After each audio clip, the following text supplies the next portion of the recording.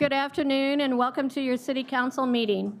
Before Mayor Parker calls the meeting to order, we ask that you please silence all electronic devices. City Council meetings are conducted for the official business of the City Council and to receive input from residents. Members of the public attending City Council meetings shall observe rules of decorum and shall not engage in disorderly conduct that interferes with the ability of others to observe or to participate in the meeting without disruption or fear of intimidation, threats, or hostility.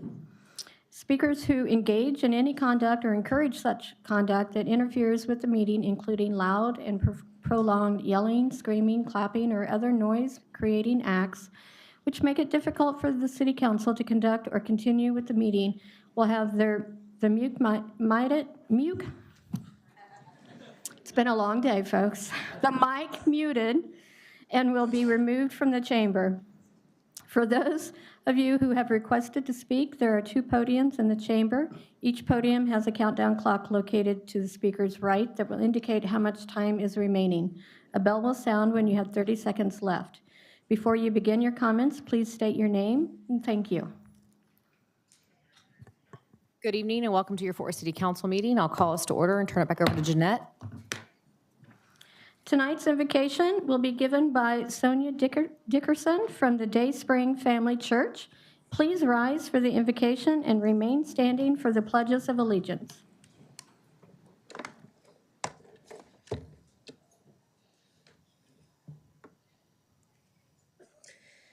Heavenly Father, we come before you today with hearts full of gratitude for the many blessings you have bestowed upon us. We thank you for the opportunity to gather in this esteemed council chamber to seek your guidance and wisdom. We acknowledge your sovereignty over all things and recognize that without your direction, our efforts are in vain. Lord, we lift up the city of Fort Worth to you, a city known for its rich history and vibrant culture and strong community spirit. We're grateful for the diversity and strength of its residents and for the unique contributions each person brings to our community. We ask that you pour out your peace upon this city, that it may be a beacon of harmony and unity in a world often divided. Father, we pray for justice to prevail. In all our endeavors, grant our city leaders the wisdom to make decisions that are fair and equitable, ensuring that every voice is heard and every person is treated with dignity and respect. Help us to create policies and practices that uplift the marginalized and provide for the needs of our citizens. We ask for your divine wisdom to rest upon each member of the Fort Worth City Council. May they have clarity of mind and purity of heart as they deliberate and decide on matters that affect our city. May they be guided by a spirit of service, always putting the well-being of the community above any personal or political gain. We pray for unity among our council members, city officials, and all the residents of Fort Worth. Bind us together with cords of love that cannot be broken. As we approach our agenda items tonight, may we work collaboratively, setting aside differences and focusing on our common goals. Let the spirit of cooperation and mutual respect permeate our interactions, creating a strong and cohesive community. Father, we also lift up the future of our city and its residents. We thank you for continued safety and well-being for all who call Fort Worth home. Protect our children, our families, and our neighborhoods from harm. As we conclude this prayer, Lord, we humbly ask for your guidance. Illuminate our path and grant us the discernment to follow your will. Let your presence be a constant reminder that we do not lead alone, but under your watchful eye. May everything we do bring glory to your name and benefit to our beloved city of Fort Worth. In the name of Jesus, we pray. Amen. Of the United States of America, and to the republic for which it stands, one nation, under God, indivisible, with liberty and justice for all. Honor the Texas flag. I pledge allegiance to thee, Texas, one nation, under God, one and indivisible.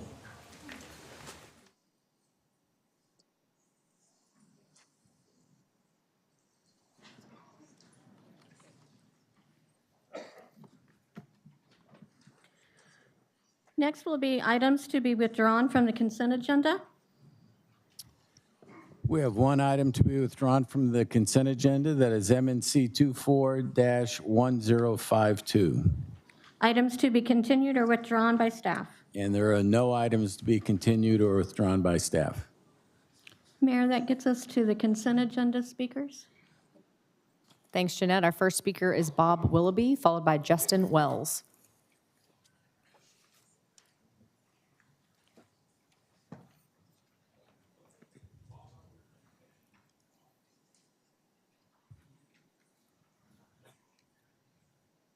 Chamber. Thank you. Justin, come on down, and Bob can come next if he's there waiting. No? Okay. Thank you.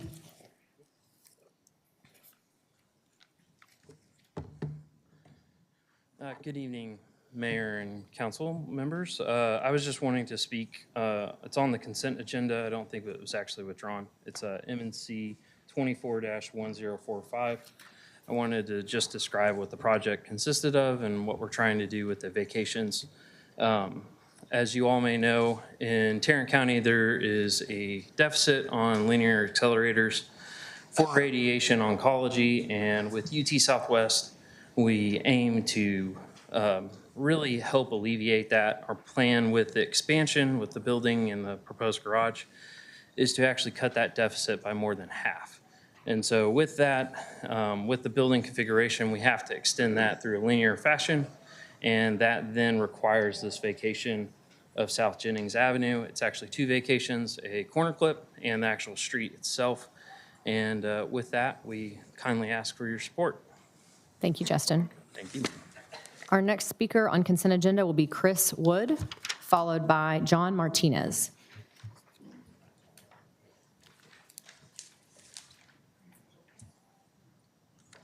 My name is Chris Wood, and I am from District 9. I oppose replacing existing pipe and sewer main with polyvinyl chloride material, otherwise known as PVC pipe, at Rosemont Middle School because there are safer materials available. I'm supporting safety over saving money. PVC plastic is an affordable choice for water pipes. It doesn't corrode, it's flexible, it's easy to install. However, PVC can be damaged by exposure to extreme temperatures and certain chemicals. This often results in chemicals like vinyl chloride leaching into drinking water. In fact, PVC is considered as the most environmentally damaging plastic and one of the most toxic substances on the planet. PVC toxins build up in the water, in the air, and in the food chain. They cause severe health problems, including cancer, immune system damage, and endocrine disruption, especially in children. Another problem with PVC pipes is the lack of regulation on additives. Specific additives used in the manufacturing of PVC pipes varies, making it difficult to assess the full range of potential health risks. It is important to keep in mind that we all live downstream. There are alternative options to PVC pipes. Copper pipes, they're the most expensive, but they're the safest due to their inherent resistance to leaching and their long lifespan. Also, polyethylene PEX pipes have a higher cost than PVC, but they're safer than PVC for drinking water. Furthermore, CPVC, chlorinated polyvinyl chloride, these pipes are also considered less hazardous than PVC, but they come with a higher price tag. Please do not approve this item as there are safer options available than PVC pipes. Thank you. Our next speaker is John Martinez, followed by Annette Landeros. Good evening. My name is John Martinez. I'm with the Regional Hispanic Contractors, and I work in Councilman Nettles' district. I'm here in support of experience. Whether you're talking about experience hiring Jay Chapa, or whether you're talking about experience of the Black Chamber or the Hispanic Chamber in growing and developing businesses. One thing I want everyone to understand, when we're talking about small businesses, we're talking about the American dream. And so many of us don't make it that first go around. But what these chambers, organizations, and leaders do is make sure that people have one more opportunity. So many of these businesses know the trade. They know how to cook in restaurants. They know how to run human services kind of jobs, whether you talk about haircuts and stuff, and in construction, they know the trade, but they don't know the business. They don't know how to do the administration of it. And that's what these organizations have been doing.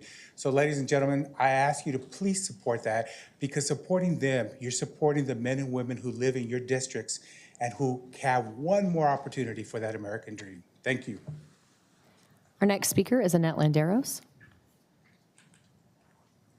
Hello, good evening, everyone. Thank you so much for the opportunity to address you all. As you all know, our Fort Worth Hispanic Chamber of Commerce and the Fort Worth Metropolitan Black Chamber of Commerce contract and agreement with the City of Fort Worth is on the consent agenda for today. And we just wanted to take a moment to thank you all for your continued support over the years of trying to make sure that we are supporting small businesses and their education and resources that they have and that they need to be able to continue to do work here in the City of Fort Worth.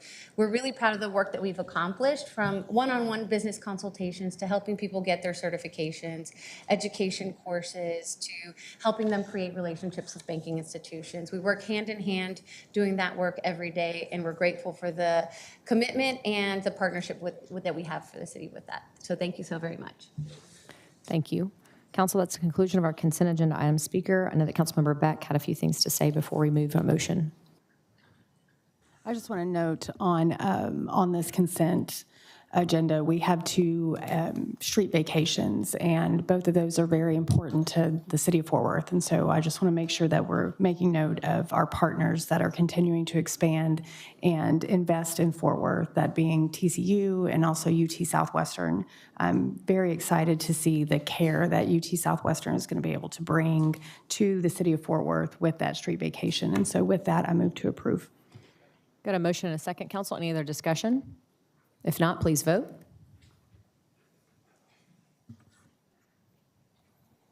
Motion carries. Our next item will be MNC 24-1052. Entertain a motion, Council. Go ahead, Councilmember. Yes, I requested to pull this off mostly to celebrate the work that the chambers do. So thank you, Mayor, for the opportunity.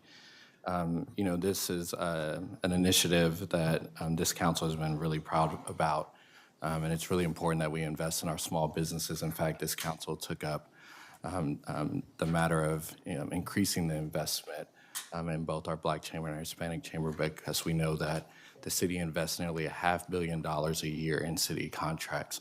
And it's important that we're ensuring that we're providing equal opportunity across the city and building local homegrown businesses across every community. And so, I'm really proud of the work that Michelle Greenford and my sister Annette Landeros puts forward to this, and the entire team. I'm just really proud of what we've accomplished together. Many blessings. Move to approve. Got a motion? Second. Any other discussion, Council? Yes, Councilmember Nettles? Yes, I want to also tag in on what Dr. Williams said tonight. I think it's very important that we understand and we stand on our position on minority, on small businesses, on diversity, on equity and inclusion, to make sure that the City of Fort Worth cares for every single person when it comes to small businesses, and that not only we care, but we will support dollars to them.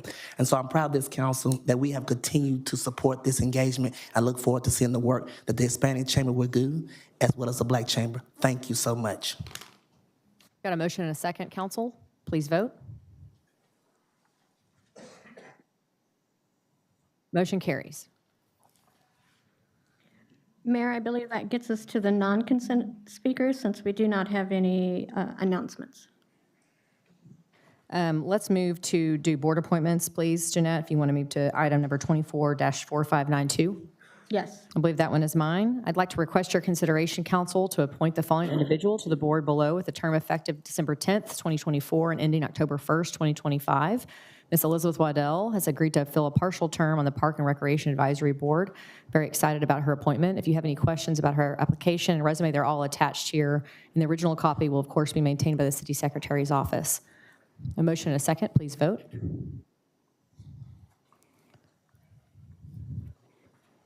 Motion carries. Next will be 24-4593, board appointments from District 2. Councilmember Flores.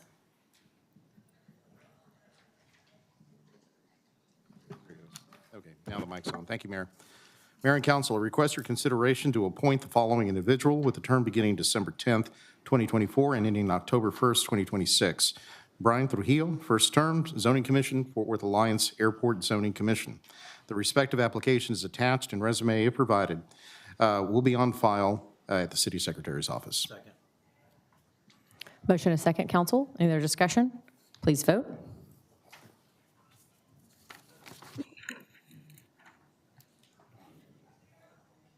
Motion carries. Next will be 24-4785, at-large appointments. Thank you. Unless anybody else on the dais was planning on making these appointments, going once, going twice.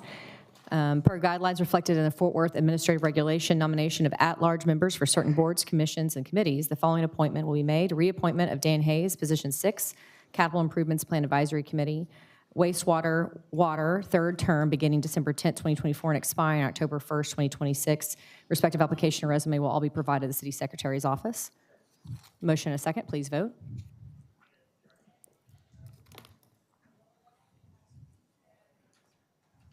Motion carries. Next is 24-4787, which is at-large appointments for the Arts Commission. Thank you, Jeanette. Per the guidelines reflected in the Fort Worth Administrative Regulation, nomination of at-large members for certain boards, commissions, and committees, the following appointment. Bernardo Valerino, first term, Fort Worth Art Commission for position 9, art professional, beginning December 10th, 2024, and ending on October 1st, 2026. Respective application and resumes will be provided in the City Secretary's office. Motion and a second, please vote.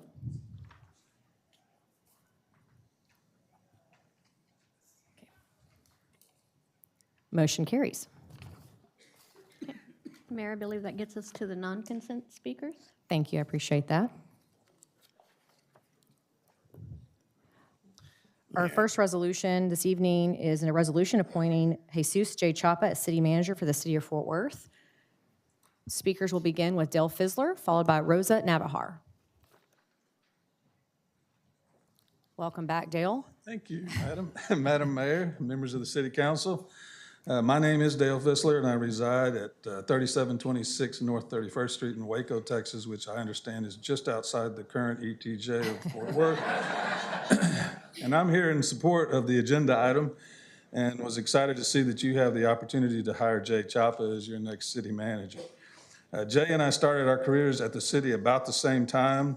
I felt that I was older and wiser at that time because I had worked at another city. I learned later that I was just older, not wiser.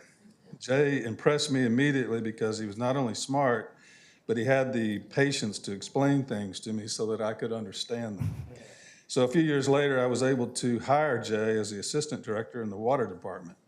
A few years later, Jay got a great offer to work for BNSF, and he took it because they made him an offer that was really too good to turn down. After he left, I realized that Jay had left some unique skills that we didn't have at the city and we desperately needed. I kept up with him, and later Charles Boswell and I were able to convince him to come back to the city after a year or two.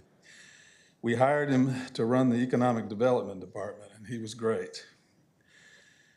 Jay has a passion for bringing economic development projects to Fort Worth, and especially when it benefited the historically underserved areas of the community. Jay was really good at finding elegant solutions to complicated and challenging problems.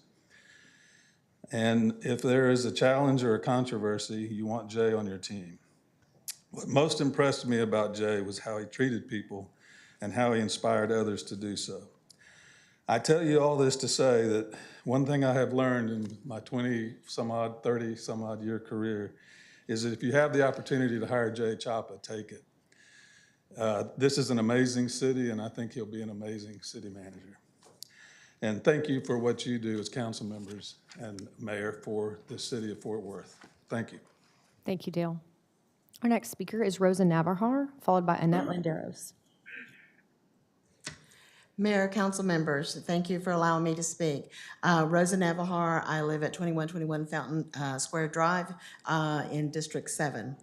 I'm here today to support your vote to appoint Jay Chapa as Fort Worth's next city manager. I have known Jay since he was in the housing department. I have seen Jay's career grow along with the city. Jay's experience working in both private and public sectors makes him an ideal candidate for city manager. Jay has been responsible for various projects, which I'm sure you all are aware of all the projects that he's been part of, from American Airlines, Dickies Arena. I can go, a list is a mile long. I had the privilege of working with Jay when I was president of the Fort Worth Hispanic Chamber, along with my partner, G. Jennings, with the Fort Worth Metropolitan Black Chamber of Commerce. We were looking at setting up policies and ordinance to support MWSBE companies. He worked with us to make sure that we had strong policies so that those businesses could gain opportunities with the city. Jay knows the importance of small business. Small businesses are the backbone of all our cities and communities. Jay has worked with grassroots organizations to major corporations. He knows the importance of building a strong business community that leads to building a strong workforce and the growth of businesses at all levels. This improves the quality of life for all residents throughout our city. Jay's vast knowledge and relationships at all levels will only help Fort Worth. Jay is a respected leader in our community and our city. He has earned that respect by demonstrating his commitment to finding solutions. One of Jay's strengths is listening to all voices. While we may not always agree, finding compromise to move forward is the key to success of any task. Jay brings that experience. When I first heard of David Cook's retirement, my first thought is Jay Chapa was the right person for the job. We need a city manager who knows Fort Worth and North Texas. Texas state demographer once said, Fort Worth will outgrow Dallas. We have land to develop, but we need a plan for that growth. I know with Jay's experience and various levels in the city, he will create and lead that plan to make Fort Worth not only the 12th largest city, but land us in the top 10. Mayor, council members, you know of Jay's experience firsthand and know that he is a qualified candidate to become Fort Worth's next city manager.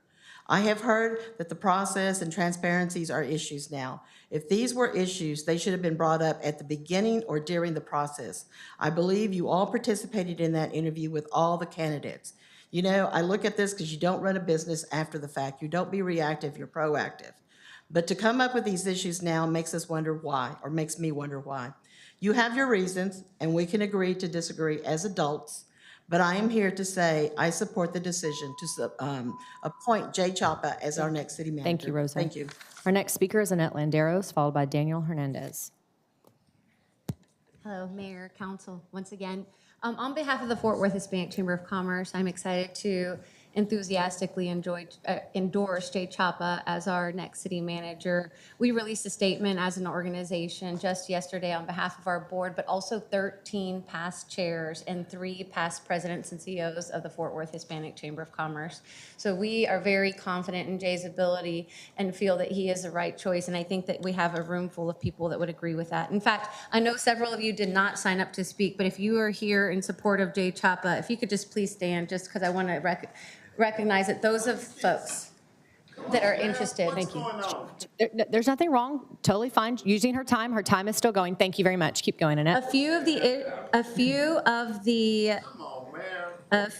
of the accomplishments that I think are important to acknowledge that Jay helped lead us on was rectifying issues with the city and HUD to ensure that we kept our federal funding. That he helped lead with the Facebook data center that brought billions of dollars of investment to Fort Worth. He helped with the Fort Worth Renaissance development located at MLK Freeway in Barrie.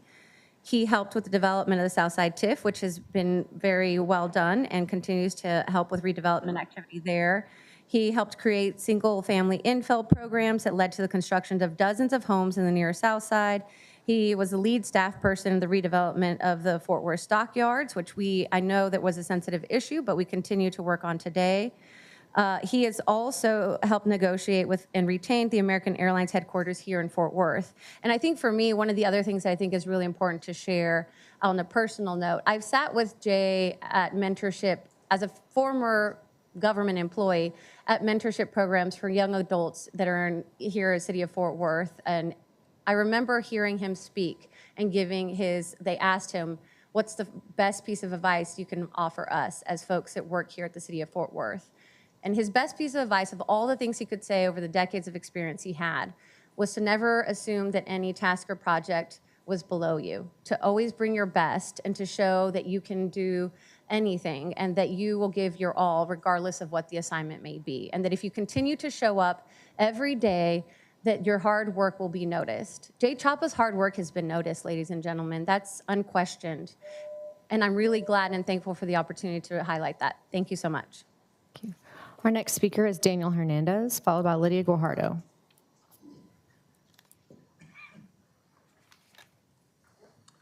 Good evening. My name is Daniel Hernandez. I have offices downtown and live in District 9. I've lived in Fort Worth since 1977, had been very involved for quite some time and thought I knew this city. I've never met anybody who knows this city better than Jay Choppa. 25 years we've been friends, and he's the guy I go to. He is the role model of a father, a husband, and a friend, and the utmost professional I have ever met.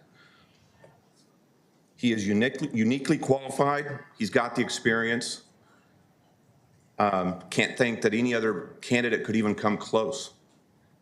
When you already have the best candidate in front of you, why do you look elsewhere?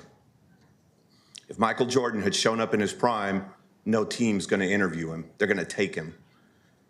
I urge this council to make one of the best decisions for the city of Fort Worth and appoint Jay Choppa. Thank you. Our next speaker is Lydia Guajardo. Lydia will be followed by Joe Guerrero.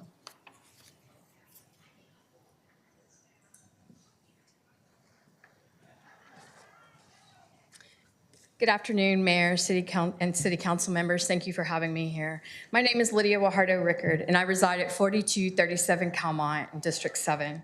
As a lifetime resident, I have seen the evolution and growth of Fort Worth. This is not the same city it was in 1974 when my father moved our tiny family here to begin his City of Fort Worth career. At that time, the population was 374,000 residents. In the same year, the city would partner with its neighbor to the east and open one of today's busiest international airports. Later in the 70s, Fort Worth would vote to reform city council to all single-member districts. And since then, we have seen monumental change and growth within our city. The advancement of Fort Worth has not been accidental. It has been the result of dedication and leadership from not just our elected officials, but from the community stakeholders and from the people who have made their career working in this very building. It is those people who started in the basement and worked their way up to the top floors and higher levels. They have shown up every day and put in long hours. They have missed children's games, performances, and other family events to remain focused on making our city a better place for all. So I'm here this afternoon to advocate for one of those employees who put in the dedication, making this a world-class city, Jay Choppa. He is the type of employee we want at the ground level and at the top as our city CEO. He has invested in the place he calls home, and today we need to elevate leaders who our children can identify with. The demographics of Fort Worth have changed, and we need leaders who reflect all of our citizens. We need leaders who want to grow with Fort Worth, and Jay has fit that bill. He has been instrumental in the city's intentional movement forward. He has followed in the footsteps of other leaders who taught him to manage and lead with integrity. He speaks up for those who need an advocate, and he will fight to make this a better city for everyone. As Fort Worth is poised to become one of the 10 largest cities in the nation, we need a leader who brings innovation, vision, and most of all, who brings experience. In a time of constant change, we need a proven leader. We need a city manager who is ready day one. Time is of the essence, and the time is now for Fort Worth. So I ask you, where else can we find a leader who exceeds expectations and has heart for Fort Worth? Jay has grown and evolved with Fort Worth over the past 25 years, and many of you in this room have seen him grow and possess the necessary experiences, skills, and readiness to take the helm without skipping a beat. I'm urging you to stand in unity on the right side of history this afternoon. Think about standing in unity for a better Fort Worth and stand up for a first in our city's history and make Jay Choppa your next city manager. Our next speaker is Joe Guerrero, followed by Victoria Vargas.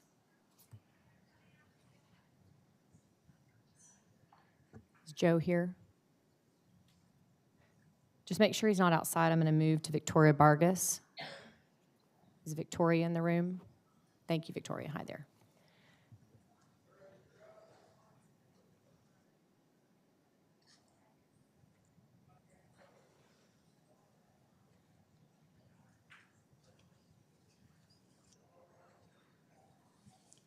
Good afternoon, Mayor, City Council. My name is Victoria Vargas. I reside at 301 East Drew in District 11. Regarding the appointment of the next city manager, some have asked, why the rush? I ask, why wait? It doesn't make sense to go looking for a candidate with all the qualifications you require when you have that person right here in Jay Chapa. He has demonstrated great leadership during his tenure at the city, and I know he will continue to do the job. Please do not delay and appoint Jay Chapa city manager. Thank you. Our next speaker is Robert Fernandez, followed by William Giron.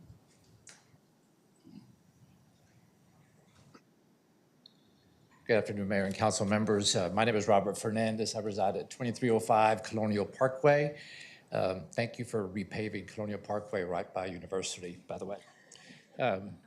I'm here in full support of Jay Chapa as the next city manager of Fort Worth. In my experience of 40 years serving this city in various nonprofit organizations and including serving the city itself at the DFW Airport Board, which is really one of my highest honors that I was able to serve in the 1990s. I also had the pleasure of serving as what we called chair of the gang task force in the 1990s too, having to deal with the youth gang violence that we had that was just rampaging through our city. So I've been very involved and very giving in my 40 years of living and participating here. And so I firmly and urge you to support the appointment of Jay. I was also integrally involved in the formation of an organization that was the predecessor to what's called North Texas LEAD. It was called BOLD Initiative. Jay was one of our star recruits, and he was quickly picked up by BNSF. Much to my, in a way, surprising disappointment, because he was taken from the city of Fort Worth, which was not what we had intended to have the organization do, but nevertheless, it was for his benefit and for BNSF's benefit as well. To me, Jay demonstrates integrity and vision that we need to lead us forward. I believe that the city will benefit from his leadership, and he's eminently qualified, and I urge you to strongly support the appointment of Jay Chapa as our next city manager. Thank you for your time. Our next speaker is William Giron, followed by Bob Willoughby.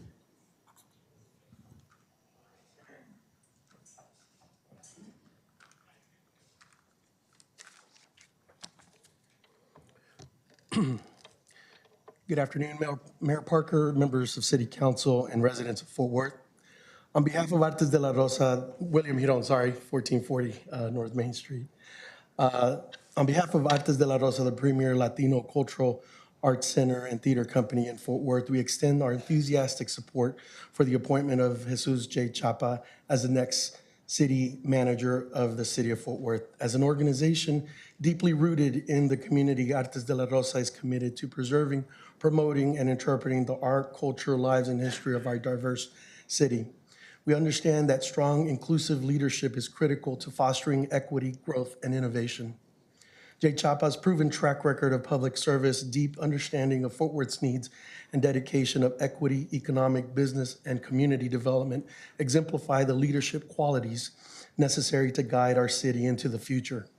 Jay Chapa's decades of experience and steadfast commitment to Fort Worth have shown his ability to unite people across neighborhoods and communities, address complex challenges with thoughtful solutions, and uphold the values of transparency and accountability.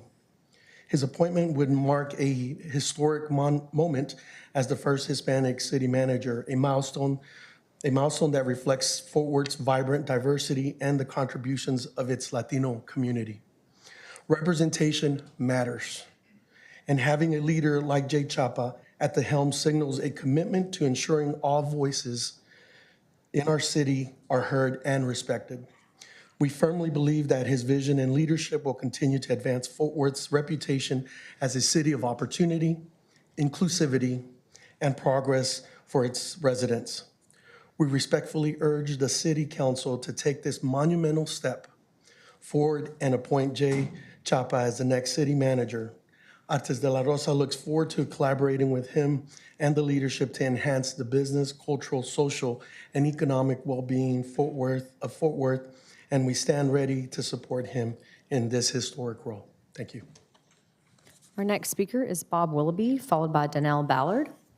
Is Bob here? Do we know? Is Donnell here?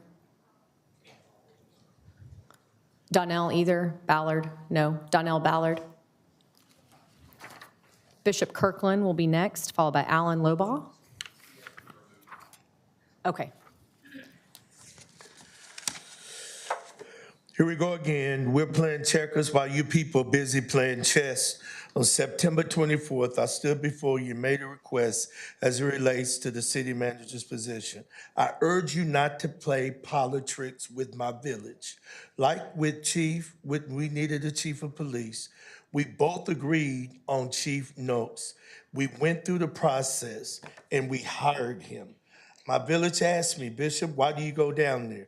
It looks like those who looks like us aren't fighting for us, and that white folk gonna do what white folk wanna do. Should I go back and report to them that they're right this time? This is an irrational, capricious, arbitrary decision.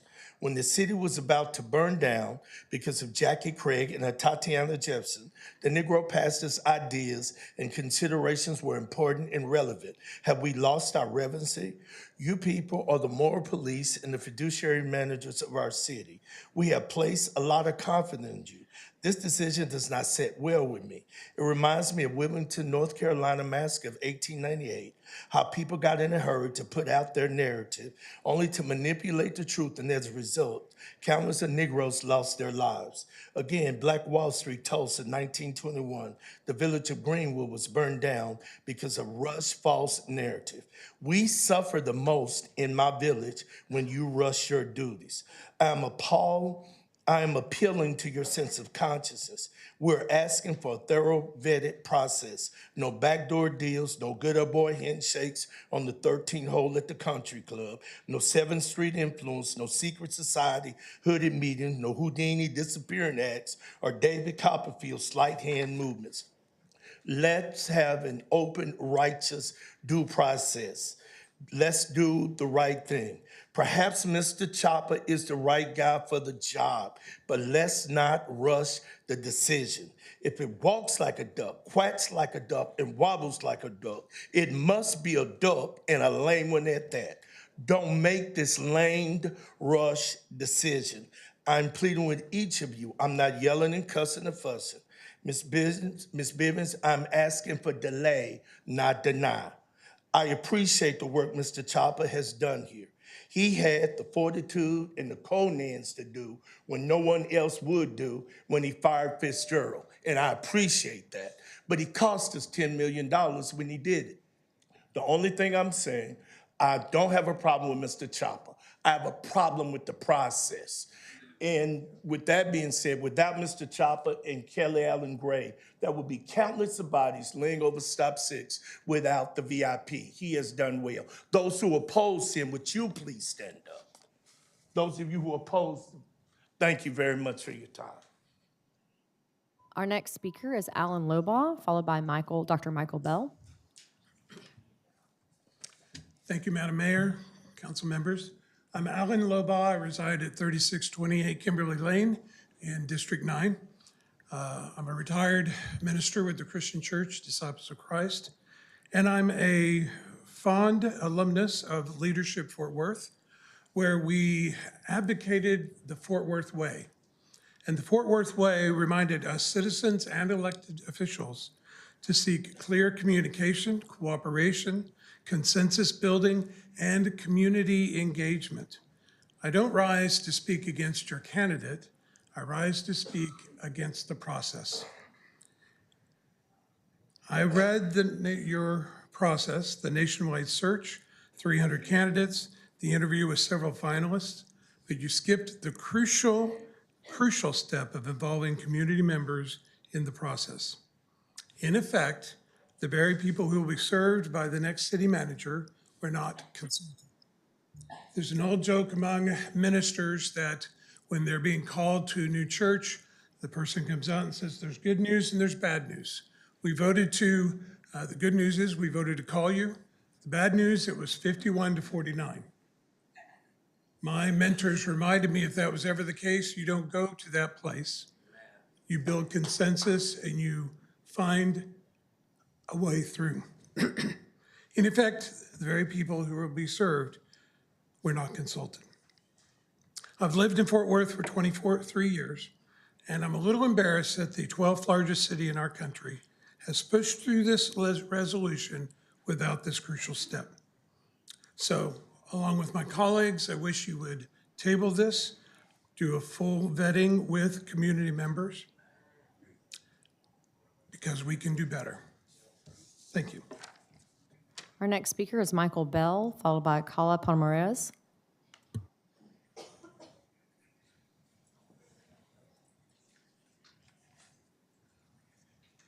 Mayor and council, the very idea of a subset of this city council would choose to circumvent established processes and hiring a new city manager raises serious questions, not only about this specific appointment, but also about the future direction of our city and its commitment to democratic principles.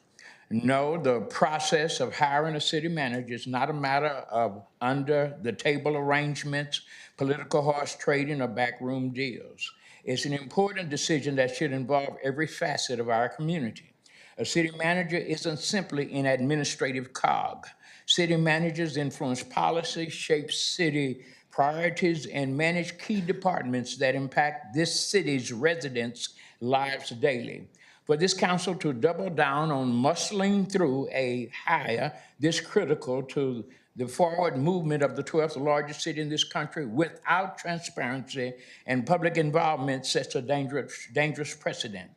When communities that put you on the dais are shut out of the decision-making proceedings, the very foundation of our democratic system is undermined. We don't elect our city leaders to act in isolation. We expect them to be stewards of the public's trust, ensuring that decisions are made with broad input and accountability. This city belongs to all of us, and it is our right and indeed our responsibility to have a voice in how it is governed. And with the pending resignation of Chief Neil Noakes, the potential collateral damage of this bad faith decision, which will result in an unvetted city manager leading the search for a new police chief, someone who is responsible for public safety and the protection of residents, this bad faith decision has the potential to reverberate throughout our city for years to come. Without transparency, we risk placing the future of our police department in the hands of someone without a mandate from the community, without the trust and input of the very people whose safety is at stake. Ignore us if it helps you to justify this proposed malfeasance, but it will most certainly result in a further erosion of an already threadbare trust between our city government, our police force, and the people who helped put you on the dais in the first place. I urge you to reconsider rubber stamping your proposal and restore the trust of the people you represent by allowing public participation in the appointment of the city manager. Thank you. Our next speaker is Carla Palmares. Hi, Carla, followed by Tara Maldonado Wilson.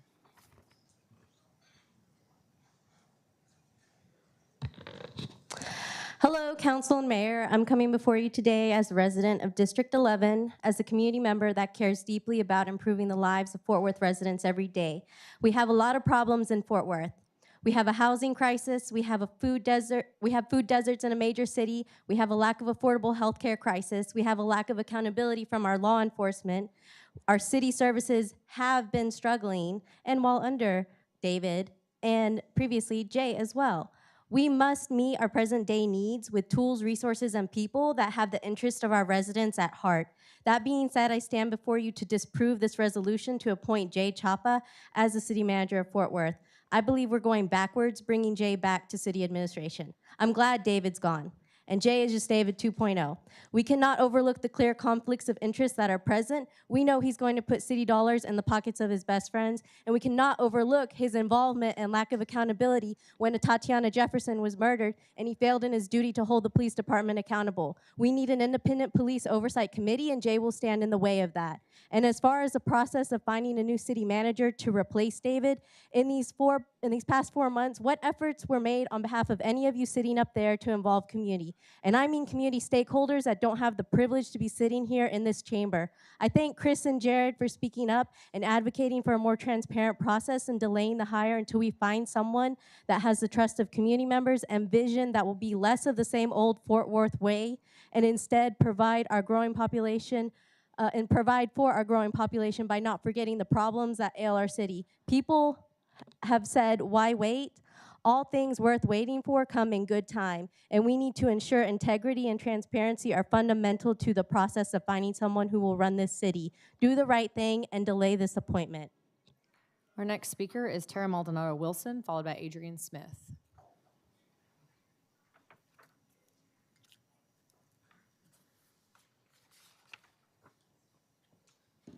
Set my watch here. Here we go. All right, so I'm here tonight, actually not against Jay's appointment to this position. I'm also not in here in solidarity with any city council members hollow writing about transparency because we know they do things that are not transparent when it benefits them. I think Jay has a great resume and has done without the emotionality involved in the injuries that have happened to communities in Fort Worth. His resume stands up against all the other candidates in this field. And I don't understand how 5 years later, from 2019 to now, that we are still this bad at PR, that we are still this bad at engaging our communities. I want to say to the Hispanic leaders who have spoken for Jay, I wish that you guys would be a little bit more outspoken when it comes to things that really affect our communities. I love and respect you all very much, but the cognitive dissonance that this issue has caused within me is crazy. Kaiv, I need you to stop talking because you're just as compromised as anybody else in this dais. And it's so infuriating. I have consistently stood up here at this mic when I ran for office, and the one thing that I always stood by was that communities are engaged, whether we want to hear their opinions or not, because these positions demand that they serve the people that vote us into those seats. I didn't run for city council 3 times just to have my name on a placard to talk down at people that come and fill these seats. And I know you're shaking your head at me, but don't act like you care about transparency. You don't. As long as the candidate or the person that's up for the job isn't saying yes to you, you're against them. So to Jay, I would say to you that since this agenda item is still up, despite all the fervor on it, that the votes are there to push this through. Jay, I will say that I actually am very proud of you. I don't know where you are, but I'm proud of you for busting your butt and putting in the time that you did to even be in the running for this consideration. And like I said, I know that I asked for your firing in 2019 around this same time at this same mic, but because the community was being so ignored and so pushed down at the time. But I do hope you success in this position, and I hope that, one, we stop the practice of sneaking in agenda items on a city council agenda at last minute. Let's leave that in the past administration. And two, that you do work a little bit harder to listen to the smaller voice when they come to this mic, or especially those that do not have the luxury of coming here. Thank you for your time. Happy holidays. Our next speaker is Adrian Smith, followed by Jackie Cox.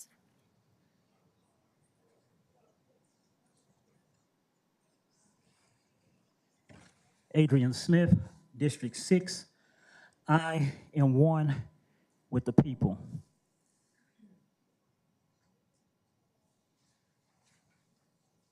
I am one with the people.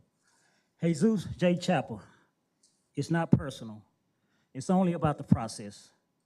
Do you feel you are the most qualified out of 153 other applicants for this position? Applicants who weren't given favorable considerations such as yourself. Do you respect the process that was established when we hired our current police chief? The process that involved community input and engagement. the same process you are on record as having previously supported. Fort Worth has named police chief finalists. Here's what some residents want to see, and I quote, "The city plans to form interview panels featuring city and police officials as well as residents." Deputy Chief Jay Chappell said a public forum is scheduled for January 14th at the Fort Worth Convention Center, Fort Worth Star-Telegram, December 16, 2020. Why did you decide to quit your position as deputy city manager? Other than being the first Hispanic being considered for the position, do you feel it's something that requires praise and support? Or does it speak to the nature, identity, and system that Fort Worth has always been? A system that serves the interests of certain stakeholders without regard for the greater good of all who call Fort Worth home. And I say that Mr. Chappell is not the outlier, considering the other 153 applicants who weren't given the same considerations. Fort Worth City Council,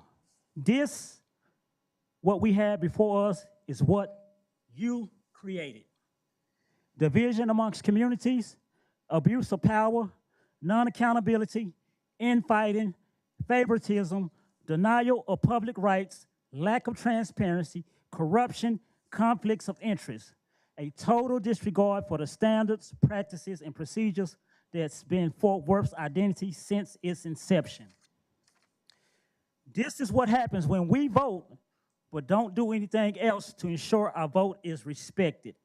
Every person we elect into office should be held to the standard in which they offered themselves up for. And if they cannot make good on said standards, we should vote them out. Regarding the vote tonight, I would like to hear from each of you. Don't just vote. We need to hear from every last one of you. As far as 2025 is concerned, new city manager, new police chief, why not a new mayor? Next speaker is Jackie Cox. I haven't seen Miss Cox. Is she coming in? Can y'all check to make sure Mrs. Cox isn't outside, please? Thank you. I'll move to Reverend Kiev Tatum next, and we'll come back to Miss Cox if she's here. Reverend Tatum will be followed by Bruce Miller, who I also have not seen tonight. Congratulations, Mayor. You've been able to do something Mayor Bob Bolden has not been able to do. Mayor Mike Moncrief, nor Kay Granger, nor Betsy Price. I've disagreed with all of them on many things. But one thing you've been able to do is to create a racial divide between the Black and brown community. One of the reasons why I say that is because I have spent a lifetime working to build those bridges between Black and brown. And in fact, I spend quite a bit of time in the North Side cultivating those relationships. However, when you make a decision to bring in a person who many of us have concerns about, I know you talk about his resume, but I have experienced him firsthand, and I experienced him to be not only a disingenuous individual, he's also been a person that has a disdain for the Black community. He may work with some of them, but he doesn't work with all of them. And I want you to know, Mayor, your decision to rush this will have incredible impact on our relationships to move forward in this community, because it will leave a disdain in the minds and hearts of brown people against Black and Black people against brown, because you did not have the wherewithal or the wisdom to follow a process that's been in place. If you had allowed us an opportunity as the community to speak, I would have told you my opposition to Mr. Chapa is not personal, it's policy and it's practice. He killed the Police Policy Advisory Board. He killed the 3E plan. He was involved with the termination of Chief Fitzgerald, unlawful termination of Chief Fitzgerald, and he was also responsible for the situation that has put out $12 million of our tax dollars to people who would no longer work for the city. At the same time, people are questioning whether or not there's anyone else who's capable or qualified or able to do the job. You have a gentleman sitting right there by the name of William Johnson.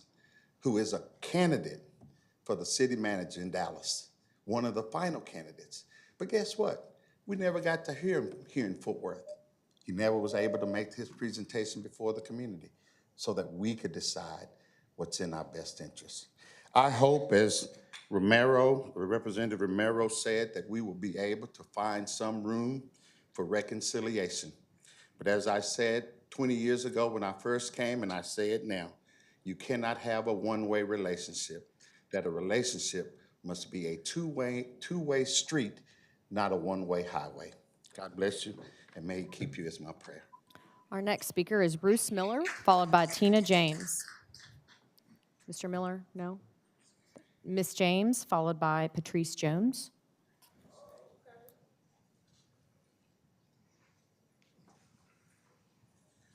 Good afternoon. First of all, I want to make a statement to everyone on the dais up there. When it comes to transparency for our community, our city officials, our residents, how do we put this out to our children that there's a process as they grow up and get a good education? Mayor Parker, you actually went to Fort Worth ISD and spoke against the current superintendent when we already had a superintendent that's been the interim back and forth. Now she's back in there again. It's amazing how we'll go out of different cities and states and look for employees to bring over to our communities and our cities to run a position that we're well capable of doing here in our community. I don't have anything against Mr. Chapa. What I do have against is the transparency and the adequacy of actually allowing the community to be a part that pays y'all's tax dollars, pays y'all's salaries. All of our tax dollars are put in these situations, and we don't even have a word or a say-so as it's being processed. I want to thank Jared and Chris for actually standing up, even though they still have to work with the rest of y'all up there on that dais. And I'm quite sure there's going to be some repercussions, and y'all are going to talk behind their backs and have a problem with them, as y'all do with some of us when we speak against things that y'all are doing as well. But even with that being said, there should be transparency and an accurate position as you apply, as he applies for this position. As the pastor said previously, he has been in position. And why did he step down then, or why was he removed? There's so many negativity things that are going on in our community that we not only need you and the rest of y'all to not just be a mayor for the west side, but a mayor for the east side, a mayor for the south side, and the Stop 6 area, and I speak very highly of that area. But at the same time, we're gonna need Jay Chopper, if he is put in this position, to also be a city manager for the west side, as well as the east side, the north side, and the south side. Stop selecting those who y'all want to provide and protect for and take up for and do things in special privileges for. We are all human. We are all taxpayers. We are all homeowners, families with children and education that is needed in our city. We need y'all to act accordingly and give the opportunity of everyone who wants to apply for this position. And Councilman Bivens, I am so disappointed in you today. I'm really disappointed. And I still call you a friend, but I'm disappointed in your position as professional. So with that being said, I just want y'all to understand that as we look at each one of y'all in your faces and tell you that we are taxpayers and voters, we expect y'all to act toward us accordingly. Thank you. Our next speaker is Patrice Jones, followed by Lydia Faith.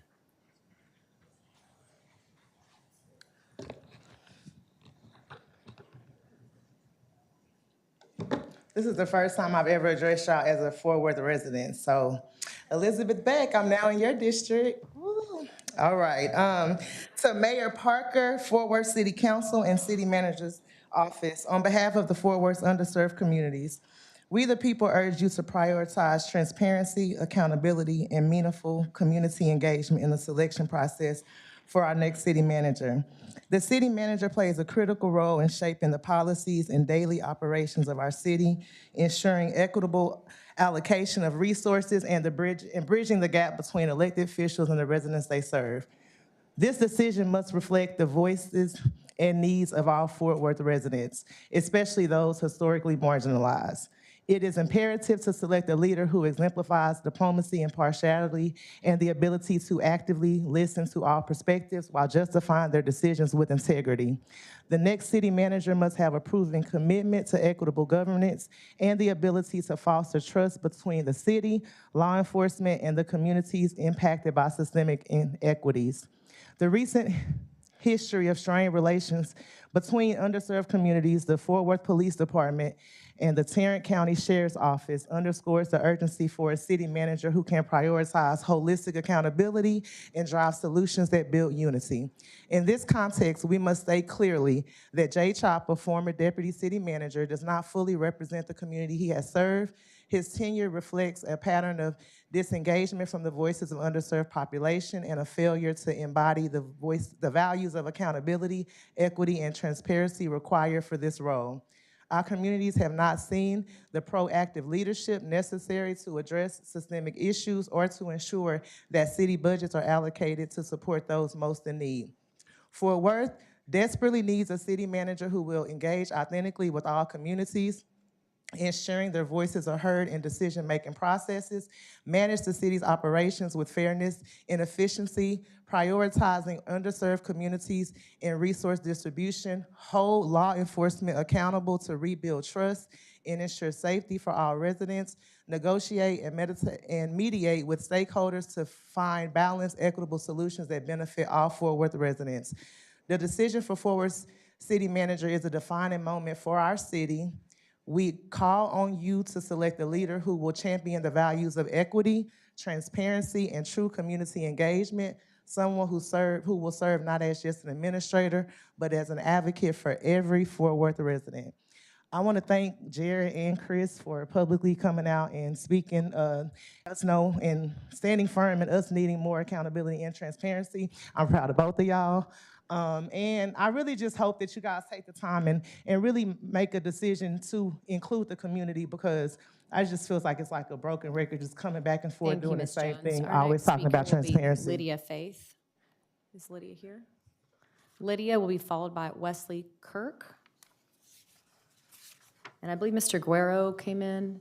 I'll call on you after these two speakers. I'm here today as a Fort Worth community member to oppose the appointing of the new city manager, Jay Choppa. A city manager acts as the chief executive officer of a city that is made up of community members who did not get a say in this process or who is going to be hired. Opportunity was made for community to engage in the selection of the chief equity officer, Christina Brooks, and the same for the selection of the police oversight director.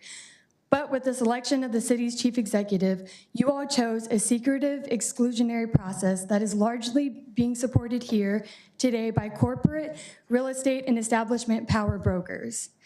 This process is a blatant disrespect to transparency and upholds the Fort Worth way. You all are supporting the status quo. Jay Choppa's top qualification is that he will bow to the powers that be and give Fort Worth police immunity from being held accountable, as he has done before and did after the murder of Tatiana Jefferson, just as David Cook did for the past 10 years. The city manager is supposed to be a key link between elected officials and the community. And yet, the city council is once again making decisions without any input from the community. Space was made for consultants behind closed doors while community voices were ignored, denied, and drowned out. We are here advocating for accountability and transparency for a decision that heavily affects our community right now and for generations to come, as this person will be leading the hiring of the police chief and developing and implementing the 2050 comprehensive plan for the city. How can we trust in a city manager that was selected through a regressive hiring process? Why is this process being rushed and happening behind closed doors? And why is community being denied and ignored? And why do we continuously be ignored by this city council in every aspect and in every policy? Oppose this vote and delay the hire. Choose accountability and transparency, and for once, choose community and actually include us in the process. Our next speaker is Wesley Kirk, followed by Joe Guerrero.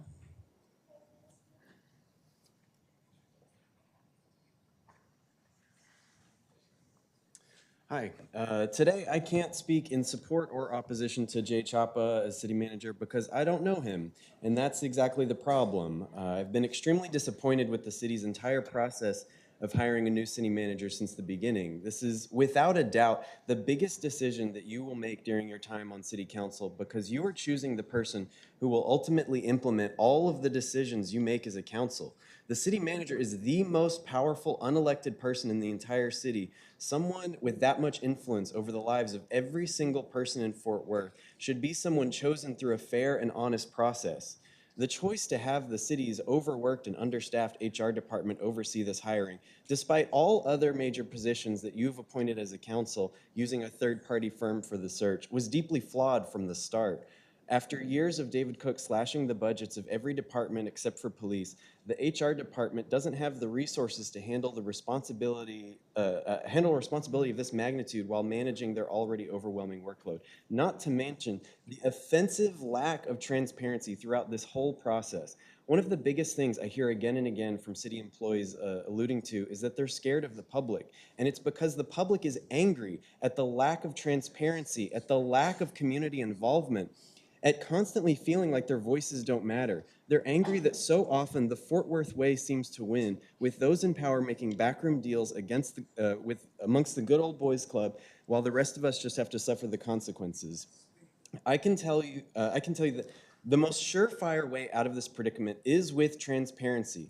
Don't waste everyone's time and energy with this facade if you've already chosen a finalist from the start and then rush to vote in less than a week. Instead, be honest and upfront about the process. Give the candidates a fair chance at the job. Give the public a chance to meet the candidates and for the candidates to meet the public and hear their concerns. Give the time and resources it takes to make sure this is done properly.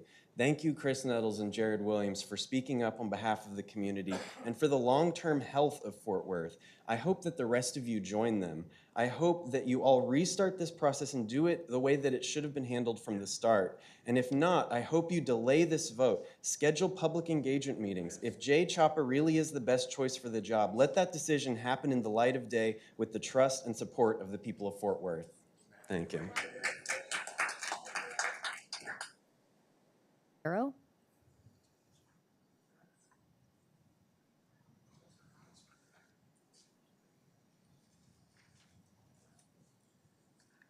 Good evening, Madam Mayor, members of the City Council.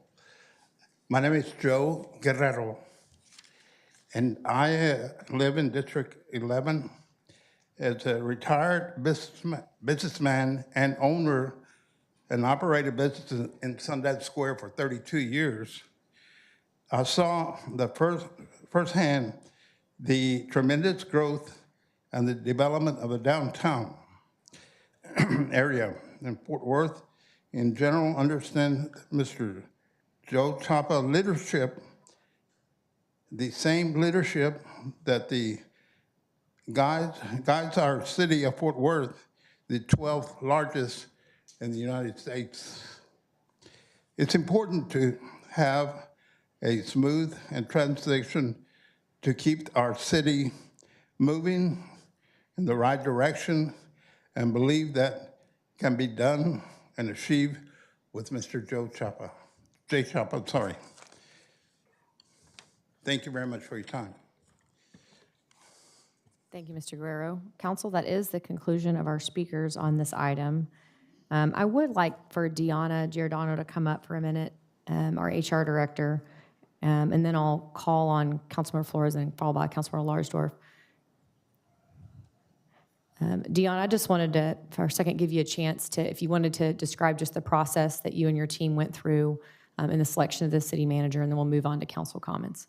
Yeah, I'm Deanna Giordano, Human Resources Director for the City of Fort Worth. I'll first start with kind of just after the announcement of David Cook indicating his intent to retire in February of 2025. The Human Resources Department met with the mayor and council to discuss kind of what the recruitment efforts and recruitment process should look like. At that point in time, in August of 2024, we identified that the Human Resources Department would pursue that search process on behalf of mayor and council. The Human Resources Department did an excellent job in reaching out to individuals and treating it like a search firm would. And so we identified qualities necessary and skill sets necessary for a city manager to be a candidate for consideration. There was a survey that was sent to mayor and council to provide information relating to education, quality, skill sets necessary. That information then was used to develop a brochure to identify two potential candidates to put out to the public. That brochure was created and advertised in a number of different sites across the city of Fort Worth. We utilized LinkedIn, we utilized Texas Municipal League, ICMA, the National Forum for Black Public Administrators, amongst other job boards to advertise that role.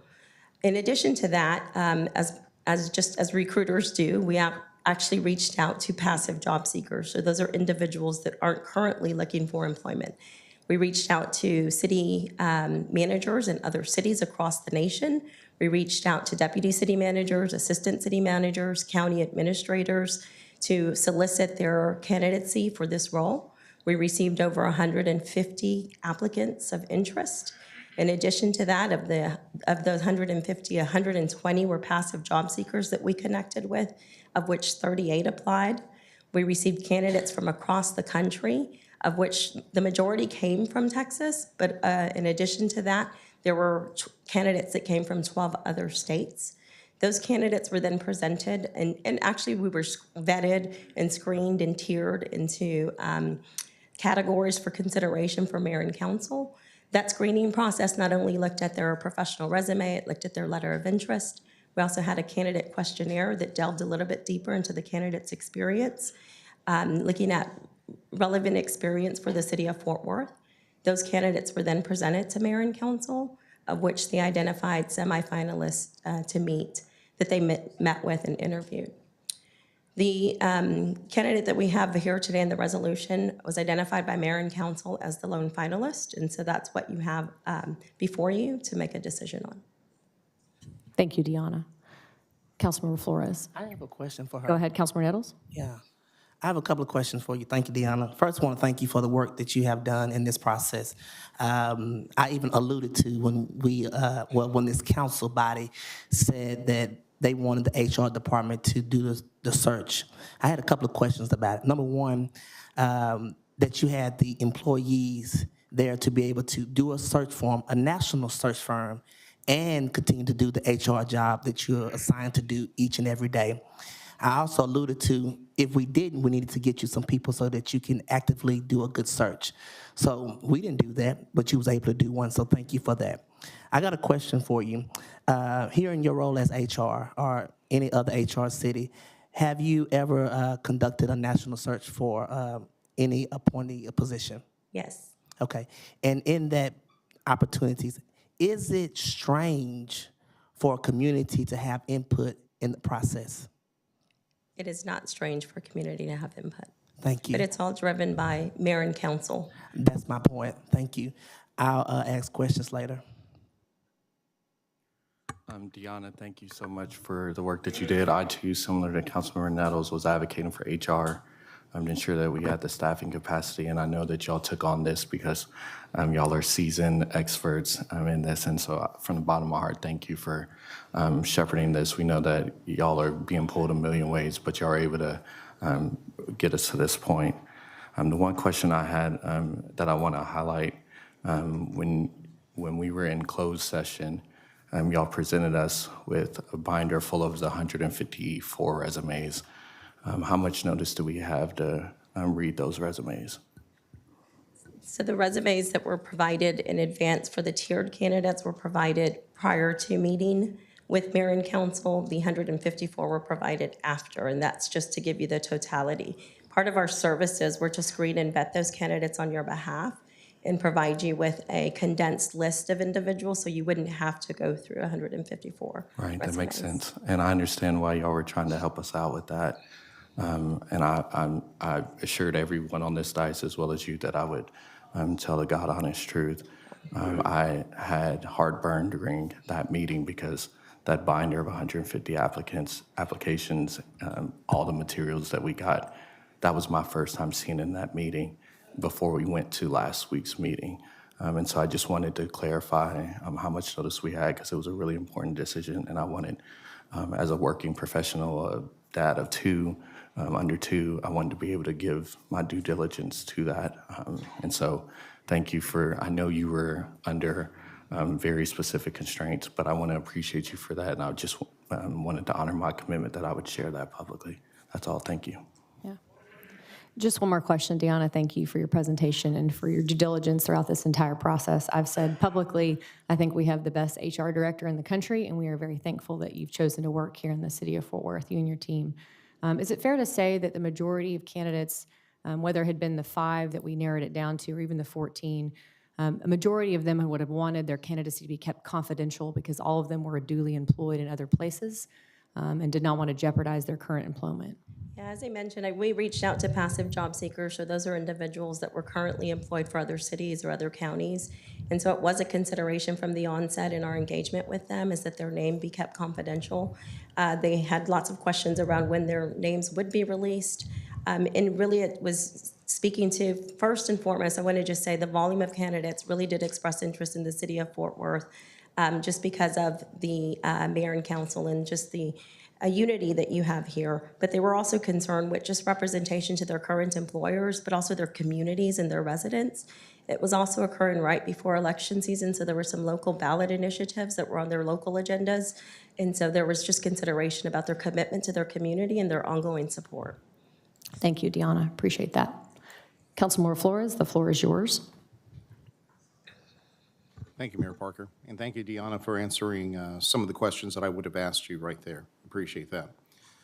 Let me start by saying this. Deanna, I bet you can sit if you want to. Yes, you go ahead. You can, yeah, thank you. Let me start by saying this. Yes, there is disagreement on this topic on council. That's fine. It's part of our democratic process. We agree, we disagree, and sometimes we compromise. Not surprising, all right? So let's get that out of the way. But we continue, and we should continue to respect one another, even if we have those differences of opinion. So you've already heard, what HR staff has done under the direction of City Council. We had a national search. We had plenty of qualified candidates that submitted their applications. I want to speak specifically to start with that this notion or this perception that there was no transparency, that they were, in the words of some folks, backdoor deals, horse trading, under the table, type of agreements. Totally false. That is factually inaccurate, okay? The process had integrity. We had consensus at the start to embark on this process. Like my 2 colleagues mentioned, we did question Deanna to see if she had the necessary skill set within their house to conduct this nationwide search. And she did communicate to council that she did, and we embarked on that path, okay? So I want to also read something that this council abides by, and that's the city charter. And according to the city charter, chapter 5, section 1, the council shall appoint the city manager, who shall be the chief administrative and executive officer of the city. He shall be chosen solely on the basis of his executive administration training, experience, ability, and without regard to a political consideration. I'm not going to read you the rest because I think this does necessarily go to the heart of it. This is exactly what we did during this process. And again, let me talk about transparency, and let me make it abundantly clear. We had to have executive sessions on this topic because certain candidates who wanted to be considered by the city of Fort Worth and did not want their names divulged during that process. And it happens in the private sector. I've worked on it long enough. I've done corporate recruiting before. This is not atypical. So, again, nothing secretive. We are a city manager form of government. And again, it's been compared to, we function as the board of directors, with the mayor, the president of our board, and the city manager, the CEO.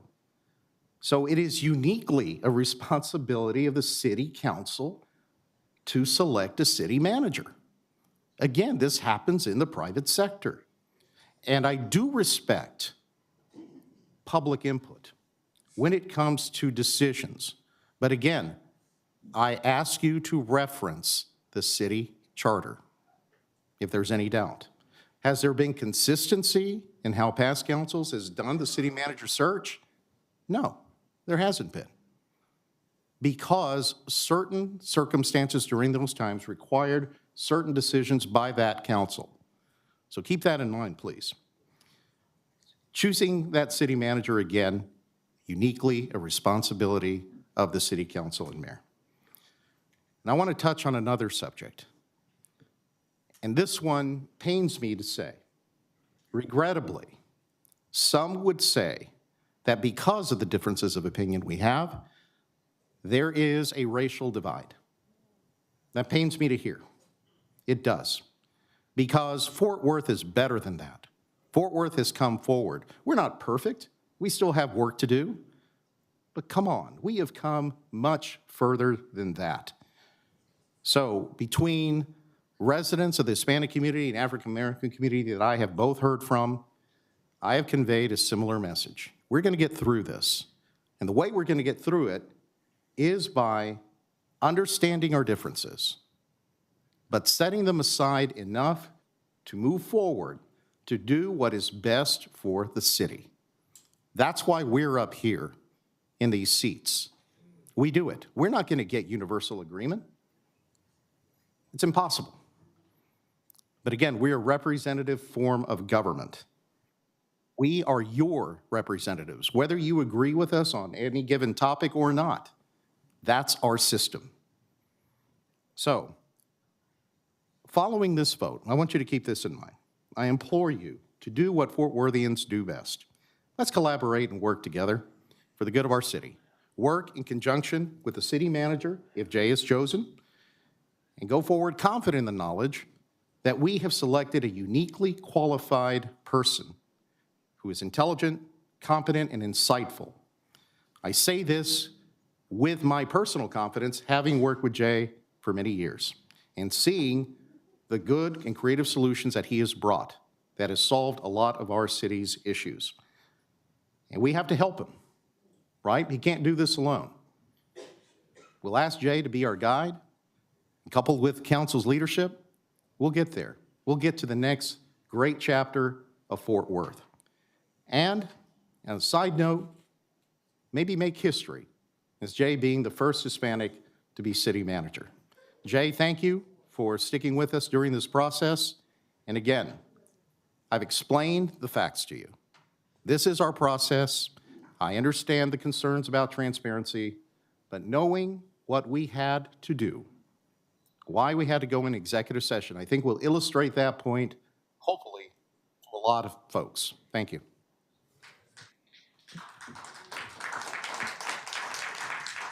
Councilmember Larsdorf. And council, if you want to speak, just hit your button so I don't miss people. Thank you. All right. Thank you, Mayor. I know we have a long night, so I'll make this short. First, Deanna, to you and your team, thank you very much for the work you put into this. I told you from the beginning, I trust you. I trust your judgment and your process and how you're going to get this done. The fact that you did bring so many qualified candidates and those finalists that did come before us, the fact that there weren't 4 Charlies and 1 Jay says you did your job and you got some well-qualified candidates, so thank you for that. That said, I heard a lot of things tonight. As I listened intently, I heard country club. No, I don't know anything about golf. I don't know anything about horse trading either. But I heard public trust, and I heard voice in how the city is governed, and I could not agree more in that. That's why I think it's important that, community leaders, you get involved. You get involved with who you vote for, and you get involved in your communities and who you vote for. I know whenever I go to the polls, it's not just to get a sticker for Facebook. It's because I am trusting that person with my vote that they will represent me in whatever capacity that I'm voting them in for. That includes decisions like this. If I wanted to be involved in every single process that every single elected representative made, then why are we voting for them? Why are we even here in the first place? So to those community leaders who feel that they were left out in the process, who feel like your voice was not heard, perhaps look at the person that you're voting for. Perhaps run for that seat yourself. I know looking at the speaker list and the emails that I've gotten and the calls, District 4, no one there. They trusted the process. They trusted me to make that decision for them. And if it ends up this choice, this decision that I make tonight bites me in the butt, well, guess what? They get to voice their displeasure by voting the next time around. So to Carlos's point, absolutely, like trust in your elected leaders. And if you don't, then by all means, run against them. To someone who mentioned repercussions, I just want to say absolutely not. At the end of this very, very long night, if any of my colleagues who I disagree with want to go out and have a cold beer, I will absolutely welcome their company, because sure, there will be times we disagree, and we can do it cordially, and we can do it respectfully. At the end of the day, I would still consider them friends, even if we disagree. And that goes for anyone else in the community, too. We could disagree and still have a beer, because I think that's what brings us all together. With that being said, Mayor, thank you. Councilmember Bivens. Thank you, Mayor. And I want to thank everybody for being here and staying here with us through this duration. I remember how excited folk in this town were back when Bob Turrell became the first African-American city manager. Everybody was excited, but not everybody. But they got over it. As we began to win awards, Bob hired smart people. Dale, I think the last time I saw you, you were introducing Horatio Porter, another candidate from North Texas Bold. I can tell you this with certainty. Tomorrow morning, Fort Worth is going to wake up after hiring the first Hispanic city manager for this city. I'm confident of that. But what has bothered me is trying to figure out where the disconnect came from. And so I was able to whisper to Jared and get some type of buy-in, if you will. But from the time this council member came on board, the public engagement part was a norm.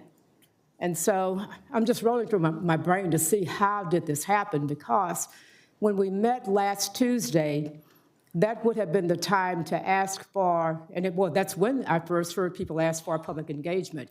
That was not the time. The process had pretty much gotten out of the chute. But Betsy, you'll remember the public engagement component became important because of the problems we had going on. George Floyd had been murdered. Jacqueline Craig had that encounter. And at that time, we started seeing the need for greater public engagement, and it happened. The Race and Culture Task Force, that was a hallway decision between the three of us running around that morning. And the mayor, current mayor, helped architect that. And so there would have been a time in the process for the council to say, we want to include public engagement. But to do that after the people had been interviewed would have been detrimental to the hiring process. There are people, well, some of you may have had jobs and decided to move on, but you didn't want your boss to know you were looking. And so we put people at risk if we had made that shift, if you will. Now, I can tell you that our HR department was fully prepared, capable, and executed a wonderful recruitment plan. And how I know that we did far better than Dallas, we had 154 applicants. Dallas had about 50, and they paid a search firm, but many of their finalists were ours as well. That shows we were pretty competitive. And for those of you who don't know, I do recruiting for a living. I can tell you, looking at and listening to this, going through the process, Deanna asked us to name our top two. One of my top two was that guy right there, Jay Chopper. I won't divulge the other name because that person has a job still. But what I don't want is for people to think Fort Worth is rocky in how we take care of serious business. I will tell you, in looking at the history of Jay Chopper, I knew about Jay before I met him, when he saved this city from getting blackballed by HUD after going through some, I guess you call it forensic investigations of how we were spending grant money. So he has a track record. But I'm hoping people will understand why there was a disconnect. I'm pretty confident that's where that happened. And so when Deanna first gave us the plan on how to proceed, that would have been the time to ask the question, are you going to invite the public? Well, that didn't, but it's only because I think it was perceived and assumed that that would take place. But at the end of the day, it's the people on this dais who are going to have to make that hire. And I have every bit of confidence that we will be in great hands with Jay Chopper. And so he will have my support. And the good thing about the process, we saw some hidden gems within city staff right here, giving us a deeper bench. And I'm ready to take the vote whenever it takes place, but I know I'm not the last one speaking, but that's as best I can do to try to help figure out why the disconnect. And I appreciate you for listening. Councilmember Beck, followed by Councilwoman Martinez. I want to start by saying that I agree with some of my colleagues that I was not in favor with every step of the process that we took. And I was vocal about wanting to do things differently from the very first time we had that discussion in executive session. While I don't agree with the process that we took that got us to here today, I do agree with the outcome. We govern by trust in us, by the people, our constituents that send us here to sit on this dais. And that's trust something that I take incredibly seriously as I make decisions moving day to day on how District 9 is going to move forward. It's important that people trust the process as well, because when they don't trust the process, they're not going to trust the product of that process. And I think that's what you have here today is Jay Chapa is the victim of people not trusting the process. So therefore, there is some consternation about the product.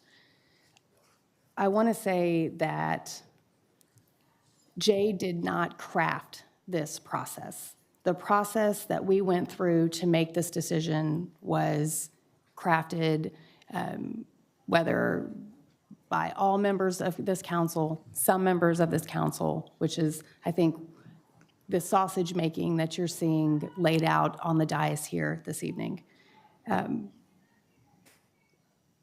It's so important, regardless of how you feel about the process, that we all have to rally around and make sure that we support our city manager, whether that's David Cook or after today, Jay Chapa. Because if Jay Chapa fails, our city fails. And I love this city too much to let it fail. And so my commitment is to work with Jay Chapa to make sure that we build that trust in anyone in the community that feels that your appointment is tainted, is a product of mistrust, so that they can learn and see what you can do for our city and the ability that you have to drive us forward. And so you have my commitment to make sure that you don't fail as city manager, because I don't want to see our city fail as well. I look forward to working with you, and I hope that this is one of only a few very contentious meetings that you have to sit through as our city manager. Councilmember Martinez. So I won't reiterate everything that my colleagues have said. I do want to say that thank you to everybody that showed up for providing their remarks, whether they were for or against. I think it's very important to hear both sides. And Jay, I hope you were taking notes.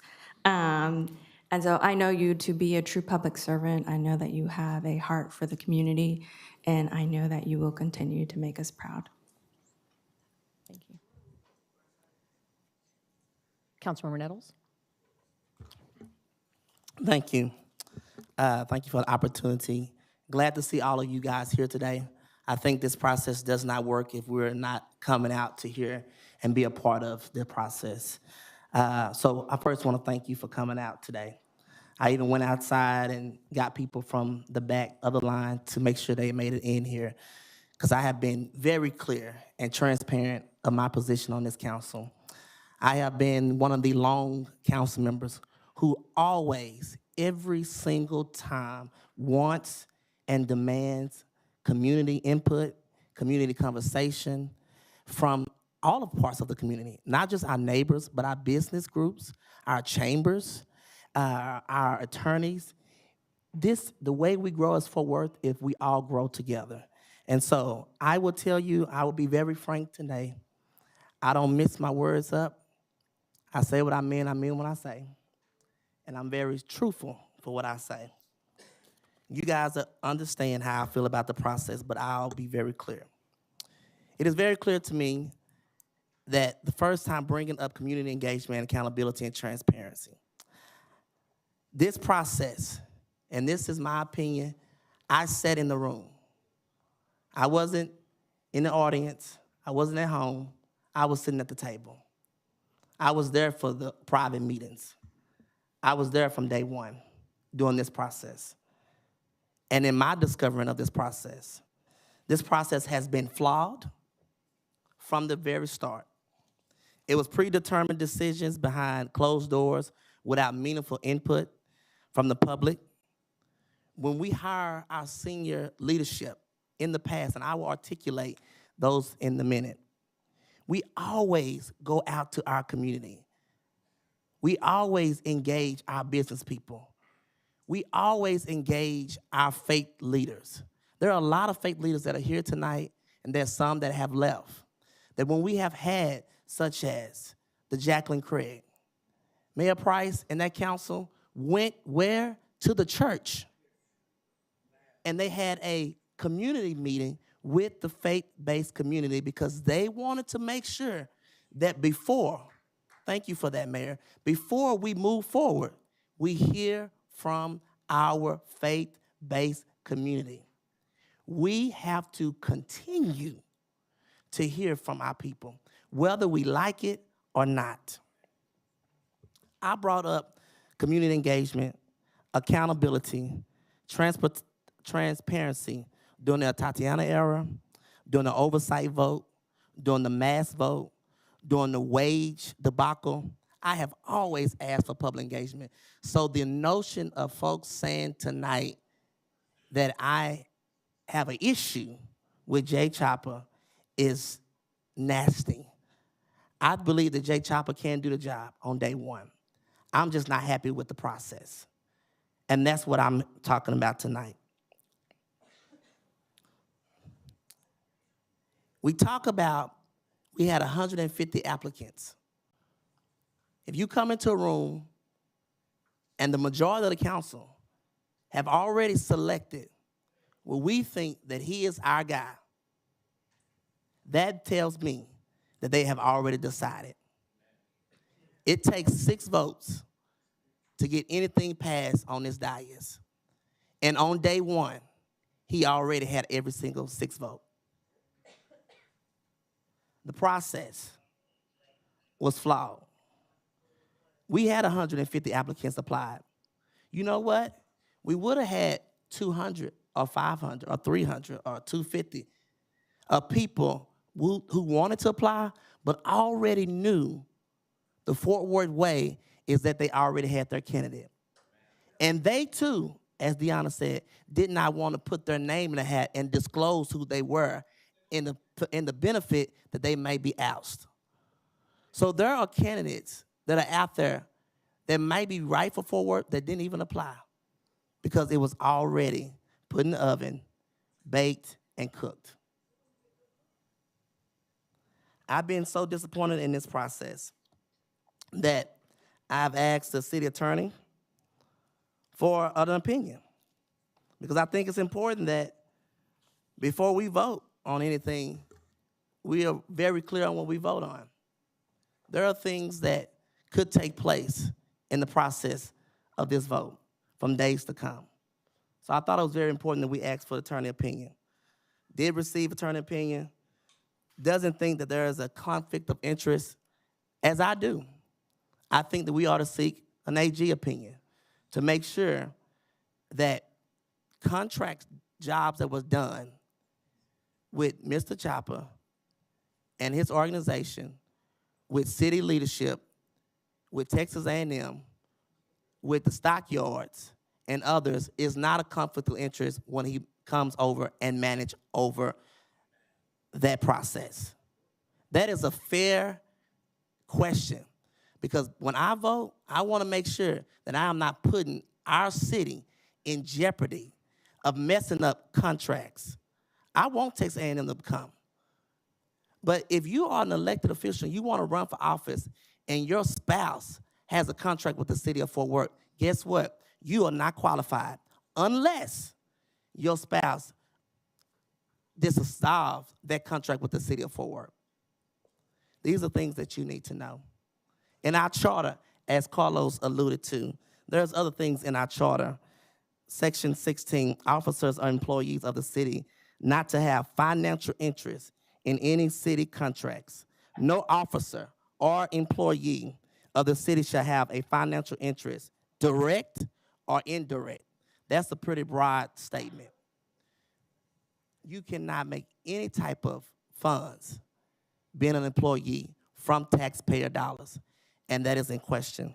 It may not be true, but it's a question that I have. Now, had we had a fair process, had we had an extensive process, I could have asked for this stuff in work session, in IRs, or in private meetings. But we had one interview process, and in that one interview process, 6 tallies were for our candidate today, and 5 tallies were for other candidates. Normally, when you have a split council like that, you back up and say, let's come to a consensus. I remember on day 1, Mayor Parker says, I'm going to be the mayor that's going to make sure that we build consensus. We've been here over an hour. We would not have been here had we built consensus for over an hour, having this conversation and putting an individual in the limelight, which is something he does not deserve. I did, on day 1, say that we need a transparent process. I did, on day 1, say we wanted to have community input. Let me articulate certain processes. When we hired our library director, we had an extensive time. And it also included what? Community input. When we hired our police monitor, our 2 finalists met with the community and met with a meet and greet and even employees. When we hired the chief of police, we had a community engagement. Chief Transformation Officer, the Fort Worth Lab Director recruitment process started August the 15th, ended November 13th with meet and greet process. Transportation Public Works Department recruit process started November the 8th, ended February the 6th with a meet and greet community process. The Property Management Department recruitment process started July the 5th, ended September with a finalist and a meet and greet process. The City Secretary, we use an outside firm, which is one of my major issues, SGR. It had a meet and greet process. This is the part that I'm having an issue with. If we can hire a simple library and we got to come to the community and ask you what you think about who should make sure we got libraries, do you not think it's fun enough that we should make sure that the CEO of the 12th largest city, near 1 million people, we should have a community process? And listen, thank you. If you're not willing to stand in front of the community and give us your vision in fear of losing your job, in fear of losing your opportunity where you are, then that is a cost to pay. And so I believe that we should have a process. Now, let's talk about the process that we have. In my hand, this is what I hold is the process that was given to us by our HR department.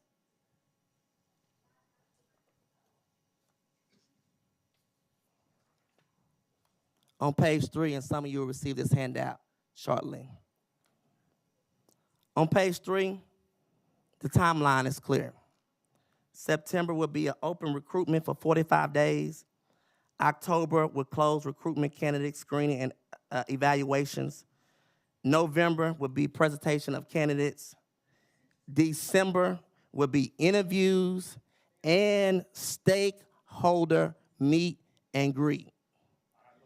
January will be a selection and negotiation of onboarding process.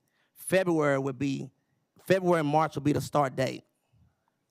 So for this council to say, all willy-nilly, we didn't have a process, and late in the game, you want to make a new process. No, ma'am, no, sir, we have a process. Not only do we have a process, but we violated our own process.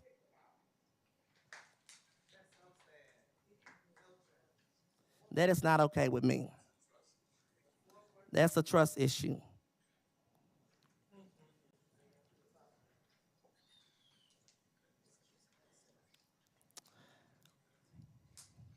I want to make sure that some of you receive this.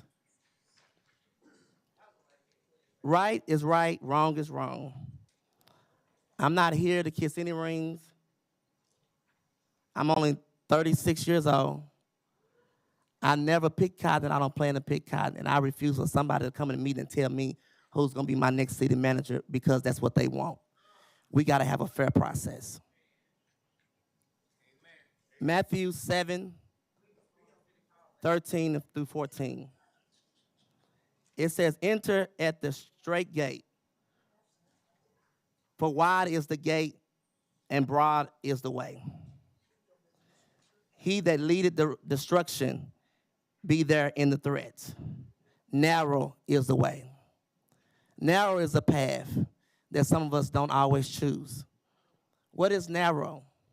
Narrow is when you have two council members saying, we don't care what y'all say. We're going to believe what's right. We might got to stand alone, but we're going to stand on the truth. Broad is the way of destruction, is when you have the majority of the council saying, we're going to do whatever we want to do, any kind of way. But that is not the way. That is not the right way. That is not the right way. I will also articulate that there was a letter that was signed by some of these council members up here. And I guess Mayor will articulate that in a little bit. And it doesn't have everybody's signature on it. I was asked to sign it at 4 o'clock to talk about how we agree with the process. We want to come up with these letters and have people feel like that it's the majority of the council, it's only 2 lone council members. It's not only 2 council members that disagree with this process. It's just 2 people who really will stand up and be voiceful against this process. I'm tired of dried up letters that we're drafting up because somebody articulated that letter that we went to the school board. I signed it, but now what do we do next? Are we going to give money to fund our schools? Are we going to support our schools? Or are we just going to just politic our way and act like we really care about education? Get people fired, get people to resign from their jobs, and never actually put dollars into the bank to support. There are other major cities who actually budgeted out money to give to our school district. We'll put a pin in that. That's not what we're here for, but I just want to talk about some of the letters. Lastly, I'm going to take you back to that page I just handed out. In the brief at the top, in the middle, it says HR will conduct a national search for the city manager position. The goal is to identify diverse candidates that can successfully serve as city manager for the 12th largest city in order to source and attract ideal candidates' input and being resolved. HR will promote and prioritize diversity, equity, and inclusion in the recruitment strategy process. Some of you may call that DEI. I want to stand, although I disagree with the process, I want to applaud our Republican mayor and some of our Republican councils, those who have supported Republican candidates nationally, locally, who have been very vocal of dismantling DEI. This council is excited to hire the first Hispanic city manager because they support diversity, equity, and inclusion. Thank you for for doing that. Thank you for making a stance and telling Greg Abbott, the presumed Trump, that we were standing forward with our diverse community. Thank you for that. We really appreciate you. And for that, I still think that we need to go back and have a fair and transparent process. I appreciate it. These are my comments at the moment. I may come back later.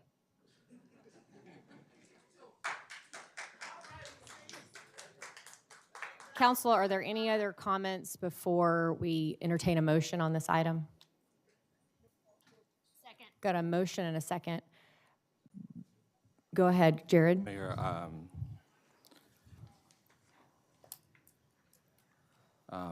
I love this city with all of my heart.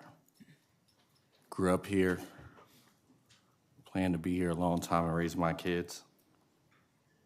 And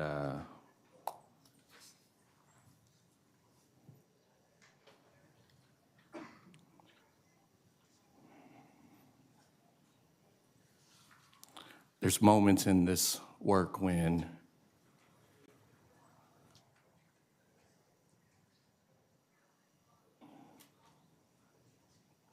it's important to speak up when no one knows what's happening.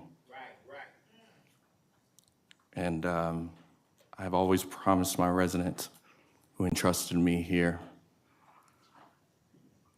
that I would hold this seat like it's not mine. And I tell them this isn't Jared Williams' seat.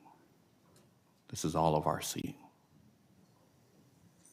This isn't Jared Williams' seat. This is all of our seat. The power and responsibilities that are entrusted in me by sitting on the seat are not my power and responsibilities in and of themselves, but they are ordained by the community and affirmed by the community. And so, stayed up real late, not only because I have 2 kids under 2, but also because this was heavy on my heart, because I, all along this process, and especially last week's only interview meeting and several other executive sessions, I've promised my colleagues, who I respect and love dearly, that if we did it this way, that I would have no choice but to tell my community the truth. Because and even if that costs me my seat, Tell the truth. Yeah. Tell the truth, son. that's okay. Tell the truth. The way you were trained up. And so, public participation is an absolute priority for mine, because it's rooted in that value that this isn't my seat. And I'm only as effective in this seat as the input that I've received. And so the majority of my neighborhood presidents in District 6 have told me to delay and to ensure that they have a say. And the reason being is because that's how I've always led. A couple of examples. Zoning alerts were only given to the neighborhood presidents before I took office. And I didn't think that was okay. We had challenges with poker rooms and game rooms, and I promised my residents, because I didn't think it was okay that we didn't have a say in the way that we probably should have before all of the zoning commission and zoning city council meetings happened, I said that the community needed a seat at the table. And that's part of the reason why I'm standing here. And because of us standing up together as a community, guess what? We now have zoning alerts that individuals, wherever you live, can sign up by district and get your zoning alerts personally. Curfew ordinance. This dais spent many months at my request, and I am respectful of that, to continue it, because I was concerned that the curfew ordinance would disproportionately, and it did disproportionately impact communities of color, specifically Black boys and Latinos. And so I asked for continuances. I didn't have the support on this dais, but thankfully the state legislature put a bill that prevented us from being able to enforce that harmful policy. Cruising ordinance. We didn't all agree on this dais. We all had great intentions. But I said that the community needed a voice on whether or not a cruising ordinance impact, which I believed and had the data to support, that which we could get, because some of it we didn't collect, impacted Black and brown communities. And I spoke up, even when it was unpopular. Youth gun violence was tearing through our community, and when at the national stage and at the state stage, people were bickering about whether or not we were going to do something to save lives, but about politics and lobbyists, this community stood up because of community participation, invested millions of dollars, and established an initiative that brought community together, working with police to do the right thing. The budget.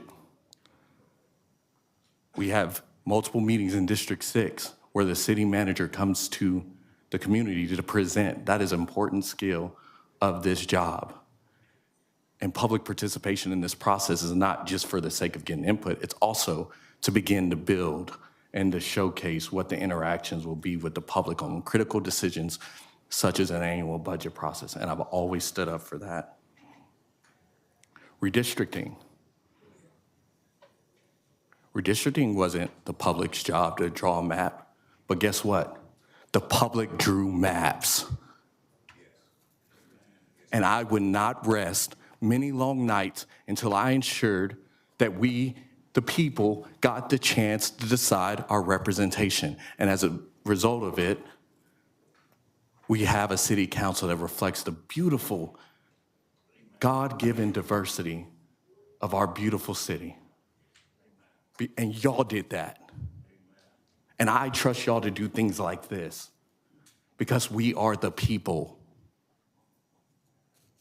And so I urged my friends on this dais multiple times to engage the public, and more specifically, we all received this packet. We all received this packet from HR about what the process would be. And I owe you an apology, and I apologize to Jay Chapa last Thursday when we spoke one-on-one, that I trusted this body to do what we always did. And last week was the only chance for me to observe that this process was going differently than what I agreed to enter into objectively.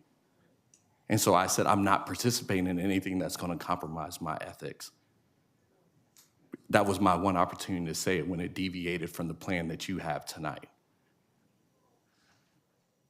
And so in a spirit of collegiality and unity, and last week was the second week of Advent, and the theme of last week's Advent was peace.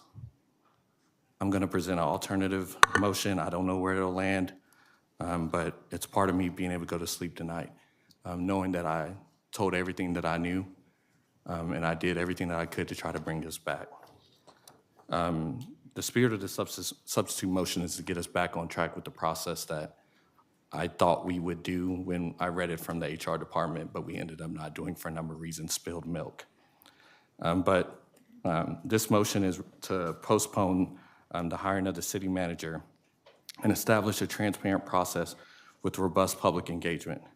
And so my friends on this dais, I'm going to pass this because I know this is going to be lengthy. I'm going to pass a handful to y'all. And then y'all already have this in your email, but this is what we've been referencing tonight.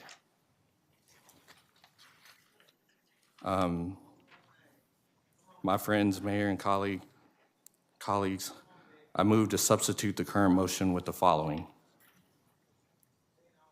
That the city council... Jones, I'm going to have to ask you to not speak from the audience. Thank you. That the city council postpone the final decision to hire the city manager and establish a transparent and inclusive process to ensure meaningful public input, stakeholder engagement, and trust in the selection process. The original recruitment plan shared by our HR department on September 6, 2024, outlined a comprehensive strategy for the hiring process, including a clear timeline, public engagement, and stakeholder collaboration. Since the city council has not complied with those original principles and steps outlined in this plan, I propose that we restart this process to ensure it aligns with those best practices and the expectations of our residents. This revised process should include the following steps as reflected in the initial plan. develop a candidate profile, candidate profile development, collect input from city council members, community stakeholders, and staff to define the qualifications, competencies, and personal attributes needed for the next city manager. Use this input to develop a candidate profile that reflects the needs and values of Fort Worth. Number 2, public comment period and engagement. Hold at least 2 public forums or hearings where residents can express their views and provide feedback on the qualifications and vision for the city manager. Solicit input from key stakeholders, including neighborhood associations, business groups, civic organizations, to ensure diverse perspectives are considered. Candidate screening and presentation. Allow all applicants, including our current finalists, the opportunity to reapply under this improved process. And might I add, the finalist should remain a finalist. Require all applicants to submit a conflict of interest statement and financial disclosure statement to identify any financial ties or relationships to the city of Fort Worth.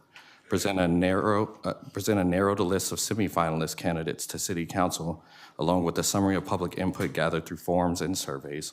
Number 4, stakeholder meet and greet. Organize a public meet and greet event for all finalists to provide opportunities for residents and stakeholders to engage directly with the candidates. Collect feedback from attendees through volunteer surveys to inform the council's decision. 5, selection process. Conduct final interviews with all city council members, department heads, and key city executives to ensure a collaborative evaluation process. Incorporate feedback from public forums, surveys, and stakeholder engagements into the final selection process. Timeline and transparency. Develop a clear, updated timeline that's made available publicly for this process and communicate it publicly to ensure accountability and transparency at every step. By restarting the process and in adhering to the principles that we all hold, outlined in the September 6th plan, we reaffirm our commitment to a fair, transparent, and inclusive process that strengthens public trust, ensures legitimacy of our decision. I urge you, my friends on this council, to support this motion in the best interest of the residents of the city, this city that we all love, and we all will be here a really long time. Jared, I am going to second that motion along with a petition that took place that has over 185 signatures asking us to do this today. With those community members and faith leaders that are here as well, you can raise your hand or stand. I'm going to second that motion on behalf of the 185, the members that are here tonight, and myself. I've got a substitute motion on the floor and a second. Council, any other discussion? If not, please vote on the substitute motion. Give them a second to. It's okay, you're good.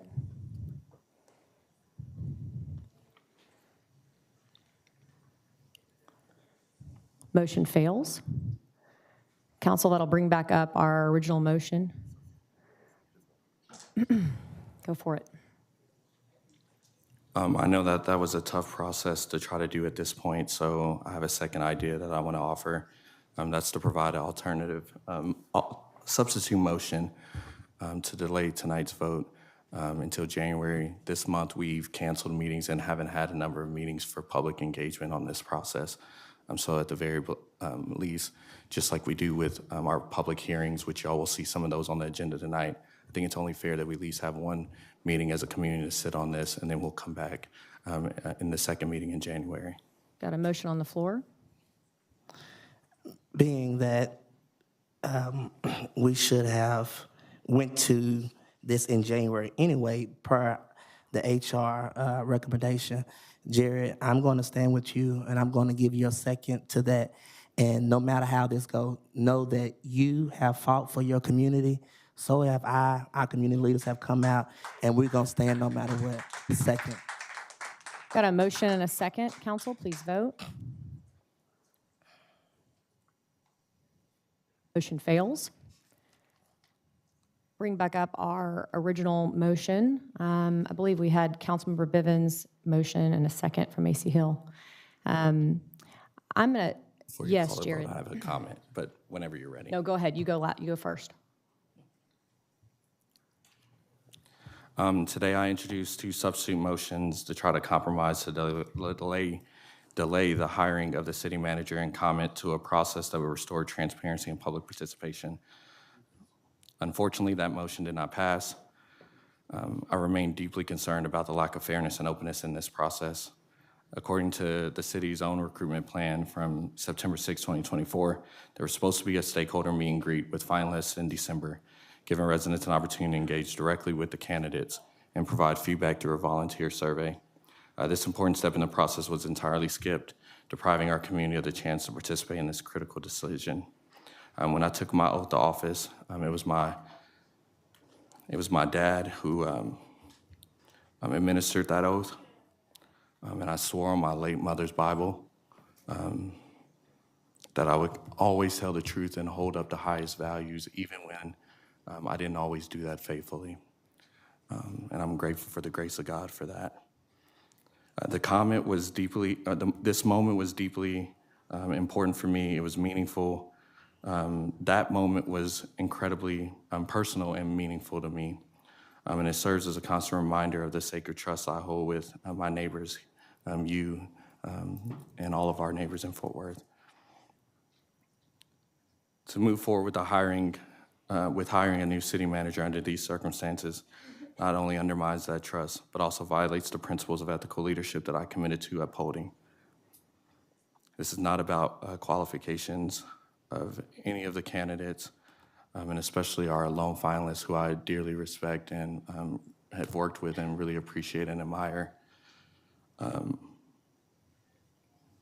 But this is about ensuring that the process by which we select our city's leadership reflects the values of transparency, integrity, and inclusivity. Decisions like this require public trust, and public trust cannot be built behind closed doors. For these reasons, I cannot in good conscience participate in today's vote. My decision is rooted in my responsibility to serve our community with the highest standard of honesty, integrity, and ethics, and to uphold the principles that should guide every decision we make as leaders, even if it costs me everything, including this seat. Moving forward, I will continue to advocate for processes that strengthen public trust, honor the voices of the people we serve, and ensure Fort Worth's leadership reflects the values of our great city.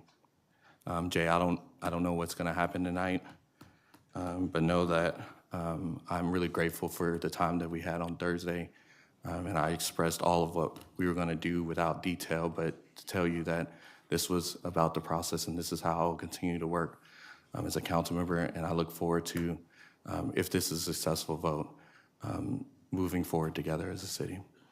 Thank y'all, many blessings, and may God bless Fort Worth. Yes. Councilmember Flores, please.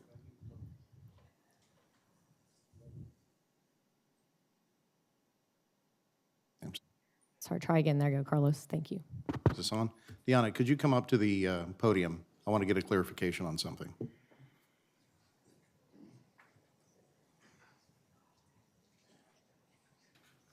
Could you clarify for us the email that was referenced from September 6th? Was that a draft proposal? The proposal that was sent out on September 6th was a draft proposal. It was pending survey feedback and soliciting feedback from mayor and council to gather information to help develop the hiring process. And what response did you get? I received 4 responses. Okay, all right. And were they supportive of that, not supportive of that? Just There was no indication of support or advocating for or against the process that was defined. There was no clarity around that. so it was a draft proposal. Draft proposal. All right, thank you. Any other questions for Deanna, council? Just for clarity, no one else needs to speak, correct? Okay, thank you. I'm going to switch gears for a second and talk about Jay Chapa. Yeah.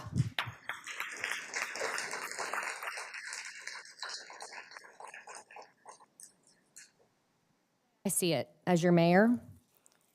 Jay Chapa has been interviewing to be the city manager of this city for 25 years. He probably can't count how many hours he spent away from his family and committed to this city. I am so proud that tonight we will appoint Jay as our city manager for a variety of reasons. First of all, I'm a friend of Jay's and have been for 15 years, and I've shared with my colleagues on this dais, I'm lucky in that way. I know him as a man of integrity, a man of honesty, and one of the most hardworking people. As someone mentioned in their comments, I think it was Daniel, this is who I call on anything city business, By the way, of the 1 million people in this city, I bet you 500,000 people feel that same way, and they all have Jay's number. And ask his opinion, what his pulse is on the community. Importantly, Jay has presided over some of the most difficult issues in our city, and he's done so with valor and tenacity to do the right thing no matter what it takes. He is not a yes man. He is a people man. He knows this community in every single council district, and I cannot wait to get to work alongside him every single day. The other thing I'd like to address to my council colleagues, I think my record as your mayor for almost 4 years now has proven I'm not a mayor of retribution. I'm not a mayor that comes alongside and tries to surprise you. I'm always the first person to offer you to sign onto a statement or a resolution before we take on tough challenges. I think the most recent example, yes, was the issue pertaining to Fort Worth ISD, but importantly, around our budget this last cycle, where I asked every single council colleague to not just sign a letter, but to come to consensus building. I just think that point is very important. In closing, I'll say this, to all of the individuals that took the time to come here tonight away from your families and away from your workplace, thank you. I may not have agreed with every comment tonight, but it doesn't mean I didn't hear it fully, that I won't commit to you to serve you as mayor just like I have everyone else that I may have agreed with tonight. These are important decisions. We are the fastest growing large city in the entire country. Yes, we will be a top 10 city very soon. I'm very proud of the process that we undertook. Thank you to Deanna Giordano, not only conducting an excellent process, but also saving taxpayers probably between $100,000 and $150,000 at the same time. We are very fortunate that Jay Chapa, who's a resolution before you to appoint as, yes, the first Hispanic city manager in the history of Fort Worth, just so happens to already live right here in our city. And oh, by the way, his public service has been every single day from the basement to the top floors of City Hall to be ready for this moment. When he starts in January, should this vote happen, I promise you, everyone on this dais, even if they were frustrated with the process or don't like where we are tonight, will eventually come around to realize that this is the absolute right man for the job to lead the city of Fort Worth into the future. To Jay and your family, thank you for being willing to come back into public service. You probably need your head examined. This is an incredibly difficult decision, I realize that, but you raised your hand and say, I'm willing to even interview for the job. To Evelise and Emmy, congratulations in getting to watch Jay tonight, as you have for the last 25 years.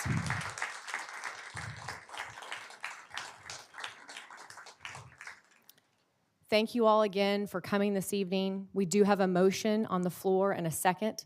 Please vote.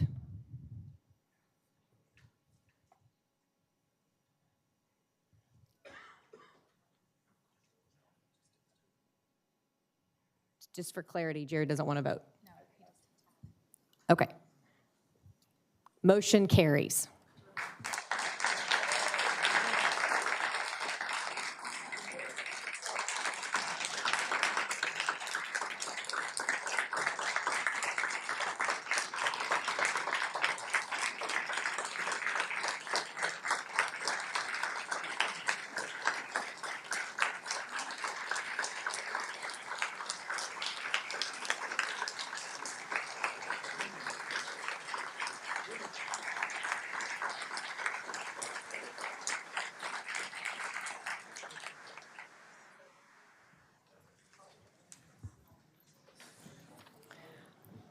But wait, there's more. Okay, council, we're going to keep moving through our resolutions. Our next one on the agenda is 244584. I'm making sure I don't have speakers on this one. No speakers, Mayor. Thank you very much. A motion, a second, council, please vote.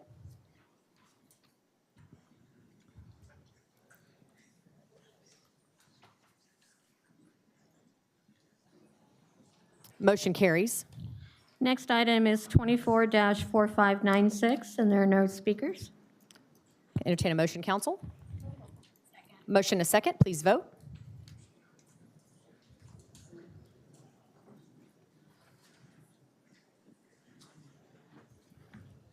Motion carries. Next item is 24-4776, and Mayor, I believe we have one speaker. Thank you. She already is a duplicate speaker. Okay. Oh, okay. What was the confusion, Jeanette?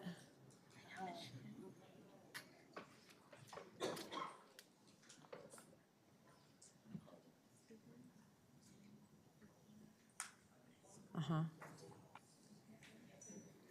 Oh, that's fine. We'll just, yeah, that's fine. Crisis averted. Carla, come on down, please.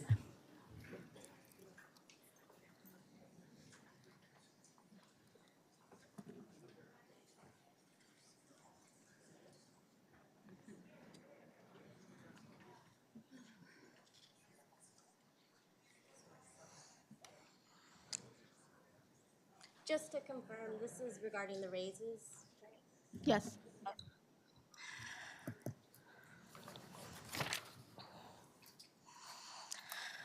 Hello, Council. I'm back. Earlier this year, amidst the fiscal year 2025 budgeting process, which I and many other community members also attended meetings and work sessions and vocalized, was also not transparent, accessible, and was rushed through. There was the opportunity to move forward progress on investing in our city employees who are on the front lines of our city services and meeting the needs of our community members on a daily basis.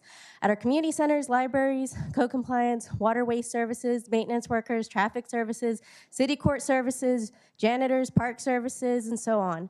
A raise for employees ultimately decided minimum wage increasing from $15.45 to $18 an hour, and the time frame in which it went into effect, February 2025, was only even considered because community members advocated and pushed for our fellow city workers because we know they deserve a livable wage, which this increase still doesn't even meet that.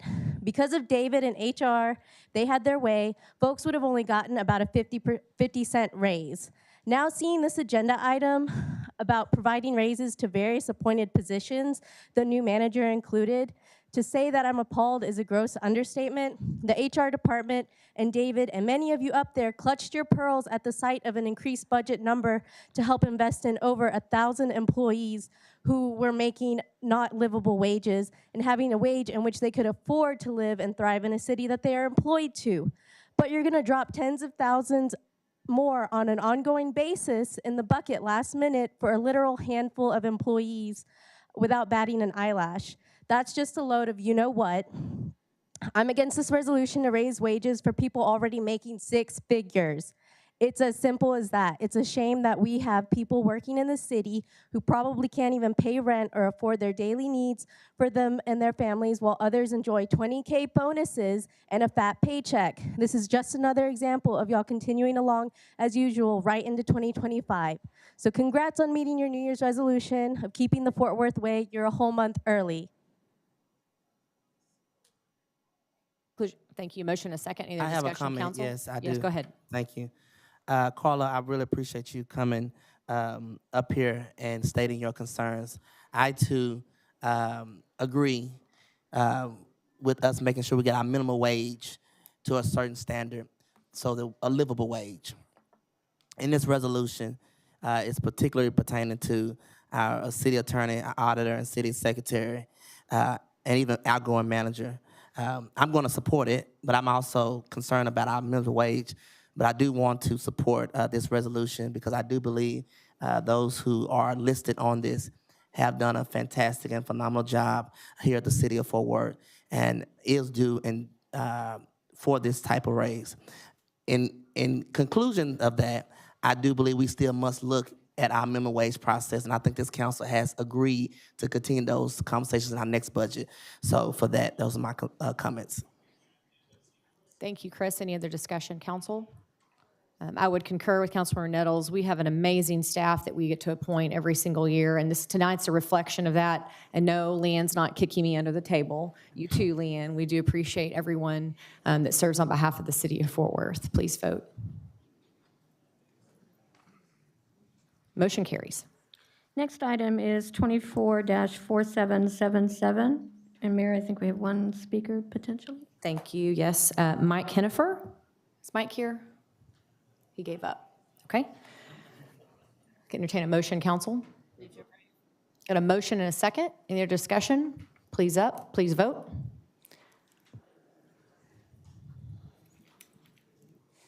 Motion carries. Next item is 24-4778. Motion and a second. Please vote.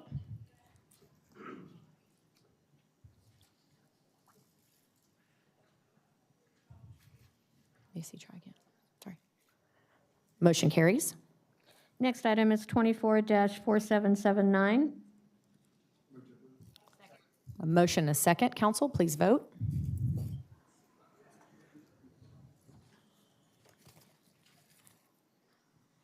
Motion carries.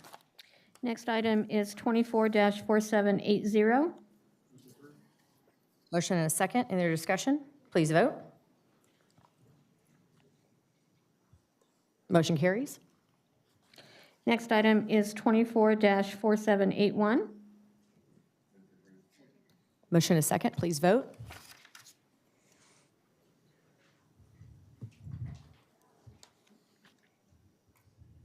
Motion carries.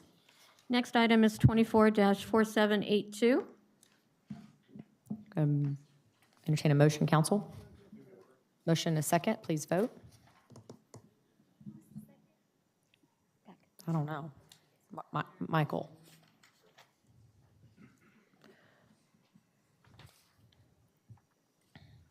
Chris, try one more time. Thank you. Motion carries. Next item is 24-4597. Motion and a second. Please vote.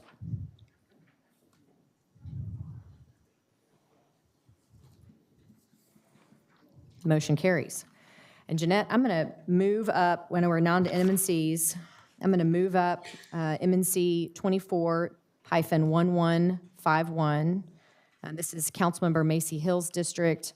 But importantly, we have Mayor Betsy Price here this evening, and we're going to initiate a very important process. It's always so great to see you, Betsy. I'm sure you're really enjoying that seat tonight, aren't you? Yes, she is, absolutely. I'm going to allow Councilmember Hill to speak first. Thank you, Mayor. Now it's a happy topic. Betsy, thank you so much for being here this evening. This is an honor and a privilege to get to rename the community center for you. And thank you for your years of service. The city of Fort Worth would not be in the position it is now and as successful as it is now without your leadership. Catherine, thank you so much for being here this evening and supporting your mom. And Jason Baldwin, thank you so much. This was your initiative. I appreciate you taking the lead on it. And thank you so much for your leadership at Parks and Recreation. And importantly, the whole community will be able to come out. I think in March, is that right, Macy? We're hoping to have the sign done and the renaming ceremony. And then, Catherine, you can get your brothers to show up, right? We're going to make sure that Paul and Philip knew the favorite child came tonight. You did come, absolutely. Mayor Price, if you'd like to say a few words, you'd be welcome at the podium.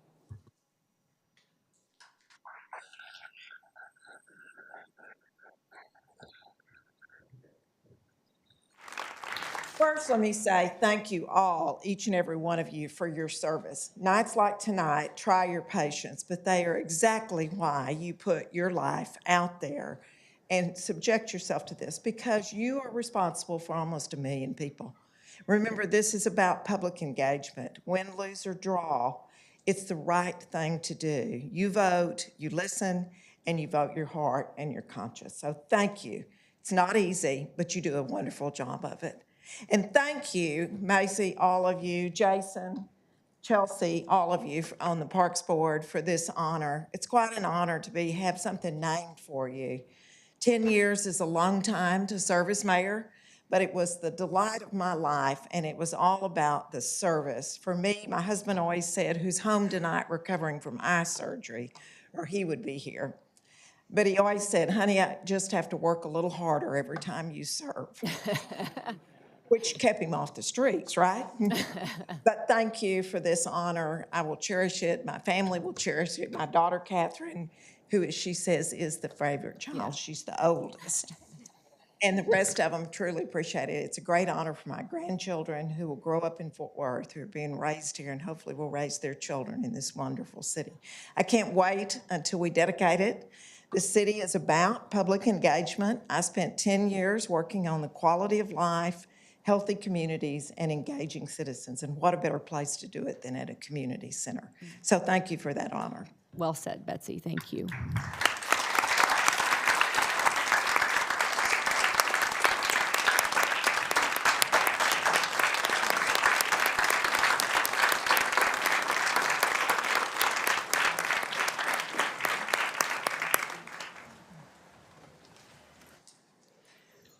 Council, with that, I can entertain a motion.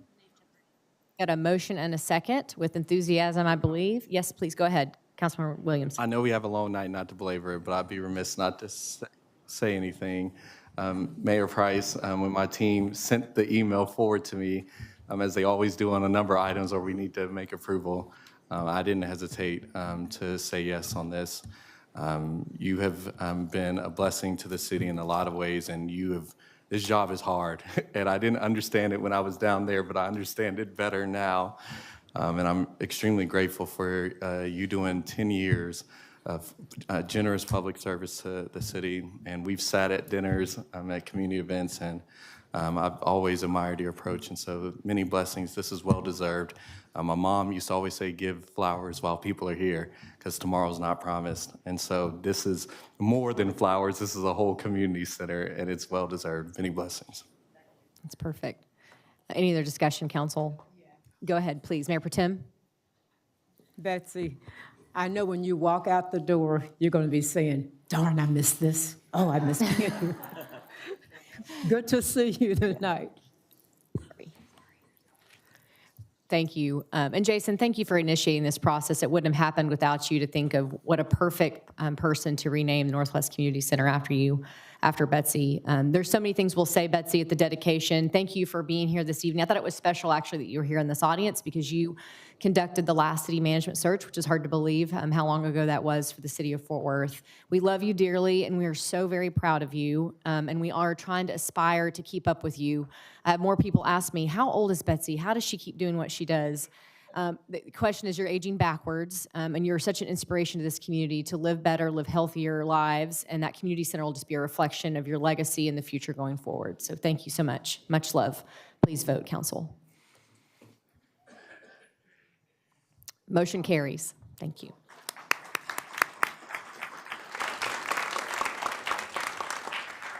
Okay, council, we're going back to M&C 24-1143.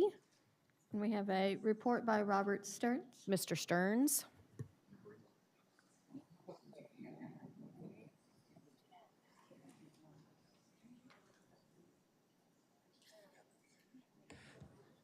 Good evening, Mayor, members of council. Robert Stearns, Economic Development. The purpose of tonight's public hearing is to receive comment regarding the designation of tax abatement and reinvestment zone number 109. Legal description of the reinvestment zone is attached to M&C 24-1143, and a map of the zone is currently being displayed on the monitors. Can we move to the presentation? Yes, we can. Perfect, thank you. All right, so before we get started on this, I do want to recognize a few people. I know Robert Allen was here with the Fort Worth Economic Development Partnership. Unfortunately, Robert had to leave. I believe Spencer Mitchell is still here, the VP of Economic Development for the partnership. I'd also want to thank my own staff for the countless hours that they spent on working on this project to get us to this point. So today we want to discuss an economic development program agreement with Bell. I could probably fill another slide of just where Bell has made investments across Tarrant County, and specifically in Fort Worth. Their headquarters obviously in District 5, the Manufacturing and Technology Center in District 4, and this proposed project in District 10. But Bell, American aerospace manufacturer, in December 22, the Army announced a contract award to Bell to build the Future Long-Range Assault Aircraft, or FLRAA. This is one of the U.S. Army's largest programs, valued at over $70 billion. And the proposal that we've been working with them on is an expansion, potential expansion, to support greater FLRAA demand and other future vertical lift programs. The proposed site location is the former Stanley Black & Decker site at 15100 North Beach Street in Denton County. And the company is proposing, as part of this overall investment, is proposing to invest $632 million in capital investment. That is broken down between $232 million of real property improvements, with a minimum of 15% of those hard and soft construction costs to business equity firms, and then another $400 million in business personal property throughout the term of the agreement. There will be 520 jobs as of the final project phase at a minimum average annual salary of $85,000. And this project, as we'll kind of break down the numbers, includes investment for subsequent expansion in anticipation of future contract orders. So as discussed, these milestone commitments are really broken down into 4 phases. The primary project is phases 1 through 3. Again, that consists of $110 million of real property improvements by 2028, and then an additional $12 million by 2030. BPP, the business personal property, $190 million minimum assessed value by January 1st, 2029, and then $250 million by January 1st, 2032, with a minimum of 155 jobs by 2028, 200 jobs by 2030, and 330 jobs by 2033. The expanded project, which is phase 4, consists of an additional $110 million in real property improvements, a total of $400 million of assessed valuation in business personal property, and 520 total jobs by December 31st, 2039. And again, a minimum of $85,000 of salaries are required for the overall life of the agreement. The proposed incentive is a 20-year combined package providing both a tax abatement and 380 grants totaling $46.7 million. The proposed incentive would be a 10-year tax abatement on up to 85% of the incremental ad valorem taxes, both real and business personal property. The Economic Development Program Agreement, or 380, would provide a $1 million grant at the initial project completion, and then up to 10 annual Chapter 380 grants based on that same 85%. This will be on the incremental M&O taxes, and that would begin after the abatement rolls off. We are also proposing to nominate this project as an enterprise project for consideration under the state's Texas Enterprise Zone program. And so just to see how that breaks out, you'll see years 1 through 10, estimated value of about $18.8 million. Again, that consists of that one-time $1 million grant following the phase 1 completion, and then the tax abatement for 10 years. And then years 11 through 20, the Economic Development Program grants kick in with that 85% on the M&O rate of real and business personal property. And we'll note that if the phase 4 project, the additional investment is not delivered, that the 380 term would be reduced by 5 years. This is just a small breakdown of the fiscal analysis. So again, $632 million of capital investment. The estimated incentive value over that 20-year term of both the grants and the tax abatement is just under $47 million. That results in about a 7.4% city participation in the overall project costs and a 13.5 to 1 ratio. So for every $1 of public investment, the company is putting in $13.50 of private investment to facilitate the project. The city would receive a total net gross of about $16.3 million in taxes over the 20 years of the projection, and then the payback on that gross incentives will be about 10 years. I will highlight this last sentence on this slide, and I probably should have put it in red, but I just wanted to clarify that this is not a done deal. So this is a very competitive process that we're still in. This approval tonight would be the first step and a number of steps that would hopefully end in Bell choosing Fort Worth as the selected site. But again, very competitive, and so we want to make sure that we're able to put this first piece of the puzzle together as we continue to work with Bell on the overall project development. And so the recommendation, staff would be to enter into that 10-year tax abatement on up to 85% of the incremental real and BPP, provide the one-time grant and the 10 annual grants based on 85% of the incremental M&O taxes, and then nominate the project as an enterprise project. And so if there are no questions, we'll move into the formal language as it relates to the public hearing. Okay. All right, to facilitate the project with Bell as proposed, the City of Fort Worth wishes to enter into a tax abatement agreement and economic development program agreement with the company based on, I'll go back to this, based on the portion of the incremental value of real and business personal property at the project site. Today's council agenda includes the companion tax abatement and EDPA agreement, which will be considered as a separate action under MNC 24-1144 subsequent to this public hearing. In accordance with state law, notice of this hearing has been published in the Star Telegram, a newspaper of general circulation within the City of Fort Worth, and notice has been given to each of the taxing entities that levy taxes on this property. Following public comments, staff recommends closing the public hearing and approving MNC 24-1143 which includes the following: finding that the improvements are feasible and practical and would be a benefit to the land to be included in tax abatement reinvestment zone number 109 and to the city after expiration of any tax abatement agreements, and adoption of an ordinance designating tax abatement reinvestment zone number 109. Thank you, Robert. That's the conclusion of the presentation. I believe Councilmember Blaylock, go ahead. Robert, thank you very much for the presentation. I'm excited that we are moving one step closer in this process. I hope that it comes to a very successful conclusion. With that, I move to close the public hearing and act on the MNC.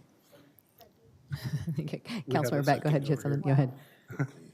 I was just going to second it and remind my colleague down there that this is the Army's investment in the city of Fort Worth. That's all. That's right. It is. You got multiple seconds on this one, I think. Yeah. To reiterate Councilmember Blaylock's comments, we're excited about the potential of this project. Really want to commend Robert and your entire team for working so hard on every deal you work, but this one especially. And the same goes for the EDP and Robert Allen and his team. So thank you. I've got a motion and a second, Council. Any other discussion? Yes, Mayor. Yes, Councilmember Bivens. Just for those who don't know, the corporate headquarters remains on the east side of Fort Worth in District 5. We share a lot. So thank you, my friends. Thank you. Motion and a second, Council, please vote. Motion carries. Next item is MNC 24-1144. Robert, you're back up. Mayor, we've gone through the presentation, so it just requires a vote at this point. Okay, thank you. Go ahead, Alan. So I move to approve with the following changes under investment in the discussion section. In 2.A, change the deadline for taxable business personal property to January 1, 2029. In 2B, change the installment amount for taxable business personal property to $60 million and the deadline to January 1, 2023. And in 2C, change the installment amount for taxable business personal property to $150 million and the deadline to January 1st, 2037.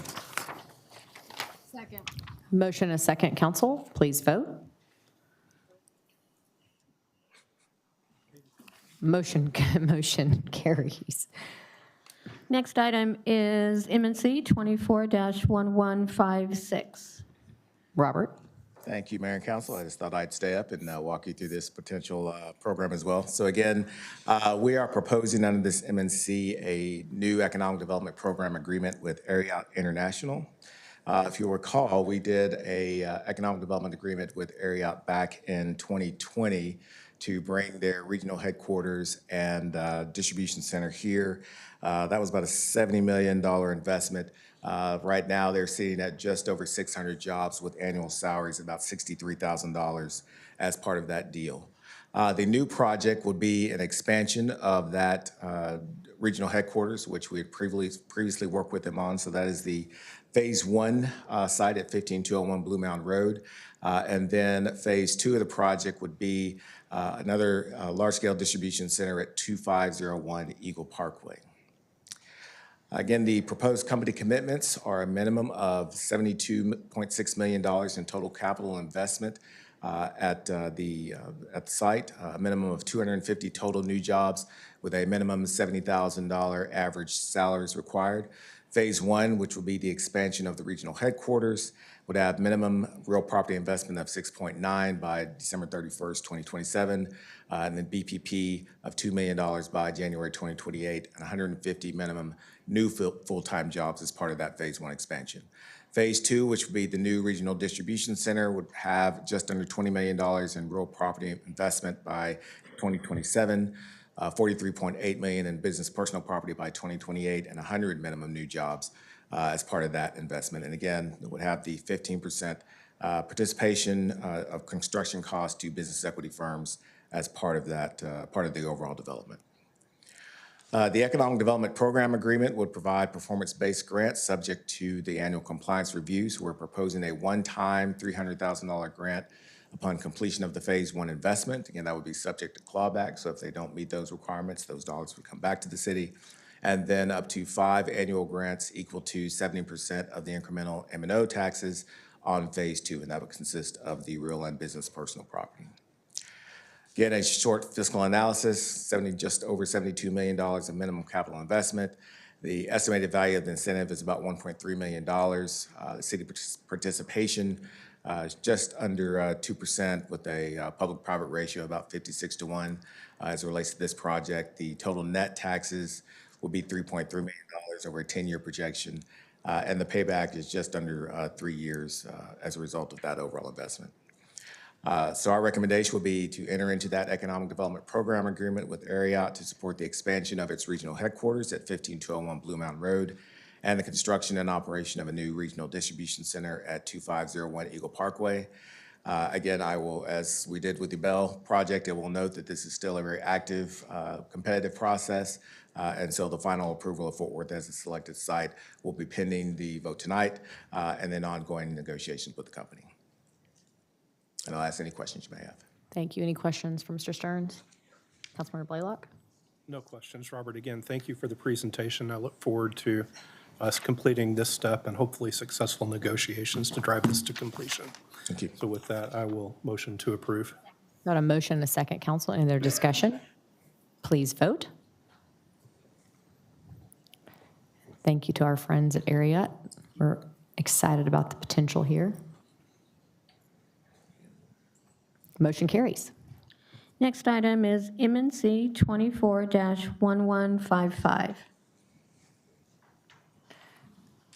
I can entertain a motion on this one, council. Motion and a second. I will say, we have quite a few really great both open space and parks items on tonight's agenda. Richard, you don't get outdone most often, but you did tonight. We're sorry that we're not really allowing you to shine properly. But thank you for your hard work and your staff on this one. We appreciate you. Yes, please, Councilmember Williams. Thank you, Richard, and Mark as well, Mark McDaniel, for all the work that you have done in District 6 on Rocky Creek Park. This is a really huge deal. It's going to be a gem.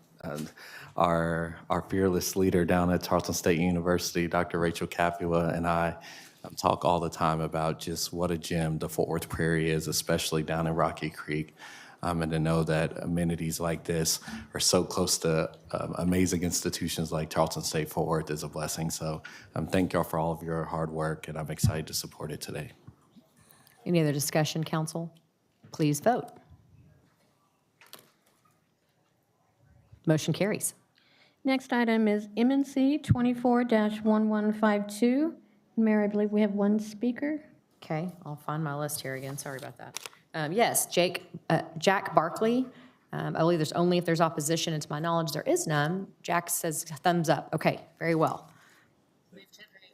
Got a motion, a second. Council, please vote. Motion carries. Exciting to have our second media production zone in the city of Fort Worth. Thank you. Next item is M&C 24-1145 with staff report by Michael Hennig. Michael, hey, Michael. Good evening, Mayor and Council. My name is Michael Hennig, and I'm here today representing the Economic Development Department. The purpose of this hearing is to receive public comment regarding approval of updated and amended project and financing plans of Tax Increment Reinvestment Zone Number 3, commonly referred to as the Downtown TIF. The ordinance and the amended plans are attached to M&C 24-1145. On October 15th, the City Council adopted an ordinance to extend the term of the Downtown TIF and deferred action on adoption of an amended project and financing plan pending approval by the board of the Downtown TIF. That approval having been provided by resolution adopted at the November 6th board meeting of the Downtown TIF, staff now desires for the city to adopt the amended plan as approved by the Downtown TIF board. In accordance with state law, notice of this hearing has been published in the Fort Worth Star-Telegram at least 7 days prior to today's date.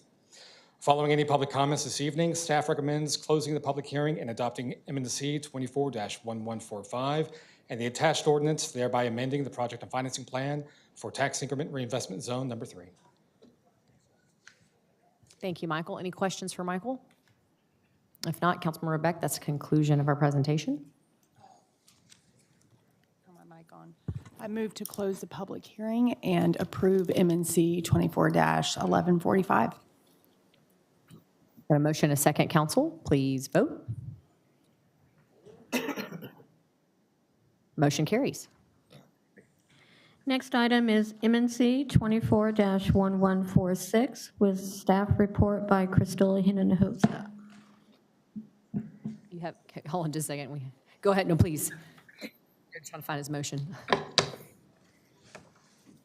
Go ahead, Crystal, Okay, please, thank you. hi. Good evening, Mayor Parker and members of City Council. My name is Crystal Hinojosa. I serve as manager in the Economic Development Department.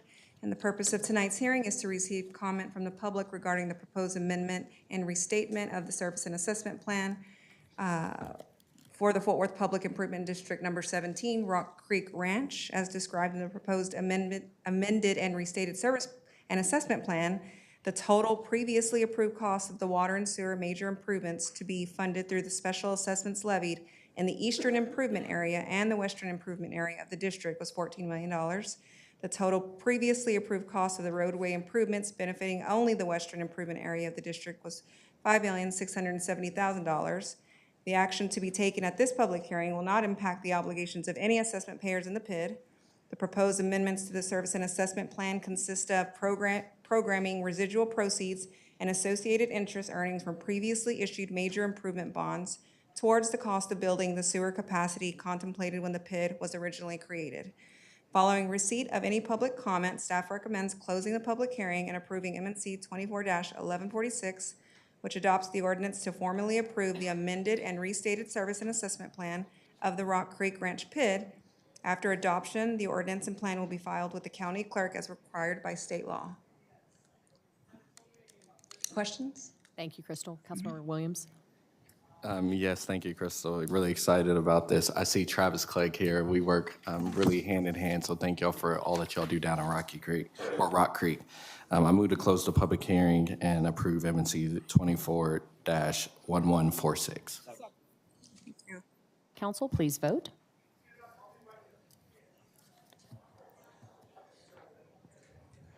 Oh, Chris is not here, sorry. Motion carries. Next item is 24-1147 with staff report by Monique Hill.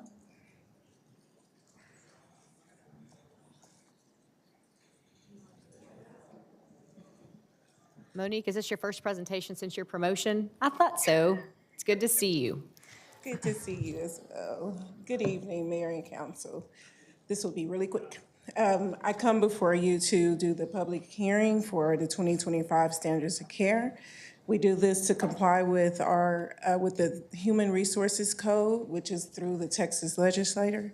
It is to allow us to operate youth programs for children ages 5 to 13, to making us exempt from licensing for childcare. We do have to adopt these standards annually to notify that we are not a licensed child care facility. Oops, I'm sorry. It's been helpful to have that up for you. I'm gonna go to the next one. So the standards of care set for us are staffing ratios, qualifications, as well as making sure that we comply with any health and safety standards, as well as making sure that we are enforcing any policy and as well as monitoring our youth in our programs. Our changes for the standard of care this year is to make sure that we are looking at our program leaders qualifications. And we recently made a change from our age summer day camp going from ages 12 to 13, and we now will start our teen program at age 14. So with that change, we are requesting that we put in our recreation leader program that any child in that program must be age 13, which will allow them to participate. So we are changing it from 5 to 13 to 5 to 12 years of age, and then making sure that we address our teens from 14 to 15, and we will allow children in our teen program to go from 13 to 15 instead of 14. We're starting them a little younger. The next thing that we're addressing is we want to make sure that we align our manual, our parent manual with our standards of care, and notify that if a parent is allowing a child to sign themselves out, that we have an age there, and so we're adding the age of 10. And this is if they're signing out to walk home. The same is true with pickup and drop off. We are making this align with our parent manual and making sure that if a child walks home, that we are changing that and specifying age 10. One of our additions that we are adding and that we're very proud of is that we will make sure that we are addressing youth that are having any suicidal ideation and making sure that staff receive appropriate training and making sure that we address that with our youth with the increase of youth suicide. And then finally, we're just making clarification on page 14 as it relates to active shooter, that at times we didn't want to just say that all staff are there. We have times that we have contractors, volunteers, and so we will make sure that there are staff that are aware of active shooter training, but it's not all the staff, but we do have staff present. So we're just making a slight change there for transparency. We took this before the Park and Recreation Advisory Board on November 20th. We did not have any objections. It was adopted. And so staff is making a recommendation that City Council receive public comment. And upon the completion of the public comment, that this is closed and that you will take action on this MNC. I will now open for questions. Any questions from council members? If not, I can entertain a motion to close the public hearing. Move to close the public hearing and approve MNC 24-1147. Please vote. Come on now. Jared and Gina are not present. Thank you. Motion carries. Thank you, Monique. Thank you. Next item is MNC 24-1148 with staff report by Beth Knight.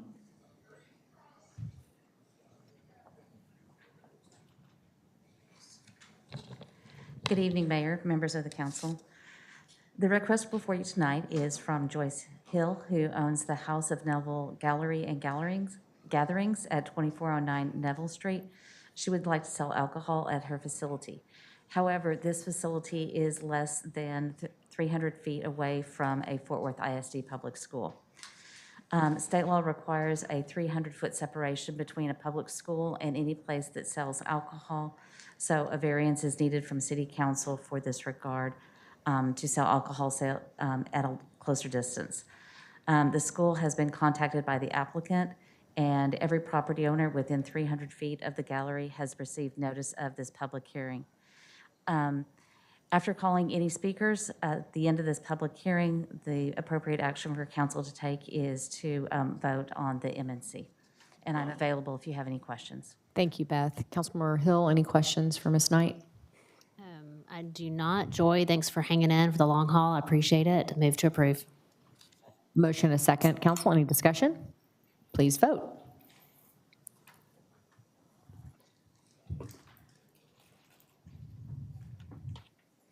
I think Jared's not here. Thank you. Motion carries.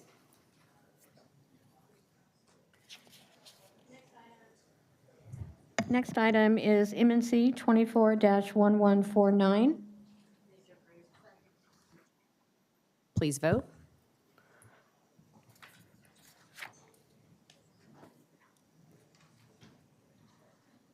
Motion carries. I didn't know she was here. If you want to say anything, please. I didn't realize you were still here. I miss.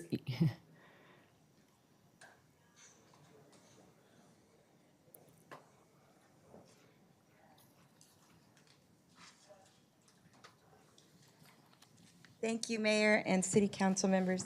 I'm honored to be here and honored to accept your approval tonight.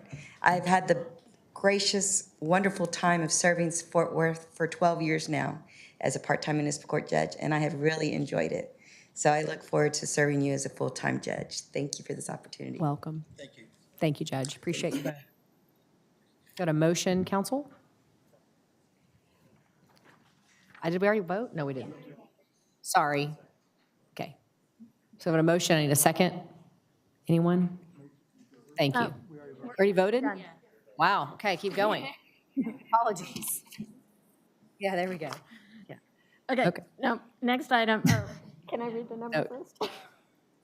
Next item is MNC 24-1150. Motion and a second, council. Any other discussion? Please vote.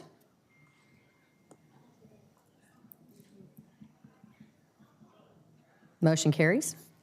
Next item is M&C 24-1153. Councilmember Vivens.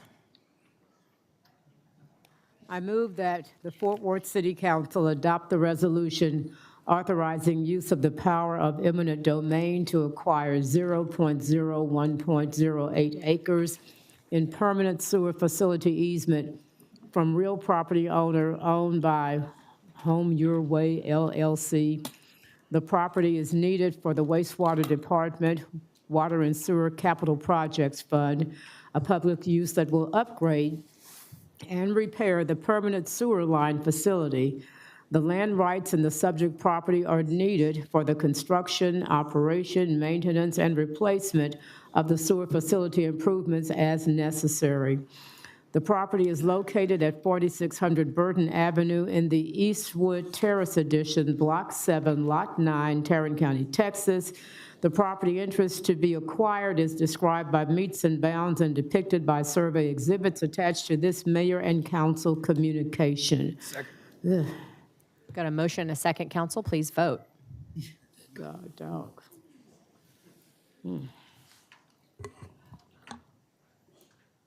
Motion carries. Next item is M&C 24-1154. Got a motion and a second.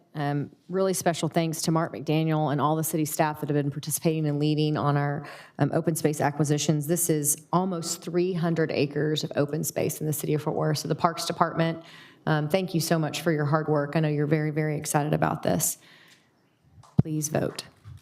What deserves a round of applause? I agree, Rick. Thank you.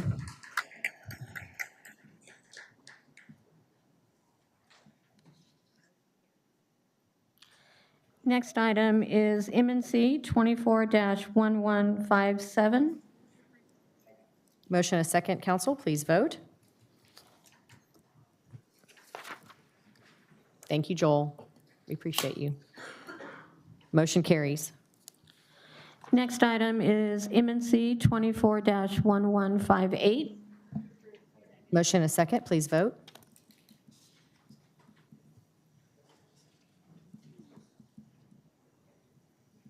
Motion carries. Next item is M&C 24-1159. Motion and a second. Please vote.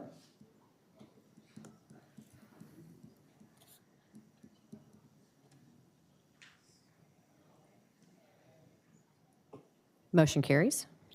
Next item is M&C 24-1160. Councilmember Flores. Move to approve. Motion and a second. Please vote.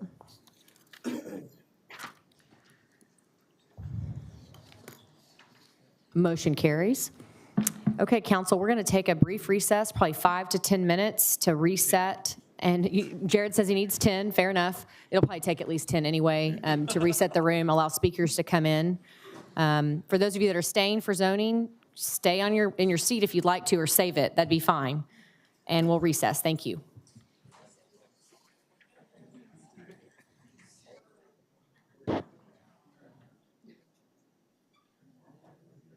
Mayor, is it okay if we ask him to step out so we can get this concluded? Okay.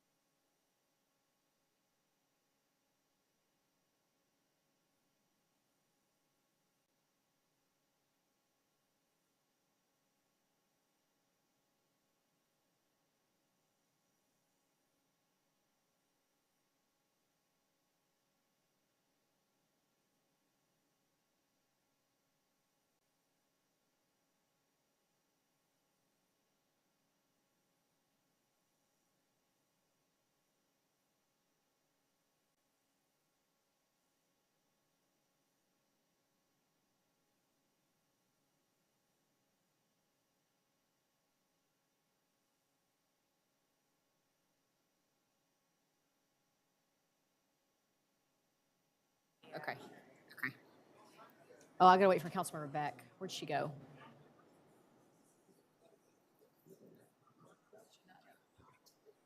See Elizabeth so we can start the first case. She was right there.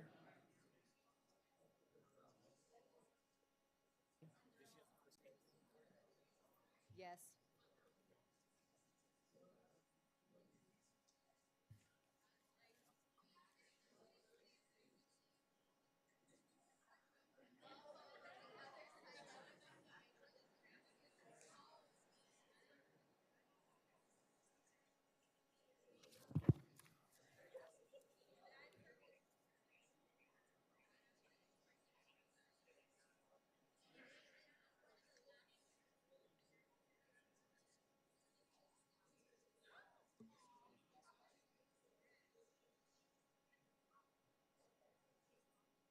Okay, council, I think we're ready to get started.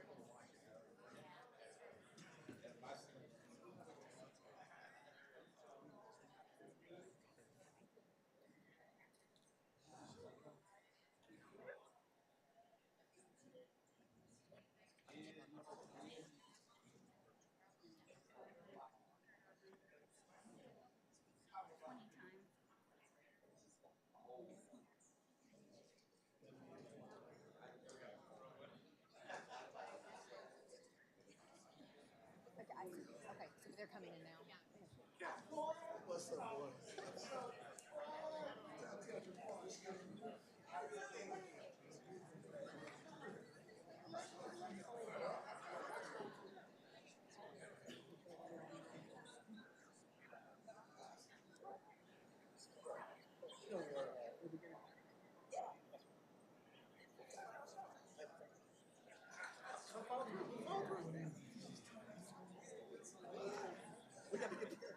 I'm gonna go ahead and start and take. Okay. Okay, I'm gonna go ahead and start.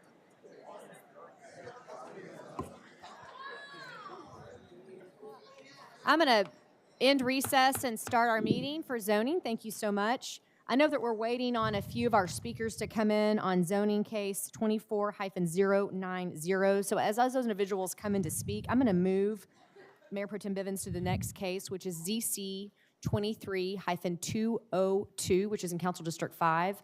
We have one speaker on this item, Mr. Travis Clegg.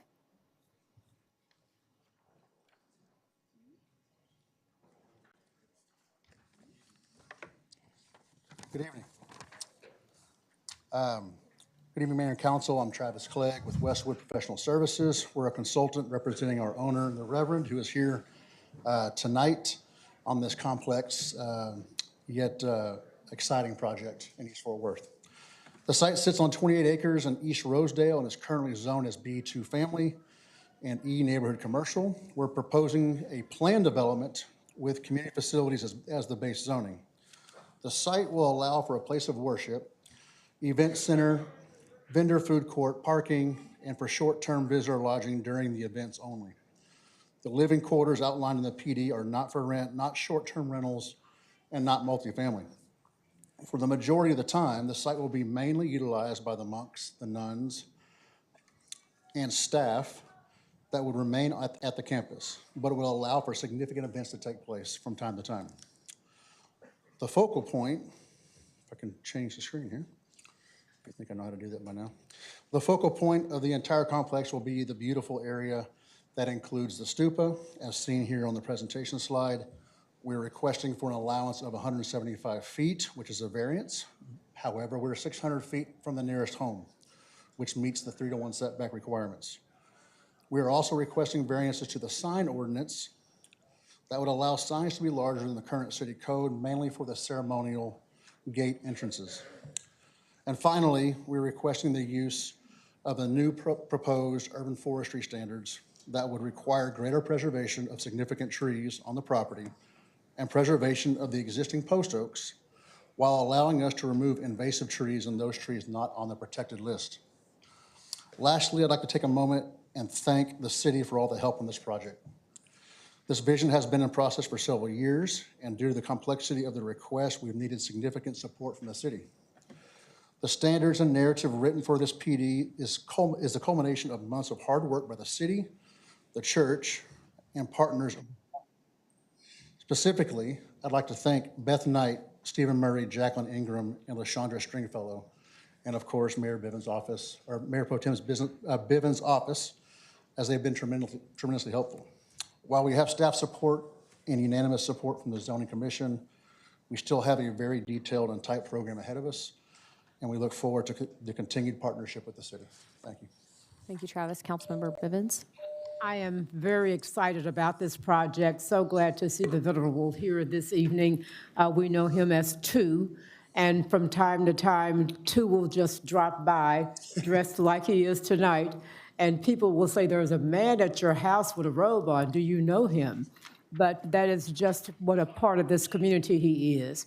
And so I want to thank the temple for their leadership during COVID and beyond. This temple continued to feed people and provide supplies that were needed after the COVID scare was over.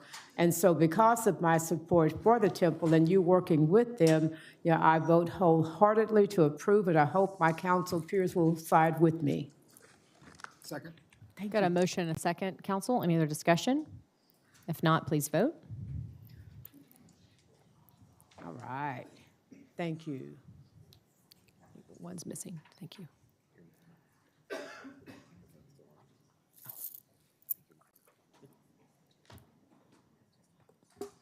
And motion carries. Okay, council, we'll go back to ZC 24-090. Councilmember Beck, we have a few speakers on this item. The first is Tara Gordon on behalf of a group. Is Tara here?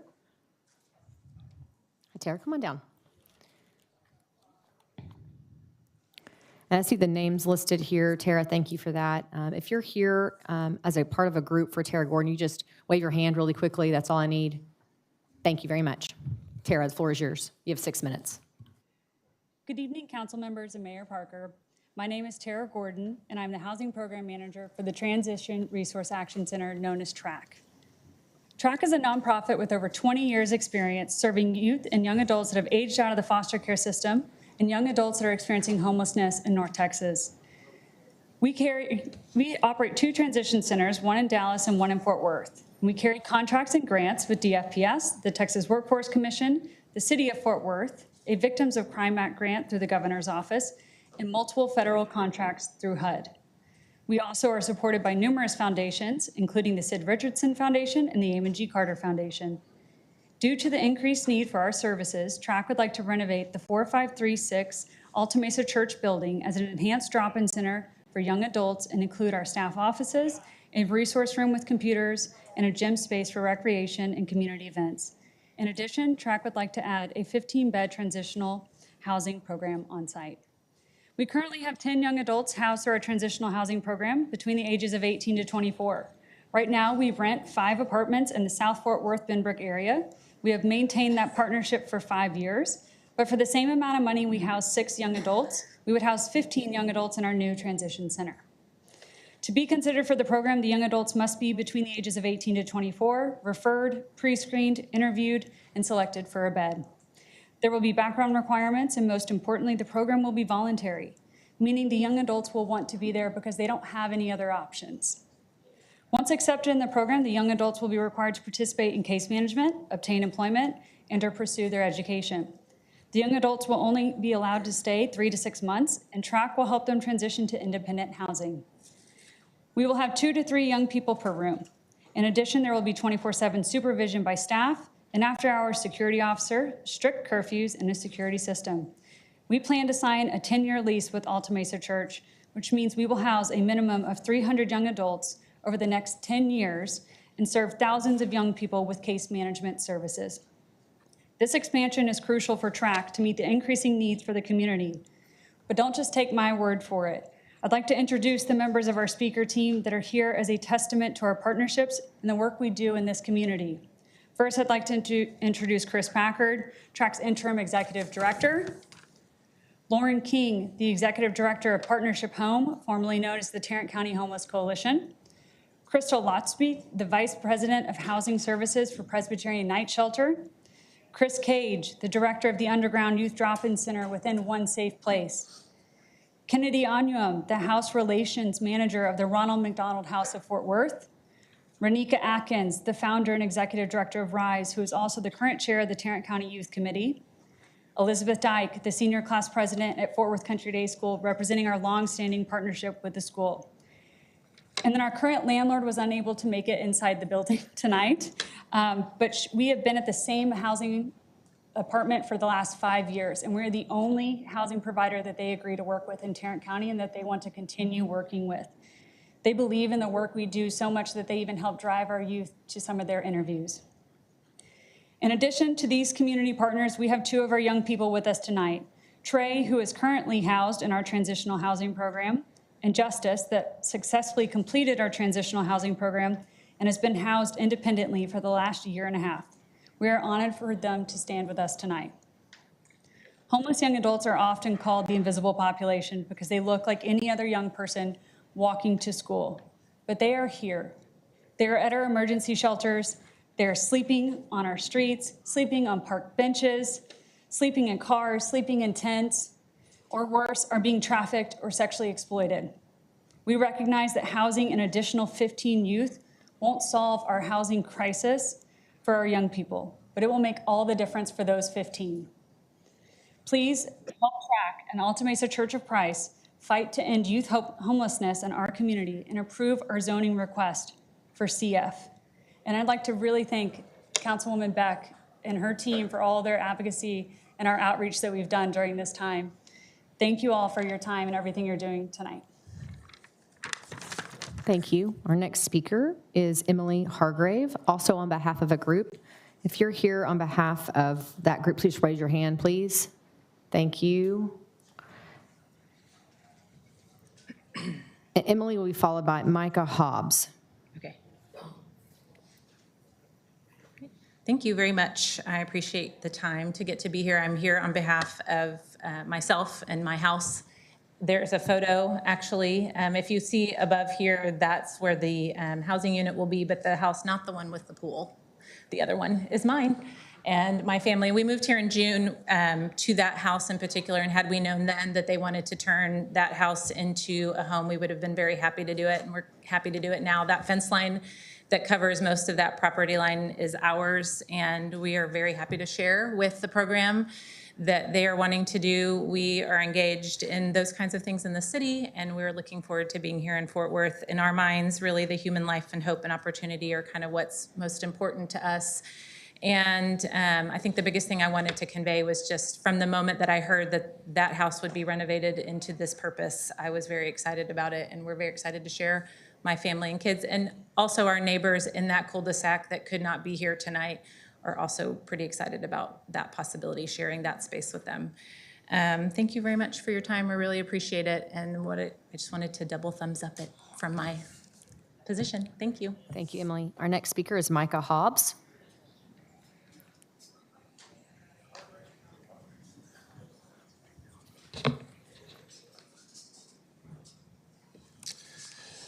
Good evening, council members, Mayor Parker. My name's Micah Hobbs. I'm the preaching minister at Alta Mesa Church of Christ at 4600 Alta Mesa Boulevard.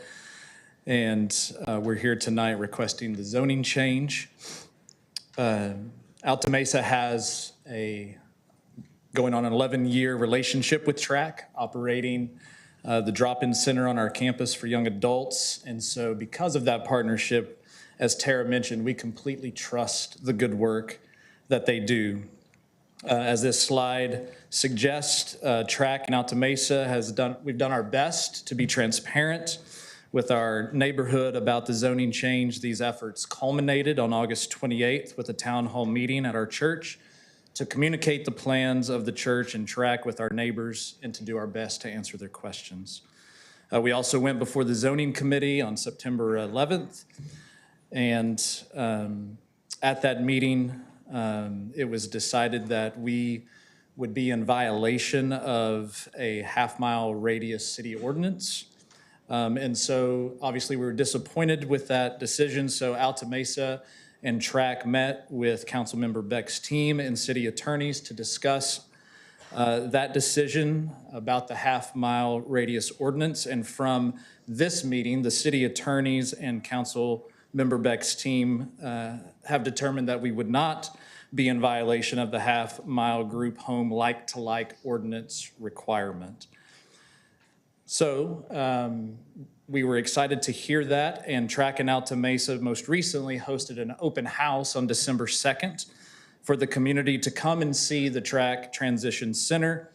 It was an exciting night. Lots of people attended, and it gave us further insight that many in our neighborhood are supportive of our plans to have this transitional group home for young adults on our campus. And so we were excited about that. Finally, we have offered an agreement to the Wedgwood South Neighborhood Association, who showed some opposition to what we're trying to do. We offered them an agreement that includes that we will agree not to lease this facility to any other on-site housing program but TRAC. And they have communicated back to us that they need some time to review that, 60 to 90 days to review that. So our commitment is to continue to work with them after this council meeting. On the next slide, our why for this, the Alta Mesa Church believes in compassionately serving our community to make it better for all, and we believe that TRAC's programs align with the city's comprehensive plan of working together to build a strong community. So we would ask that you approve. Thank you, Micah. This zoning request. Thank you so much. Our next speaker is John Robinson. Is John here? Hi, John.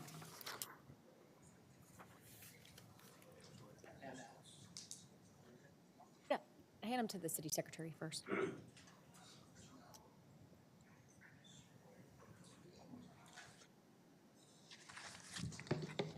Okay, good evening. I stand here because I was voted by the Wedgwood South Neighborhood Association to give you the presentation that we gave to the zoning board back on September 11th. What we have is a study in density, and what we're talking about is the CF designation. Here's the definition of that. We want to say that TRAC is doing some wonderful things. Here are the things that I've highlighted, some stuff that you're going to see that is clearly stated in state law. And the City of Fort Worth's own Chapter 5.1110, community homes, group homes is the next chapter, but it reads the same.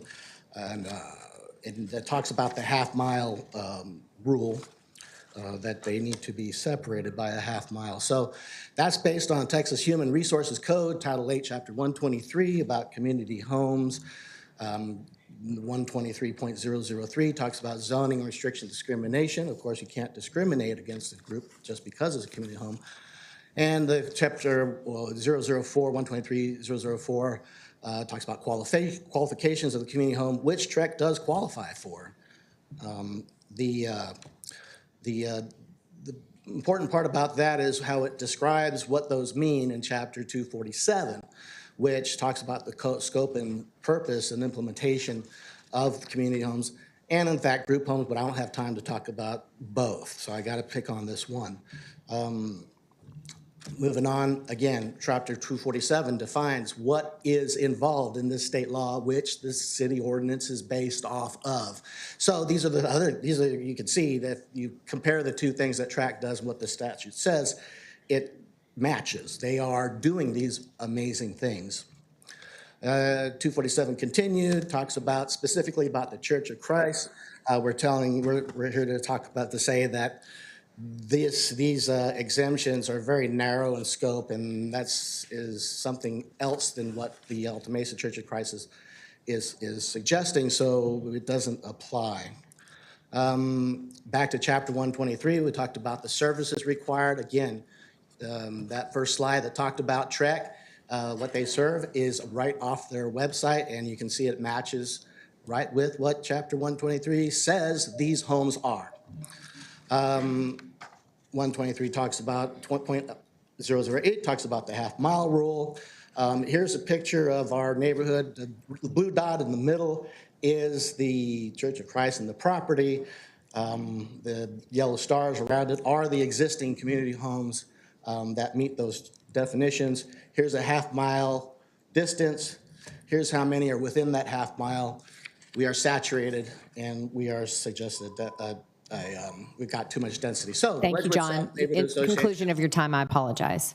Okay. Councilmember Beck, that's the conclusion of our speakers on this item. Thank you, Mayor. So a couple things I want to lay out here. I appreciate, John, you coming and speaking on behalf. I'm sorry. No, I don't have any questions of you. Thank you, though. I do appreciate you coming and speaking on behalf of the Wedgwood South Neighborhood Association. Over the last several months, I've worked very closely with TRAC and the Alta Mesa Church to work through the community on this particular zoning issue.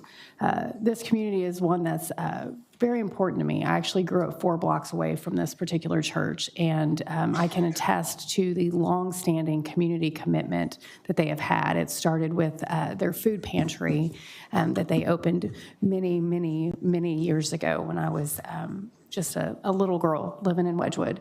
And they also have a very strong and longstanding commitment with TRAC. And I want to talk about TRAC for just a second, because that's going to be the entity that's operating this particular home.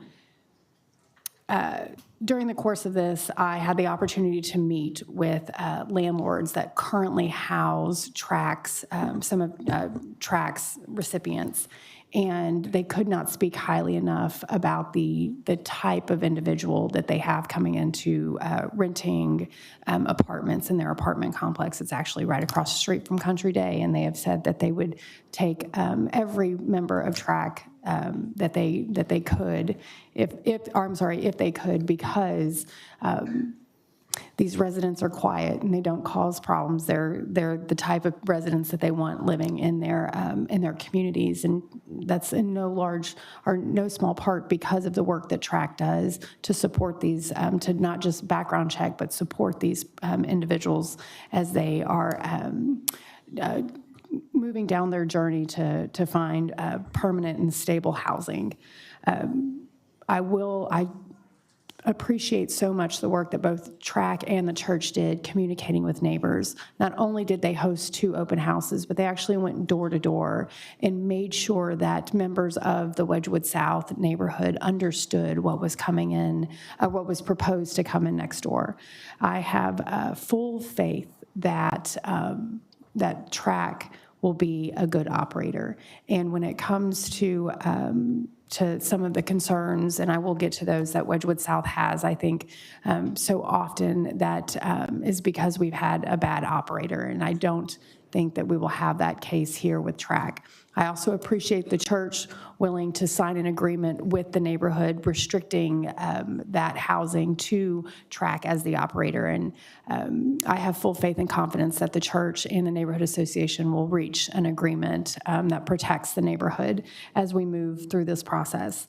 I do want to address congregant living in Wedgwood, because Wedgwood South has a very valid point that there are several congregant homes, whether you call them boarding homes, IFCs, HSCs, ABCD, EFGs, they are in your neighborhood. And so you are starting to become inundated with these. There is a half-mile radius. Unfortunately, because of some state and federal laws, a lot of these facilities are permitted with reasonable accommodation, which means that the city doesn't get to enforce that half-mile radius.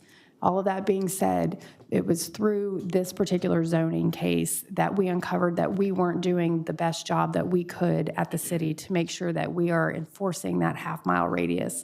And so that starts with registration and making sure we have a very clear understanding of where these homes are going. So I'm proud to say that I've been working very closely with staff, our legal team and development services to make some changes to our land use table to provide additional protections to our neighborhoods, and make sure that we have that we're not held hostage by bad operators. We're also setting up more direct and open lines of communications with HHSC to make sure that those folks, those contractors that aren't operating these homes in a way that provide enhancements to the neighborhood are held accountable.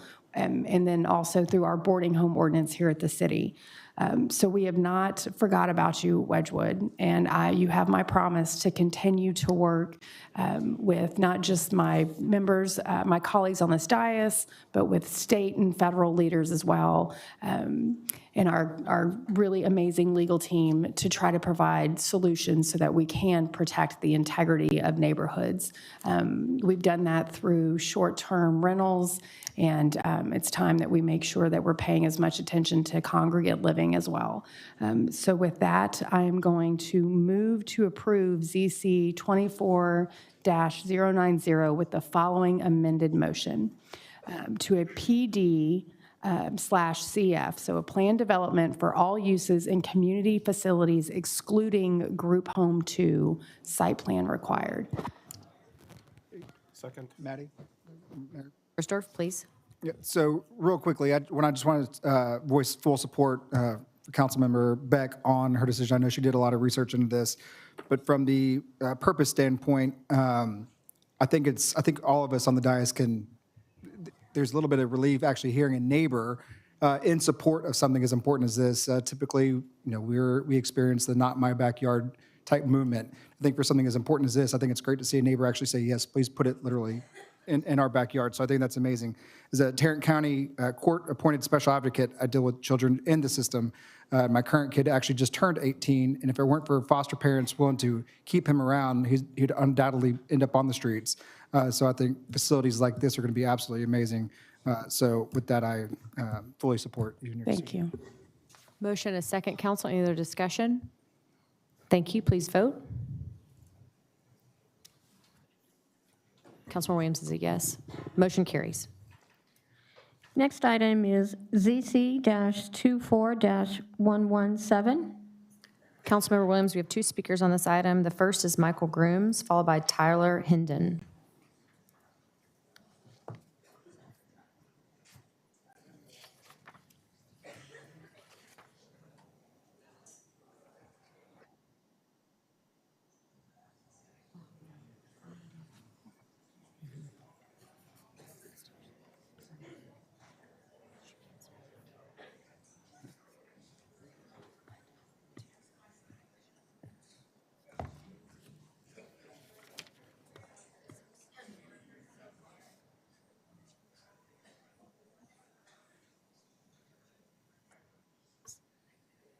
Go ahead. So I'm actually Tyler Hendon. Does Michael need to go first? So I'm with Brakes Plus, or does it have to go in a certain order? Okay, so I'm Tyler Hendon. I'm with Brakes Plus. I'm the project manager on this specific facility. So I appreciate you guys having us tonight. I thought all these folks were here for us, but I guess they're not. So, but no, so we're here seeking a conditional use permit for a development, and I think we've got a PowerPoint slide somewhere, but a development along McPherson Boulevard. So we're an auto use facility. We do minor auto repair services. We've got roughly between our brands 370 establishments across the country, so we develop all over the country. So we're a major national brand that would be coming in. And so as we started this process, we met with city staff, and we ultimately ended up in the CUP path because city staff expressed some interest in not wanting to do a full rezone and open it up to all the additional uses that would come in with that. So we ultimately settled on the CUP. And as we've gone through that process, We met with the HOA, even though we're not within the neighborhood district that Chisholm Trail Ranch that is next to us. We felt to be a good neighbor, it would be good to meet with them, have the discussion, and start the dialogue. And we had that meeting, and coming out of it, it was very positive. And actually, from the Breaks Plus side, there weren't really any comments to be made. The biggest thing was around exterior facade of the building. And actually, in my opinion, and you'll see it at some point, but we've got a nice stone facade that's probably a more higher end finish that you'll see with any auto use facility probably across the country. And so it wasn't until probably the last planning and zoning meeting where it obviously didn't go well. You guys probably know that, but where some folks expressed some concern with maybe us being an auto use facility in a neighborhood commercial or maybe more retail focused area. And I guess what I will say to that is, if we were developing a site across McPherson Boulevard, we wouldn't even be here before you because we're allowed by right there. So, to me, in my mind, you got to think about the whole corridor in itself of McPherson Boulevard, and whether you're on one side or the other, I don't know that it makes a huge difference. In my mind, it's about getting the right folks there that are committed to the long-term growth of your city, as we are. The lifespan of our business is, if you do some research, is much longer than the average retail business or company that you're going to bring in. And so our tax base that we would bring in would probably be a much longer runway than what you're going to get with a traditional retail brand, just because of the seasonality or trends that they're subject to that we're really not. Everybody's driving cars and probably for a long, long time. So, we anticipate being around for a long time. So we look forward to being a part of the growth. My grandfather, great-grandfather's from here, my grandma's from here. So this was an exciting one for me personally to be a part of. So I got a necklace from the stockyards when I was 6 years old, so I still have it. So it's exciting for me to be here. So thank you for your time. Appreciate it. Councilman Williams, I believe that's the last first speakers unless Mr. Grooms needed to say anything. Here he comes. He's coming down. Good evening, Mayor, Council. I'll keep my comments very brief here.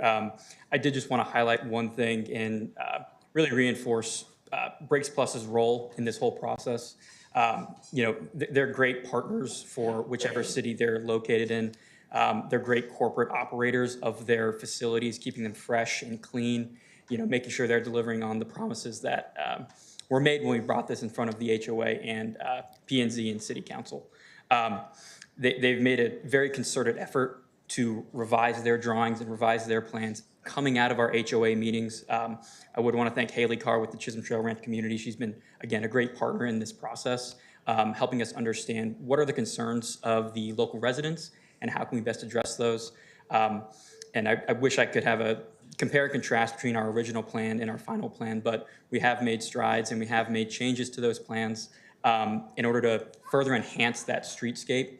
I know Tyler mentioned that, one, we're not beholden to the Chisholm Trail Ranch standards, but we did want to do everything in our part to make it feel like one cohesive development and one cohesive area of the city of Fort Worth.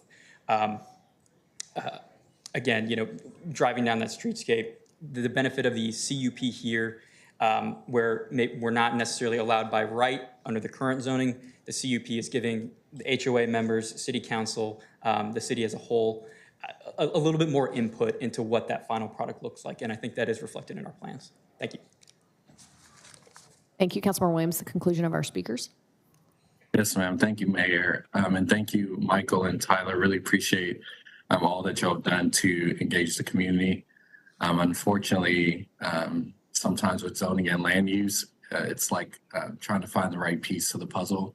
And in this particular case, I think the zoning for this parcel of land is actually right and what the neighborhoods want. Haley Carr represents many of the neighborhoods in the Chisholm Trail Ranch community, has submitted a letter in opposition, and other neighbors have concern that this isn't the right place, although the service is certainly needed. And even across the street where the future Target will be coming, they're currently moving dirt, and hopefully the store will be open soon. I think the community is much more open to that site. So please, I won't be supporting this. I won't deny it with prejudice, though, because I want y'all to engage our office and the community so we can find where your puzzle piece, which is really important to the kinds of services we need in our community, best fit along the Chisholm Trail corridor. So with that, I move to deny this zoning case. Got a motion, council? Got a motion and a second. Any other discussion? Please vote.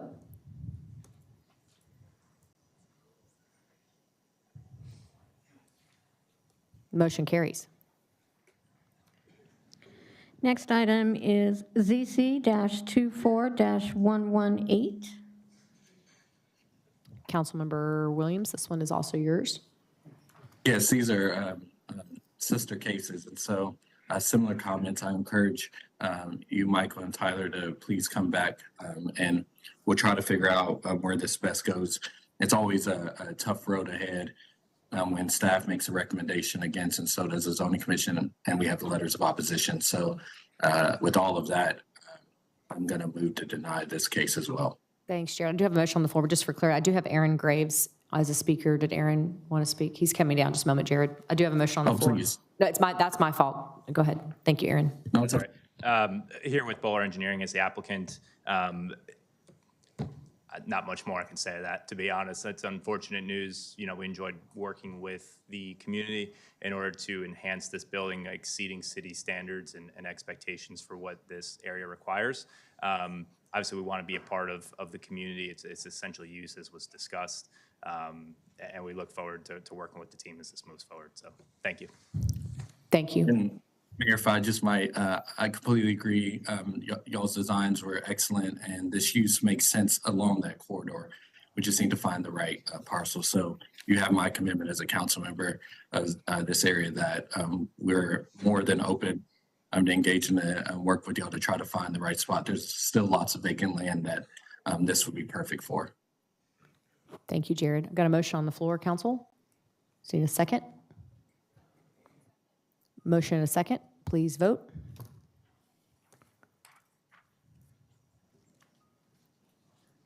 Motion carries. Next item is ZC-24-125. We have no speakers on this item. Councilmember Flores. Yes, Mayor, we're going to continue this case for 30 days. Got a motion to continue. Motion and a second. Please vote.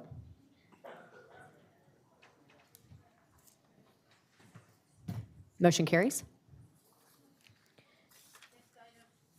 Next item is ZC-24-127. Councilmember Williams, this one's yours. Okay, I just want to make sure there wasn't any public comment. On this item, I just want to give you all a clarification on the council that this church is needing to go through this rezoning process so that they can get a digital sign. And so I'm going to approve this, but I do think it's worth us discussing because churches don't have a whole heck of a lot of money to pay for application fees through zoning process. And it seems like a simple fix, but I am not the expert when it comes to signs. So I would love for us to talk about this in a future work session about what this process actually looks like and if there's ways that we can streamline this so our nonprofits and faith-based organizations don't have to do these kinds of things. But with that, I move for approval. Got a motion and a second. Council, please vote.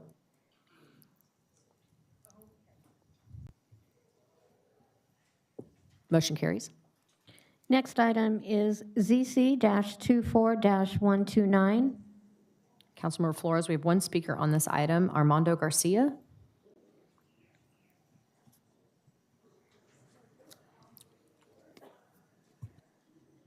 Good evening. Thanks, Mayor, council members.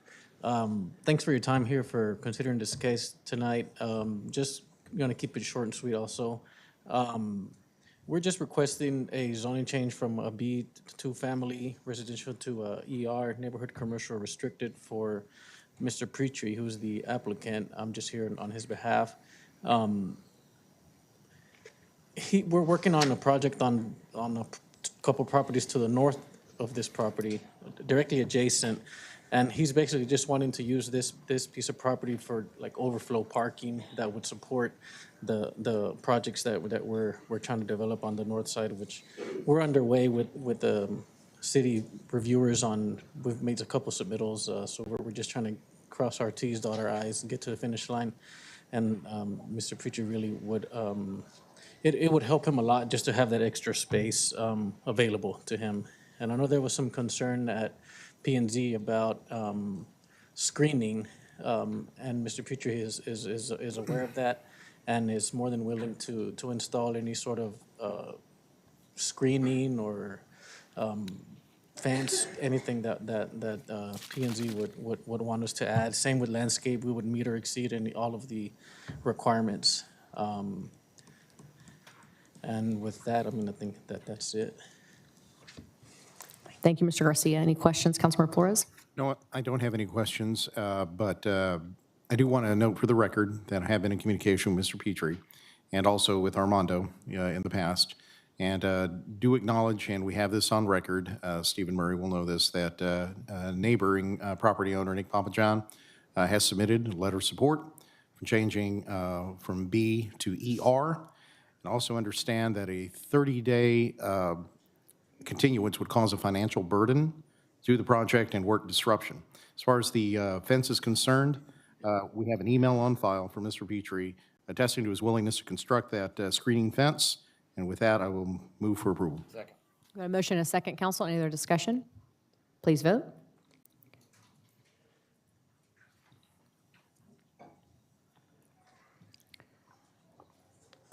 Motion carries.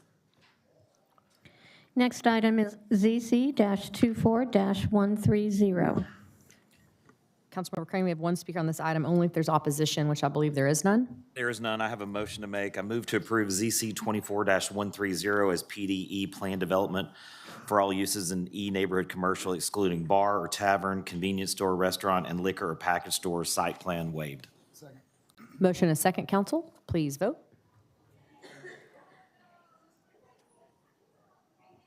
Motion carries. Next item is ZC-24-133. We have no speakers on this item. Councilmember Beck. Motion and a second. Please vote.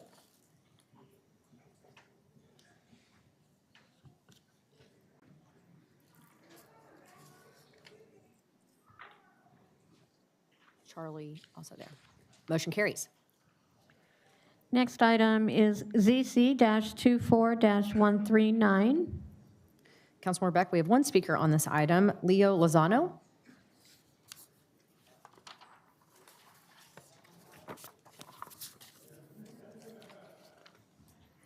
Good evening. My name is Leo Lozano. The property address is 14 Chase Court. I bought this property about 1.5 years ago with the intention of restoring the house and improving the property in general. It is estimated that no one has lived in this house for about 60 years. The property has been neglected and the house is in very poor condition. I have submitted 5 applications for certificates of appropriateness, COAs, with the Historic Commission. All 5 have been approved. One of the applications was to build a garage apartment behind the house. Again, this application has been approved by the Historic Commission. The construction of the garage apartment also requires a permit. I submitted all the required documents to the Development Department. My foundation and structural plans were approved. So are my mechanical, electrical, and plumbing plans. One obstacle remains before I could begin construction: zoning. In 2008, the zoning of this property was changed to Commercial E. As far as I know, there's never been a commercial business on this property. And if my neighbors had a say, there never will be. A zoning designation of Commercial E for this property does not make any sense. The property has a residence, and it is in a residential area. Having an apartment on the property will give me a place to live year-round while I continue the task of restoring the house at 14 Chase Court. Thank you. Councilmember Beck. You are absolutely correct. It does not make any sense that that was zoned E commercial, other than they went down the length of Hemp Hill and everything that was close to that street got rezoned. I look forward to seeing the work that you do to bring that grand old house back to life. So move to approve. I'm looking forward to it. It's going to be a challenge. Good luck. Motion and a second. Council, any other discussion? Please vote. Thank you. Motion carries. Next item is ZC-24-149. I'll take a motion on this item, council. Thank you. Motion and a second, council. Please vote.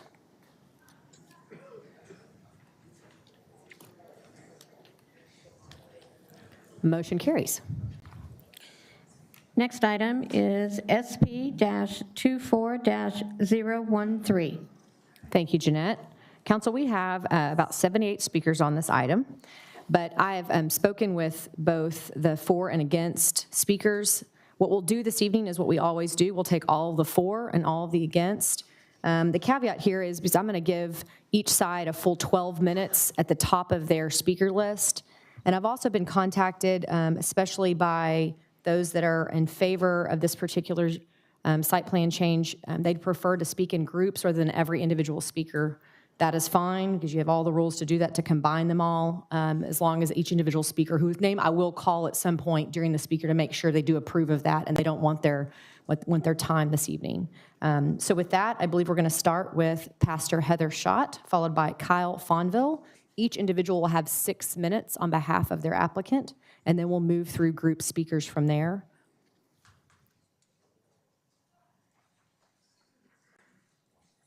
Good evening, Council. My name is Heather Schott. I'm the senior pastor of Mercy Culture Church and the founder of the Justice Reform, the organization that is building the Justice Residence. The Justice Residence will be a restoration home for discipling women rescued out of human trafficking. Why do we need the Justice Residences? Here are some stats for you. Dallas-Fort Worth region accounts for 35% of the state's commercial sexual exploitation cases, even though we only have 26% of the state's entire population. 7 out of 10 victims are female, and there are 6.3 million enforced commercial sexual exploitation in the U.S. Yet there are only 33 live-in programs specifically for human trafficking victims in the entire nation, offering a total of 682 beds. Survivors of human trafficking have an 80% chance of being re-victimized if they do not have a safe place to go. The lack of safe places for victims of human trafficking is one of the main reasons why we are losing the battle so badly to ending sex trafficking. The majority of women rescued have no place to go and end up back in bondage being re-trafficked. This is about the worst thing that can happen to a human soul because it kills all hope for freedom, hope for a real life, for a justice system, for humanity. They lose hope with no safe place to go, in which many stop trying to get free for this reason, because they are beaten to a half inch of their life upon returning back after a failed attempt of freedom, or worse. Their child or family member is raped, abused, or even killed in front of them. Their reality is being brutally raped multiple times every single day by multiple individuals. This is happening all around us right now. Women are being enslaved for sex. This is an injustice.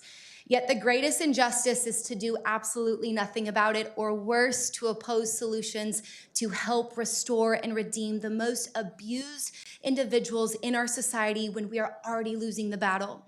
Those that have opposed us say they are for the rescuing and restoration of victims of human trafficking, yet they have spent their time and money fighting against us and not fighting the issue at hand, which is human trafficking. Action, not words, is what speaks truth. I was asked to bring clarity to these accusations tonight, even though I feel that these are opinions and not valid to our case, since we can legally build on our property, but I do want to help bring clarity for those that need it. I have heard accusation after accusation from the O&A of Oakhurst neighborhood that are lies to hurt our character and our efforts in order to feed their desires of having a neighborhood without a restoration home near it. I have been accused that we don't know what we're doing. Yet we have an entire program put together by trained professionals, including counselors, medical professionals, anti-human trafficking experts, pastors, and survivors. We have trained in the last 3 years 100 advocates so that every survivor has their own advocate. This has never been done before and is an incredible achievement. I've been accused that we have not brought in other professionals and organizations to learn nor hear from them, yet we have brought in 12 different organizations, including the NET, 821, Treasured Vessels, Bochi's Place, Unbound Now, Rescue Her, Traffic 911, Freedom Shield Foundation, Delivered Fund, Yaku Boyan's Ministries, Sarah Lynn Morgan with Homeland Security, Sheriff Wayburn, and others from the PD that have spoken into our church and organization whom has allowed us to pray over them and sow financially into many of them. I had a picture of all of the events that we had them out to. I'm not sure if the slides are working, but we have only fought for unity and to support other organizations in the city. Many of them are here in the room tonight or submitted letters in support of the Justice residents that could not be here. The Justice residents have been accused of causing more traffic. My colleagues will be responding to this concern due to time. The Justice residents has been accused that it will make our neighborhood unsafe. My colleagues will also be responding to this concern. The Justice residents has been accused of not being a church-related activity. My legal counsel will take a deep dive into this, but let me say for centuries, this is exactly what the church has done, like we heard earlier of another amazing church in the city, and should continue to do for all time. The Bible, the living word of God, says in Isaiah 61, verse 1 and 8, the Spirit of the Lord God is on me because the Lord has anointed me to preach good news to the poor. He has sent me to bind up the brokenhearted, to proclaim liberty to the captives and freedom to the prisoners. And it says this in verse 8, for I, the Lord, love justice. There's restoration home that will bind up the brokenhearted, be a place of liberty and freedom for the captives, and we'll have a chapel in the center of the building for worship and discipleship. This is clearly a church-related activity. God calls his people to bring justice because it pleases him. That's why this place is called the Justice Residence, because we are bringing biblical justice to please our God. Out of the 33 places of restoration in our nation, many are ran by Christians or churches. Two of the most successful centers restoring victims of trafficking are right in the city, like the Justice Residence will be. The first one that's been around for a long time is called the LA Dream Center, which is a church that oversees a large restoration home serving victims of human trafficking and a ministry for the homeless in downtown LA. It was established in 1994 and for 30 years has been transforming lives and serving the city of Los Angeles, California. The other one is New Life Church in Richmond, Virginia, that has multiple large restoration homes for men and women in the downtown area surrounded by neighborhoods, and was established in 1971, running for almost 54 years and serving Richmond, Virginia. Thank you, Pastor Schott. Our next speaker will be Kyle Fonville. Before Kyle gets started, is there anybody that's about to come in? I just want to make sure we allow them to do that. I know that you're kind of filling up here. Fire Marshal hasn't given me any. Okay, we're good? Okay. Kyle, the floor is yours.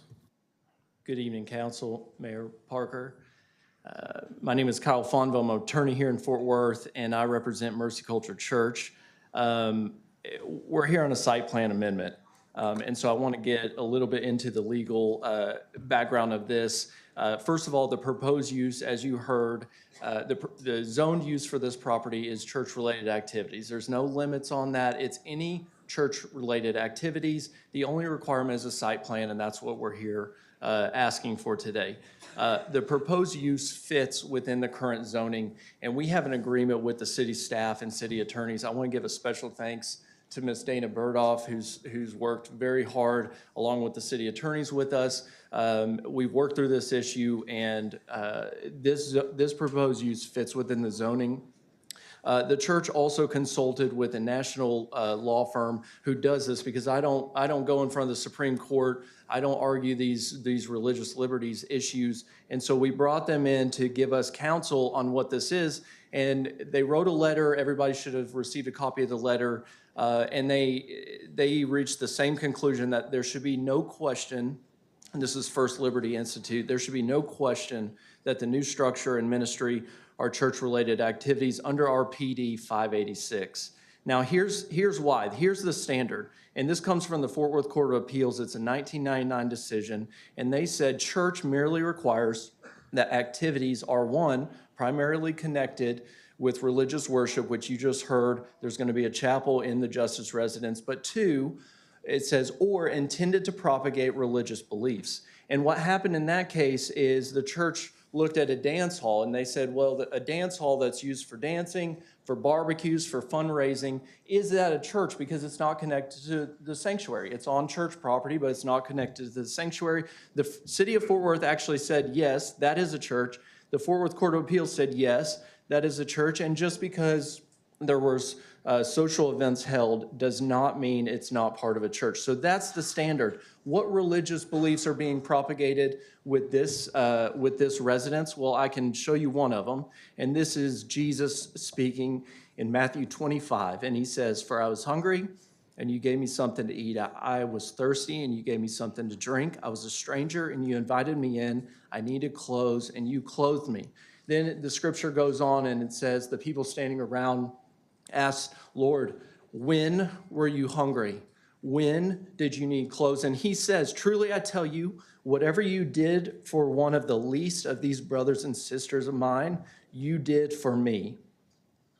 In Matthew 28, this is Jesus again speaking. He says, "Therefore go and make disciples of all nations, baptizing them in the name of the Father, the Son, and the Holy Spirit." So the religious beliefs that are going to be propagated with this facility is we are going to clothe, shelter, feed, and most importantly, disciple the very least of these sisters of Jesus Christ. This is absolutely 100% a church-related activity. And the reason I have to go through this, okay?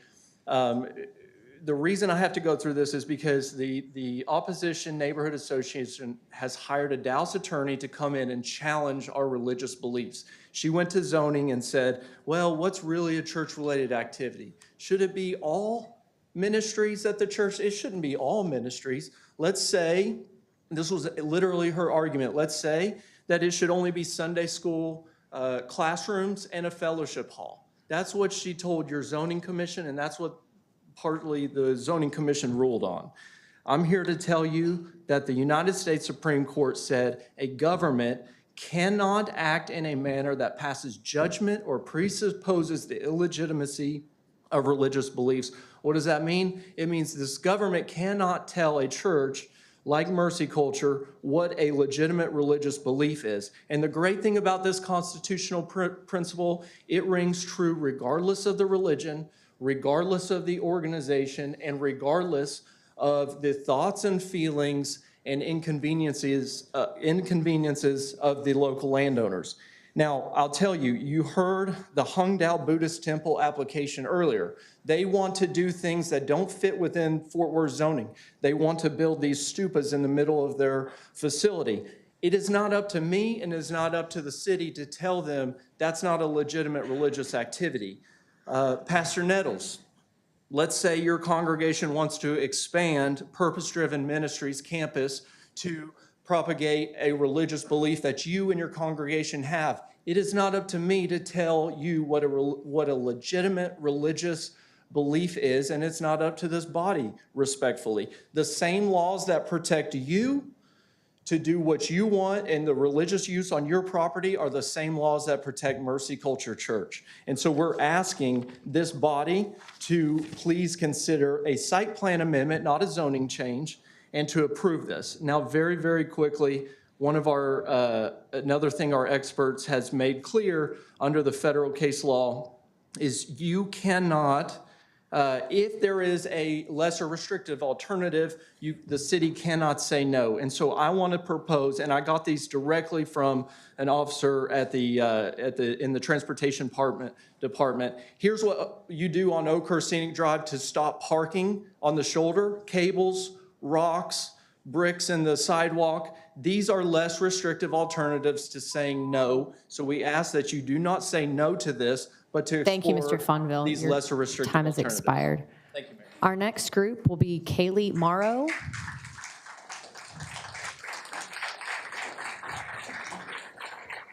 And I believe Ms. Morrow had a video to play. Is that correct? Yes. Okay. At the very end, I will cue the video of Okay. Sheriff. That'll give them a chance to get it ready. City Council, it's an honor to be before you today. My name is Kaylee Morrow. I'm the Director of the Justice Reform and a pastor at Mercy Culture Church. Tonight, I present to you 6,343 signatures signed in this petition for the Justice residence to be built. I'll hand them to the secretary right after I'm completing my speech. Hundreds of emails have been sent in. We have letters printed for you tonight to share their why for the Justice Residences. These letters are filled with doctors, educators, professionals from the anti-human trafficking industry, parents, victims, local business owners, every race, age, and background are in this stack asking for the Justice Residences to be built. 48 of those letters are of support from residents that live in Oakhurst neighborhood. I want to present to you the written statements of those who have come out to support this project tonight. These individuals have not only said, no, not in my city to the sex trafficking industry, but they're actually doing something to stop this injustice in the city of Fort Worth. The Justice Residence has been accused of causing more traffic. If you know about those who are being trafficked, you know that they own close to nothing to their name, nevertheless, a car. It's interesting that the neighborhood didn't pay a lawyer to stop the 400 units in a giant apartment building off of the main entrance of their neighborhood that has over 400 cars there. This is not about the traffic because we know that the Justice Residence is off a beaten path in the back corner of our property will not cause more traffic. The Justice Residence has also been accused that it will make the neighborhood unsafe. This statement goes to show how naive and uneducated we are about the injustice of human trafficking.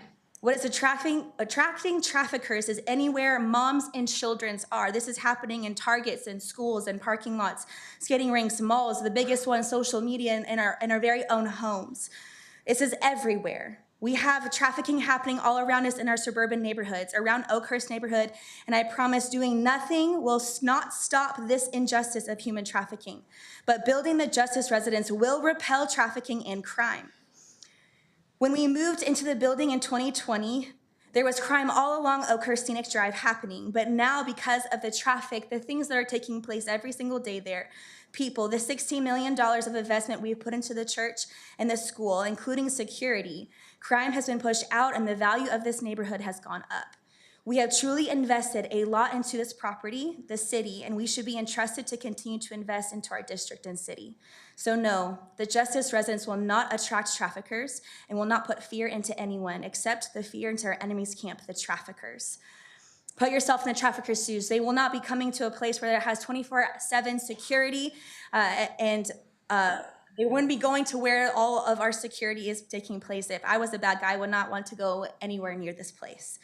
The accusations to saying that the PD does not support us, we have had many meetings with all of them, and I would love to share a letter of support from our very own Sheriff Wayburn, who is an expert in human trafficking, and his video of support. Greetings and Merry Christmas. Madam Mayor and City Council, I appreciate you receiving this communication. I'd prefer to be there in person, but however, I couldn't make that happen today. I do want to let you know I'm in full support of Mercy Culture and this center that they're building for human trafficking victims. I think it's something that the faith-based communities should be doing and do it better than government can. The scourge of the earth today in our society is human trafficking. And I believe that not only Fort Worth, but Tarrant counties are leaders in not only deterring it and stopping it and holding people accountable and rescuing victims, but I think this asset will help us continue to lead the nation in the fight against this modern day human slavery. I think what they're doing is noble. And for the last several years, every church that I've spoke at, which have been many, I have encouraged those churches to get off the bench and get in the game in regards to human trafficking. And Mercy Culture just simply stepped up to the plate and they are delivering. We have many, many fine organizations that are helping out in human trafficking. And it is my belief that these organizations will blend together, work together for the betterment of victims, and be able to bring more people out of that horrific slavery than before. It's a great asset, and I urge you to absolutely pass it. This also reminds me of the early 90s when mental health homes were blending into neighborhoods, and they had these adult mental health homes where several people were there, and people were very, very anxious about it and concerned about it. Well, that was 30 years ago, and they're working out just fine, as well as many, many foster group homes have blended into subdivisions all around Tarrant County, and they are good neighbors. And I think that will continue here. And I think Mercy Culture will be good neighbors to that neighborhood. Appreciate you listening to me. Thank you, and God bless.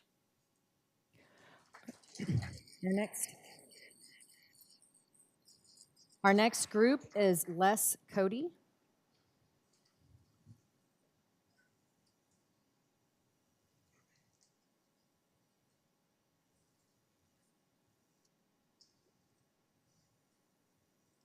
If you register to stand with attempts to appease the Oakhurst Neighborhood Association, I invite you to join me now. Good evening, members of the City Council, Madam Mayor. My name is Les Cody, and I serve as a pastor with Mercy Culture Church and as a board member of the Justice Reform. Thank you for the opportunity to address you this evening as I stand in full support of the construction of the Justice Residence. While I am deeply passionate about this issue, I am not here to re-argue the need for this facility. I'm here to address the ongoing objections of the Oakhurst Neighborhood Association and to outline our extensive yet unsuccessful efforts to address their concerns. For nearly 2 years, the Justice Reform has maintained an open line of communication with the ONA. We have worked tirelessly to educate Oakhurst residents on the merits, scope, security measures, aesthetics, and other details of this project.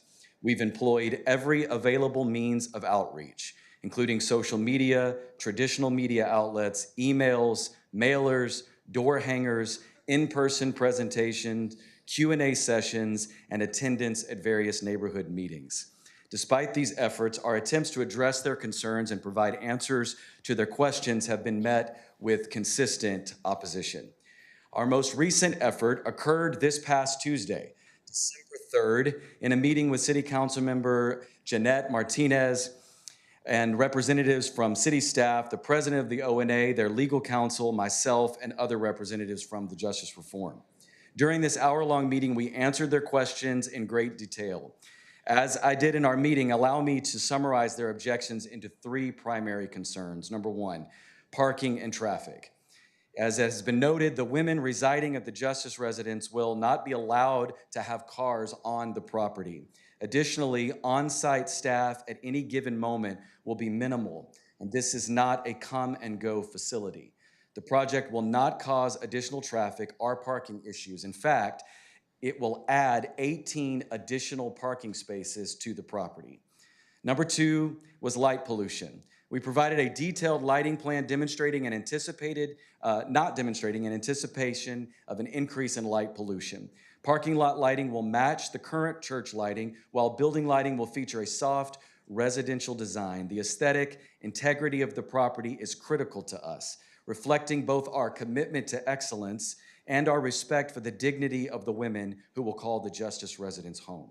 This facility will not only be impactful, but also a physically beautiful addition to our city.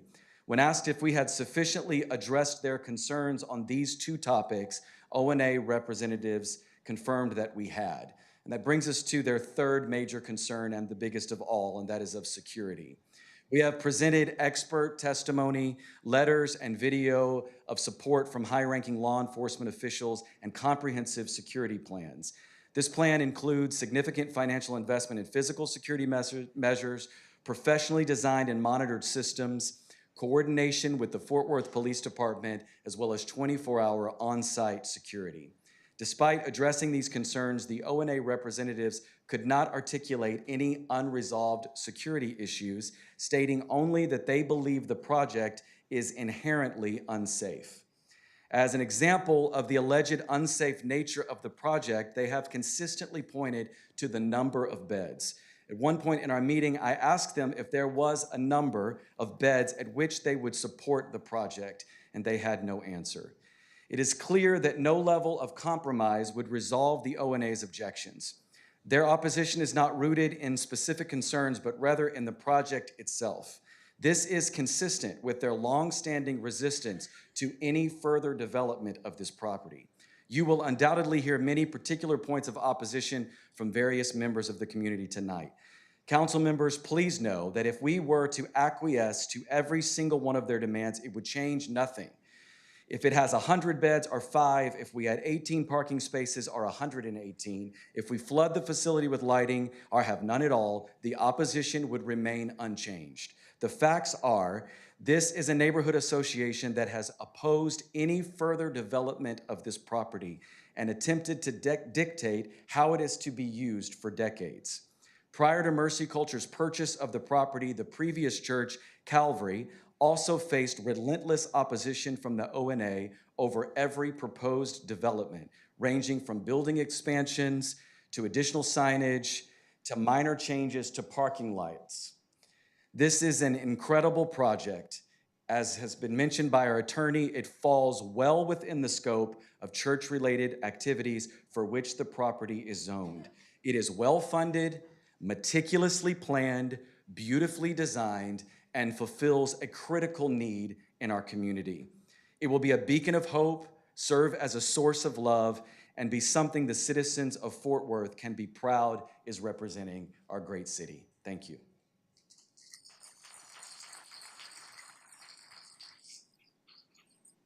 Our next group is Erica Cristinelli.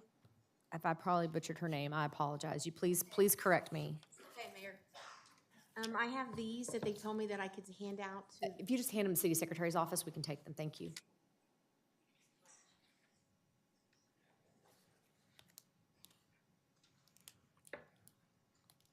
If you signed up to stand with a former abused, would you mind standing with me? Thank you.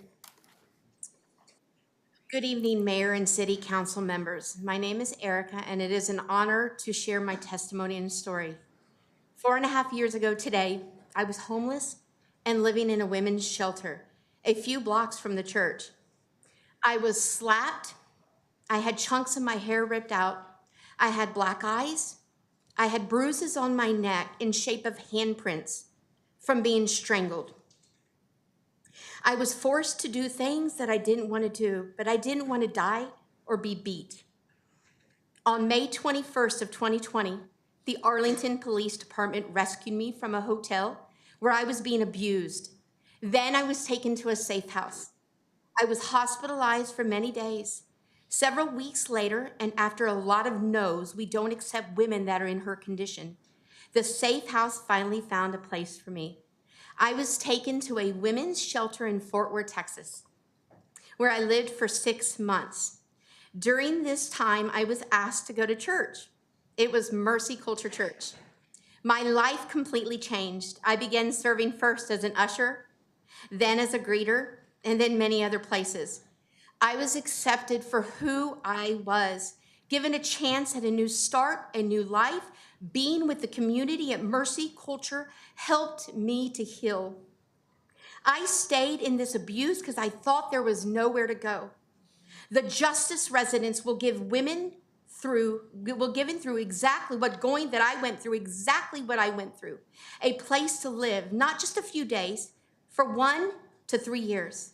I will be there to support, encourage, and love these women when they come in.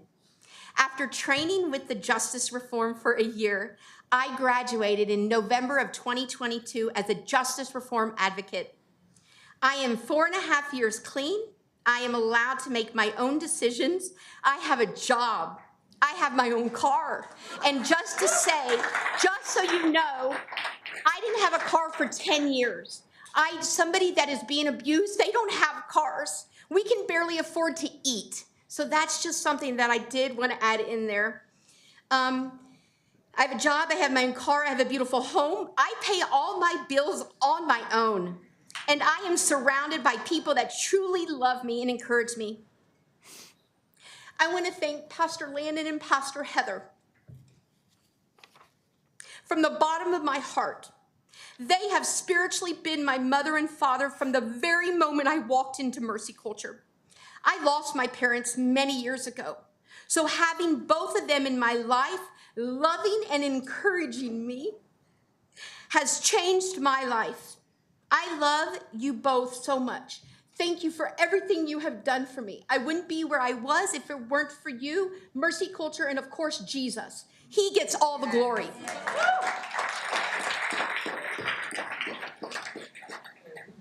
I live in freedom. Give other women a chance to live in freedom. Let the Justice residence be built. Thank you so much. It was an honor.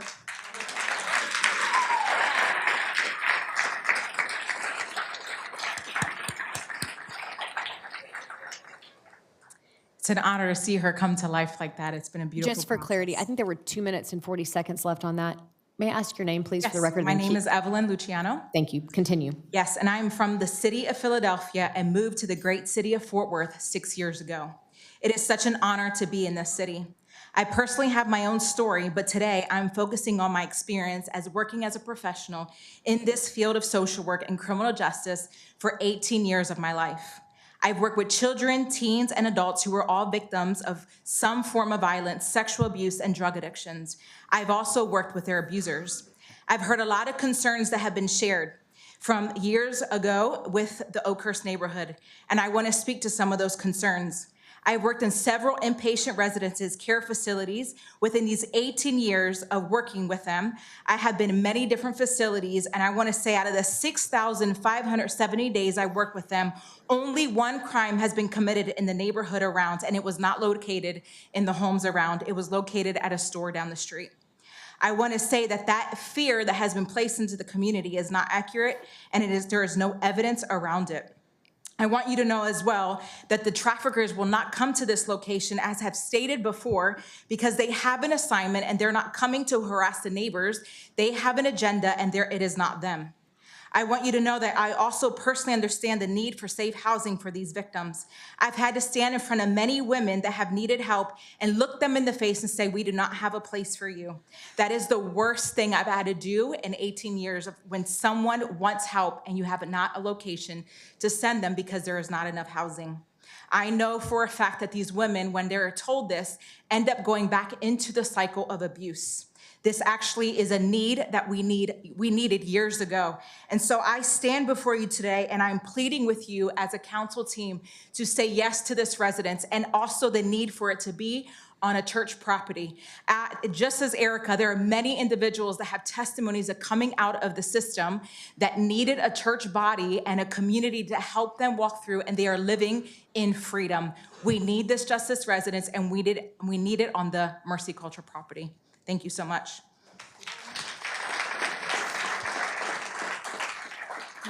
Our next group will be, 45 seconds left, please. Thank you. I'm Tessa Duke. I'm a survivor of human trafficking. It has happened to me 3 times from age 14 to 30. I felt alone and like I had no one to talk to and nowhere to go. After feeling like there was something wrong with me for most of my life, I actually learned from the justice reform that those who have been trafficked have a higher risk of being trafficked again. I never knew that, and it helped comfort me and set me free from lies I believed that it was always my fault. For years of my life, I wanted to die, and I had no community to pull me out of it. Jesus changed everything for me. Today, I'm a mom of 5 with my 6th grandbaby on the way. Thank you, God. Because of God restoring every area of my life, I'm able to help mentor many women and point them to Jesus. He restored everything. Being a part of Mercy Culture has changed my life. Thank you. Thank you very much for speaking. Our next group is Emmanuel Okada. Emmanuel. The next group after that will be Jasmine Wheeler's group.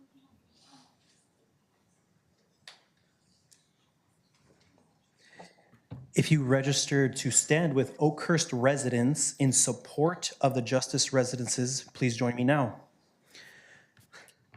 Before I start, Mayor Maddie Parker, City Council, we honor you.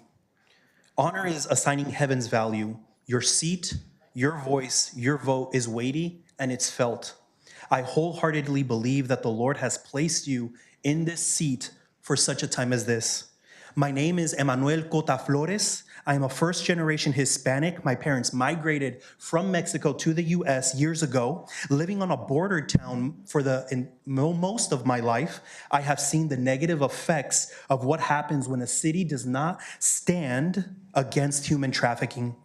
As a resident of the Oakhurst neighborhood, it is a 30-second drive from my house to Mercy Culture Church. I have never been late to an appointment across the town. I've never been stuck in traffic or missed tasks. Never once has my day-to-day life been affected by the events or gatherings that Mercy Culture holds. Both as a resident of Oakhurst and a Mercy Culture member, I can clearly see the misinformation that the Oakhurst neighborhood has received and now shared on their social media group pages. I've seen the fear spread and the lack of context given. The Justice Residences, they're not a halfway house. It's stabilization for the healing, restoration, equipping, and reintroducing women as successful citizens. It will not attract crime. You heard it. It will push crime away. Majority of the women rescued don't have vehicles. They can't own it. So the Justice Residences will not cause any further traffic. I want to make it perfectly clear that the Oakhurst Neighborhood Association does not speak nor represent all of Oakhurst. They are not the final say. They will communicate that there are many members that are not, they will communicate that many of their members are not against human trafficking, yet they do not support a building that will see victims of human trafficking restored? That doesn't make sense. I and many others that live in the neighborhood are in full support of the Justice Residences being built. We want to partner with you, Mayor Maddie Parker, with you, council members, and the city of Fort Worth to see the end of human trafficking in our city. I believe that Fort Worth will be a pioneer of how to push back against human trafficking. Scripture says a city built on a hill cannot be hidden. Neither do people light a lamp and put it under a bowl. Instead, they put it on the stand, and it gives light to everyone in the house. I believe that Fort Worth can be that city. Fort Worth can be the first in a new wave of rescue and restoration across the U.S. for victims of human trafficking. I now have a letter here from Dr. Kim Higgins. She could not be here tonight due to leg surgery. And this is what she wrote. I live less than 1 mile away from Mercy Culture Church. It would be an honor to partner with the Justice Reform to establish a healing sanctuary for human trafficking victims. Everyone wants to help, but no one wants it in their backyard. Guess what? It is in our backyard. I am more concerned about the traffic crime noise, which is accompanied by 500 apartments being built down the street, than a small amount of traffic that is in the care for 100 victims that it will bring.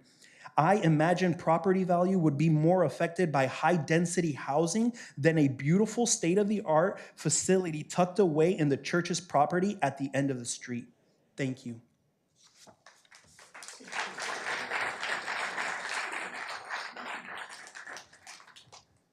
How you doing?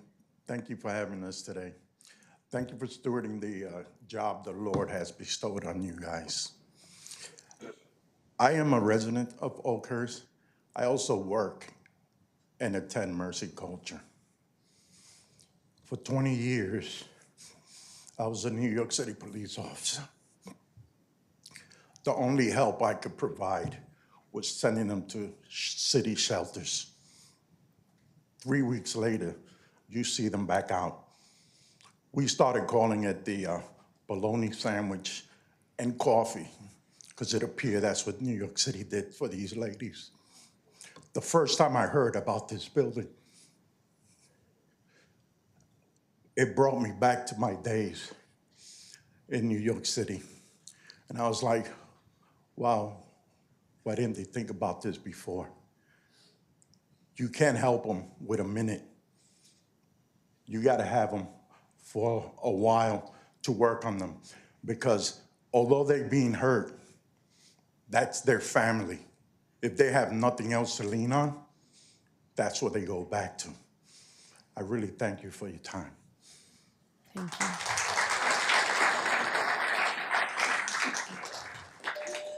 Hello, my name is Jose Manuel Covarrubias, and I am asking you for your support in building the Justice Residences. I was born and raised on the Mexican border and saw firsthand on the effects of the atrocity of human trafficking. There are a few things that are more frightening than a family member or friend that goes missing and knowing that you're more than likely never going to see them again. Even when they escape, the appropriate help is not available, and they are likely to go back into their situations or end up dead, and it would be foolish for us to not think that we have the same issue in Fort Worth. This is an opportunity for all of us to be a forerunner in the fight to save our mothers, our daughters, our sisters, and any child or woman enslaved. Thank you.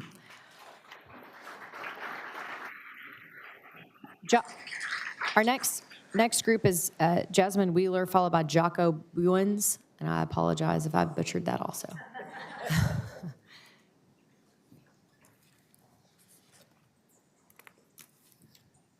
If you're registered to stand with the highlighting of the racial impact of trafficking, please join me now. Hello, City Council, Mayor Maddie Parker. My name is Jasmine Wheeler, and I've been a citizen of Fort Worth, Texas for 6 years. I currently stand on the North Central Texas HIV Planning Council and the Justice Reform Advisory Board, and it's an honor to serve our community. Any civic engagement is to be celebrated and honored. I'm not gonna lie, I have so much more respect for all of you after seeing how long you've been here today. I'm sure you're hungry, probably want some Doritos. I should have brought you something. Thank you for serving our city. But I just wanna say, any civic engagement, as you're doing, is celebrated, it's honored. But I imagine that you embarked on this journey because you've authentically wanted to make a difference in the city of Fort Worth and in our great nation. With that being said, Texas is currently the #1 state for sex trafficking. In a 2-year review of all suspected human trafficking incidents across the country, 94% of sex trafficking victims were female, 40% were Black, and 24% were Latinos. According to the Department of Justice, there are approximately 40.3 million victims of human trafficking, and of those, 24.18 million are minorities. Every single one of them is a daughter. Every single one of them has a name. Every single one of them is deserving of our fight for them. Despite the racial tension that has swept our nation, Fort Worth is thankfully a very diverse city, and we all want it to stay that way. That means we must fight for the victims of slavery today. And that means that when we fight for these victims, we are fighting for every race's dignity, honor, and freedom. As far as I'm concerned, this all boils down to one thing. Will you be known as a leader in our city who did everything in their power to end sex trafficking, or someone who refused to move the needle forward towards the ending of modern-day slavery in this generation and in our city? I'm here today to declare my support for the Justice Residences. Thank you.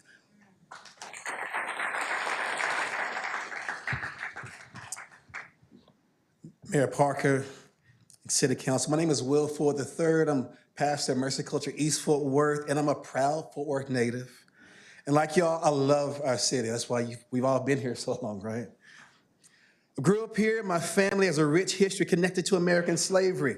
We have a 200-year-old kettle pot that's been passed down from generation to generation in my family, used by the slaves in my family. They used it for cooking. They used it for washing clothes, but secretly, they used it to muffle their voices in the prayer meetings that they had for freedom.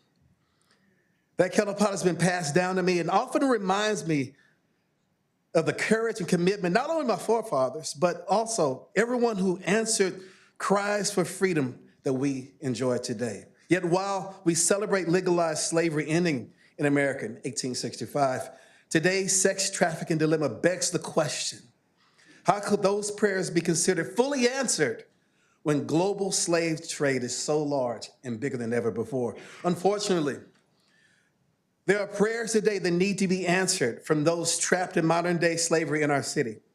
This is why I'm speaking to you regarding the Justice Residence in Fort Worth. That is going to be a safe place for victims of sex slavery and human trafficking. Globally, over 27 million people are still trafficked in sex slavery and human trafficking. We've already heard that in 2023, the state of Texas has over 300,000 that were trafficked, and 35% of those were just in the DFW area alone. And according to traffic911.com, Black children comprise 53%, listen, 53% of all juvenile prostitution arrests are African-American children, more than any other racial group. So there's another cry for freedom today. And the Justice Residence is being raised up to become an answer to prayers for freedom and restoration. I believe prayers that my ancestors prayed were not just for the ending of slavery in 1865, but for the ending of slavery here today as well. Will you not only join with their prayers, but also take decisive action for freedom today? Mayor Parker and the council, I believe this is a great opportunity for you to be part of making history and aiding and bringing an end to a prevalent catastrophe that is undermining our progress and destroying our communities. That's why I believe the Justice Residence is an answer to prayer. Our wonderful city could be a fort of worth that could house a place of refuge, that could bring restoration and healing to the lives of so many that have been swept up in this horrible injustice. Will you help? With your help, we can see the Justice Residence become a reality and a safe haven for so many trapped in modern slavery today. Winston Churchill said it like this. He said, "History will be kind to me, for I intend to write it." Together, let's write history together and be a catalyst for healing and transformation in our city. Thank you.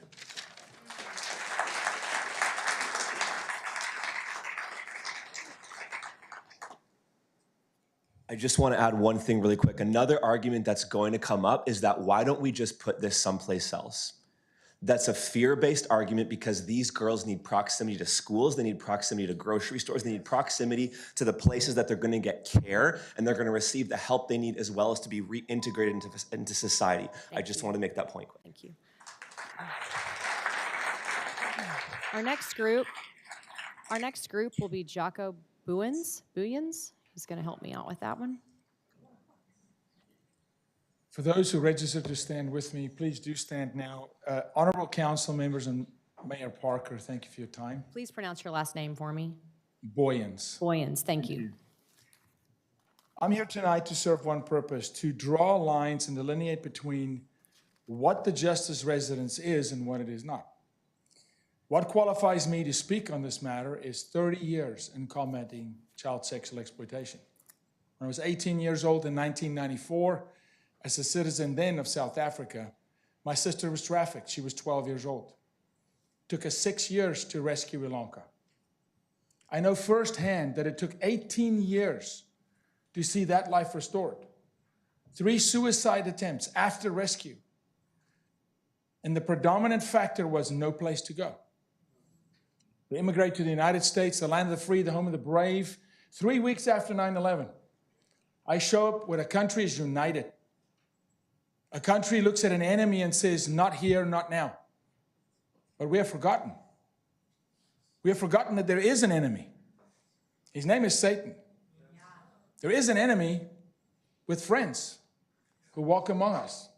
Today we have a plight called human trafficking with more slaves than ever before in history. I'm a proud American citizen. I love the city of Fort Worth. I'm here tonight because I'm hopeful that for once, after 30 years of fighting this fight, a city can set a stake in the ground for the world to see how you do this and how you do it right. I want to read you a quote from Ilanka, my sister, who could not be here tonight. As a trafficking survivor, I can personally testify to the profound importance of a faith-centered community in the journey towards healing. Healing begins with stability, a safe and nurturing environment when broken lives can begin to be rebuilt. You cannot heal without the community support. The Justice Residence is not a drop-in center.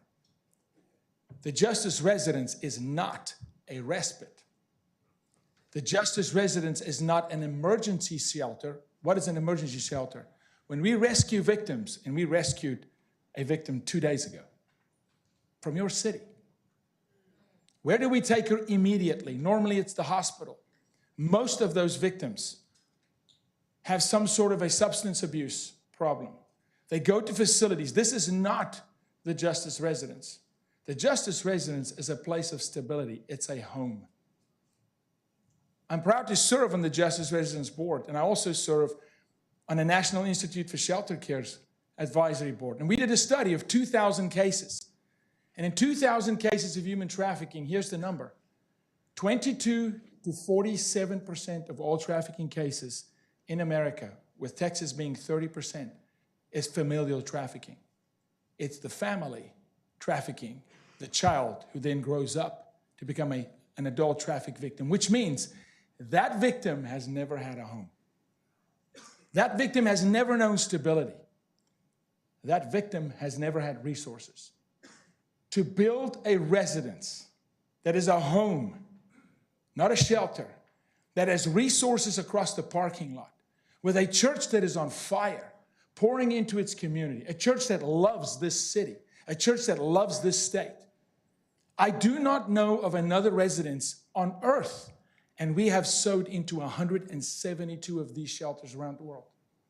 I do not know of another one on earth that has the amount of resources and the proximity to create a home. So I'm going to go silent for a couple seconds.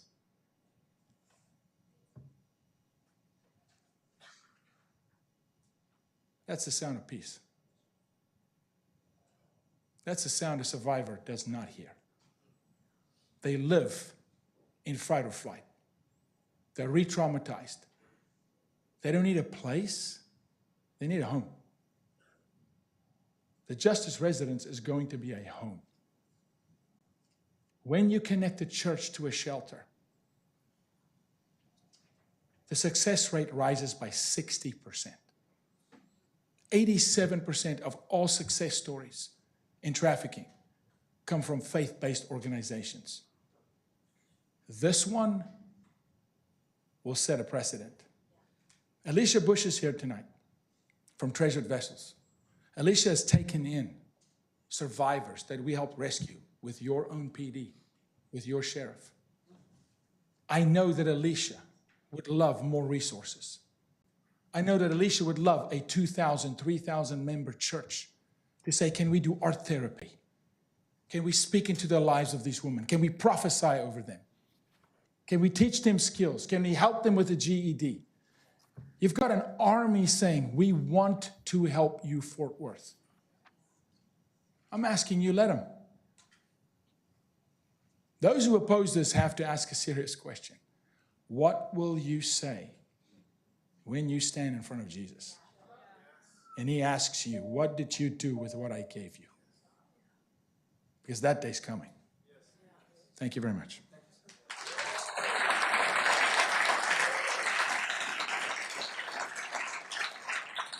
Our next group will be Sean Turner, followed by Chuck Reyes.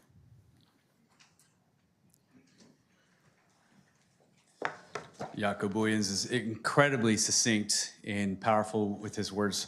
My name is Sean Turner. I'm a business owner. I'm a veteran. I'm a father. Our business, and I'm joined here with many other business owners and many in the overflow rooms and downstairs as well who are staying with me. Our business is incredibly involved here in Fort Worth. We're in a lot of the professional associations, and although we're licensed in 45 states, we have thousands and thousands of clients here in Fort Worth. And so I know that many of them, when I spoke with them today that I was coming, they were incredibly moved. And there's just trying to paint a picture that there's support outside this room. But the Justice Reform is not here asking for money. They're not here asking for anything other than a site change. That's very simple. And they're just asking for a place to create healing, hope, and restoration to occur. So I have two questions for you. If not now, then when? If not here, then where? If your daughter, sister, or friend were to find themselves in a situation needing services of the Justice Reform, you would be scouring the country to find a place to help them. To what lengths would you go to make sure that they were cared for, loved on, and restored? By this point, you've heard all sorts of the different accusations and objections that have been paraphrased by members of and supporters of the Justice Reform. Traffic being too high, yet there's massive apartment buildings that have been approved and constructed within half a mile. Where was the objections then? There was none.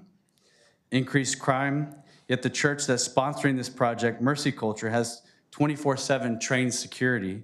On weekends, they have multiple police officers who can attest to the security provided by them and the church. The residents of Oakhurst have made it clear that they don't want this project in their backyard, yet they're the ones touting love is love from signs posted in their yard.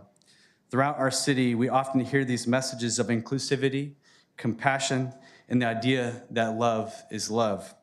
These are ideals that resonate deeply with many, but love, true love, isn't just a slogan or sentiment. It's an action. It's standing up for those who can't stand up for themselves.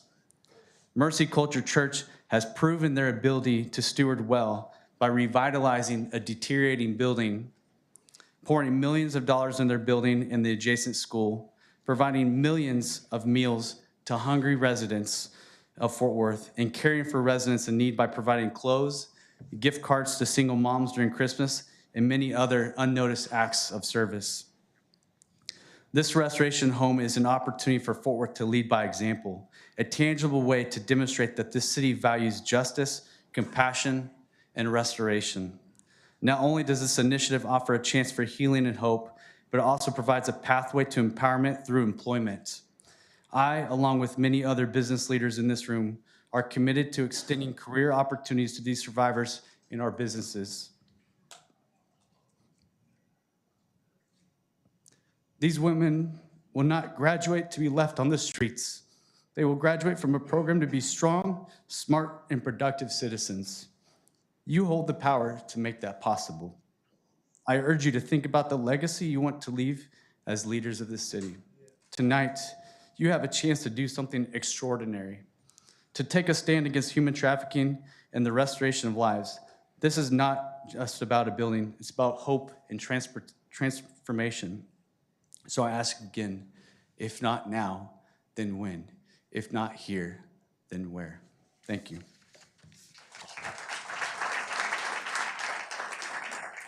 Hi, my name is Matt Albrecht. I own a restaurant business right here in Fort Worth. I employ around 100 people and serve 15,000 guests per week through my restaurant. I just share that context because I'm invested in this city. More importantly, I'm married to my wife, Michelle, and we have 5 sons ranging from 11 to 2, and I've lived in Fort Worth for over 5 years now. I love Fort Worth. I chose to raise my family in Fort Worth. And I'm invested, like I said, in this city, and I want it to thrive. I'm here in support of the building of the Justice Residences because I believe building these residences is a solution to a problem that has been in our backyard for far too long. As a citizen of Fort Worth, it would be wrong for me to idly sit by and not share my why. We're talking about building of a residence for women being rescued out of sex trafficking, women that are sold for sex multiple times a day, women that have experienced some of, if not the worst abuse, neglect, and atrocities that our society has outside of the womb. This is sick, this is pure evil, and the justice reform is trying to get these women a home so they can be truly rescued from this vicious cycle, not just taken off the streets for a few days. Anyone with an ounce of compassion understands the reality.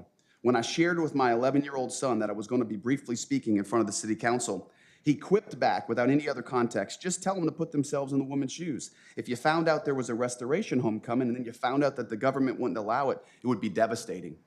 It's that simple. Put yourself in their shoes. Again, I love Fort Worth. Let's catch a vision. The idea of being able to build the first residence of its kind here in this great city is an honor and a privilege that I want our great city to champion, not waffle on because of some political pressure and certainly not some traffic concerns. This resistance this organization has endured because of what can only be seen as politics is unacceptable. You each were elected by citizens of Fort Worth to represent them. What are you going to do, right or wrong? You will be held accountable for your vote. We have a chance to do something really special here in Fort Worth and be an example to the whole state and nation. Of our time. Thank you. Our next speaker. Our next speaker is Chuck Reyes.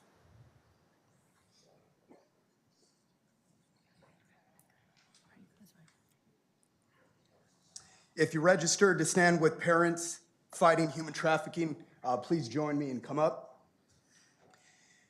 Good evening, Mayor Maddie Parker and members of City Council. Thank you for giving me the opportunity to speak this evening. It's an honor to be here with you and to work together to build this city of Fort Worth. My name is Chuck Reyes, and I'm a proud resident of Fort Worth. Standing beside me is my wife, my son, my beautiful daughter, Leah. As you know, Fort Worth in North Texas has had increases of sex trafficking crimes over the years and this year alone. One which I'm specifically reminded of. The case of Keith Sentmore. Maybe you know who he was. He was arrested and charged with child trafficking here in the city of Fort Worth. Police interviewed 16 possible victims before finding and rescuing the 16-year-old girl. As a father of my daughter, my baby girl, who's standing here beside me, I can't imagine what it would be like if my own daughter was that victim. I can't imagine her losing her innocence, being used, being raped, and taken advantage of.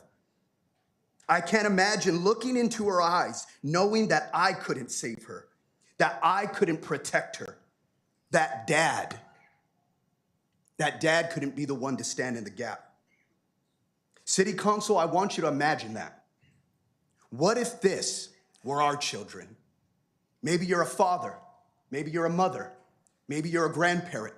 What if this was your child? Where would they go? Where would they turn to? And who would help them? Mayor Matty Parker and City Council, this is why we need the Justice Residents. This isn't for the justice reform. This isn't for Mercy Culture Church. This isn't for Heather or Landon Schott. This is for the lives of young women, victims, and those who have been raped, abused, and treated as nothing more than sex objects. This is not about anything but their lives. Together, and when I say together, not Mercy Culture Church and us, you, City Council, and us, your faith-based community here in the city, us together, we can partner to answer the cry of injustice. We can answer the cry that is in the streets. I applaud the efforts of Fort Worth. I applaud your efforts, City Council. Our community awareness programs and law enforcement initiatives, but there does remain a gap. Where do they go? Again, if this were your child, if that 16-year-old girl were your daughter, what would you do? Would you build a residence, or would you just pass it over? I urge this council to take action. Let's fight together for our city. Together, we can help survivors rebuild their future. So I thank you. Sincerely, I thank you. And I know and trust that we together will make this future better. Thank you.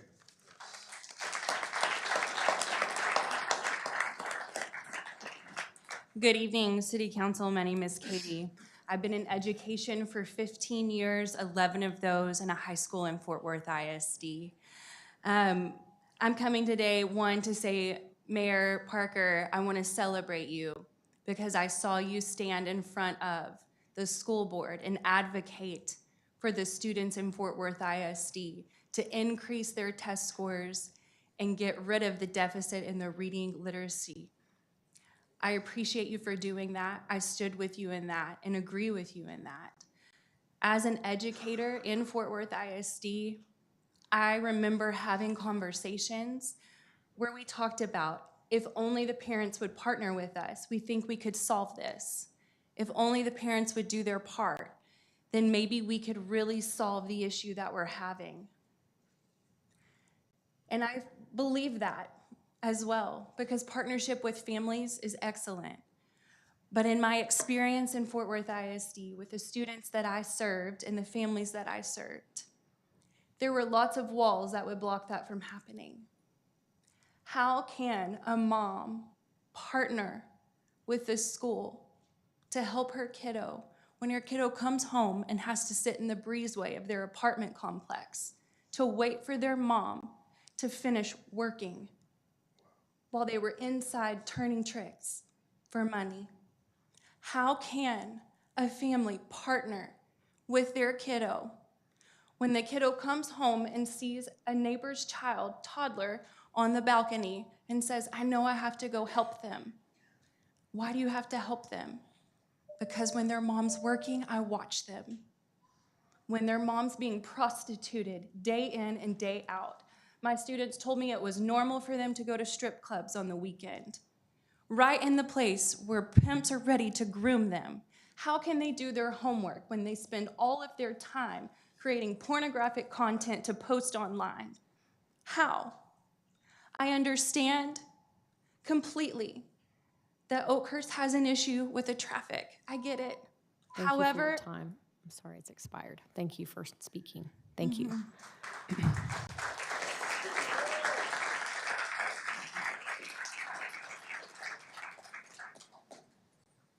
Okay, I think that's the last of group speakers. I'm going to go through this to make sure any individual that signed up has ceded their time to groups. I think that they have, but if that's going to change anything, I just need you to be vocal. And if somebody down in the basement area pipes up, we'll figure that out.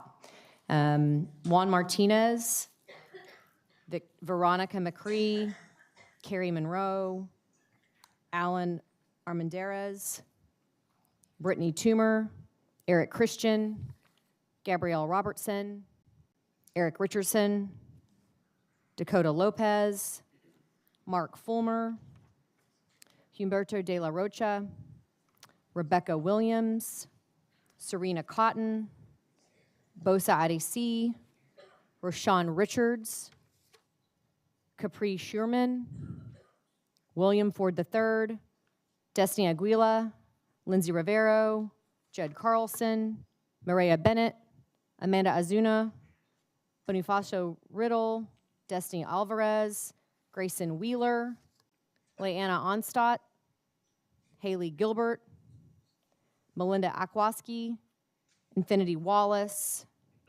Christopher Kima, Heather Schott, who already spoke, Kyle Fonville, who did speak, Les Cody on behalf of a group, Evelyn Luciano, Emmanuel Cotta, Christina Cotta, Austin Reyes, Jasmine Wheeler, who was on here on behalf of a group, William Ford, Sean Turner, Matt Albrecht, Melissa Sanchez, Chuck Reyes on behalf of a group, Vanessa Reyes, Katie Fonville,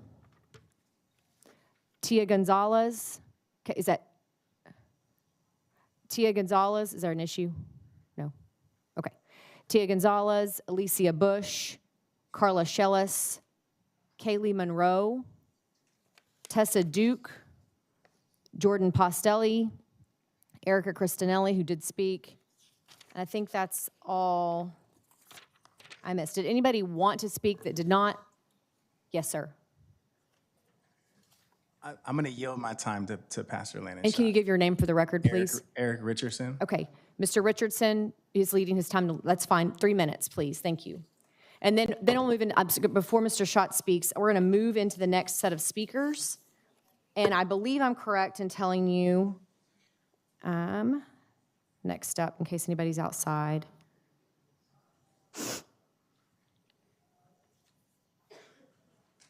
Well, I'll just let the Oakhurst neighborhood, whoever's that first 6 minutes that wants to speak first will be first. Thank you. Yes, ma'am. Were you one of the speakers that wanted to speak?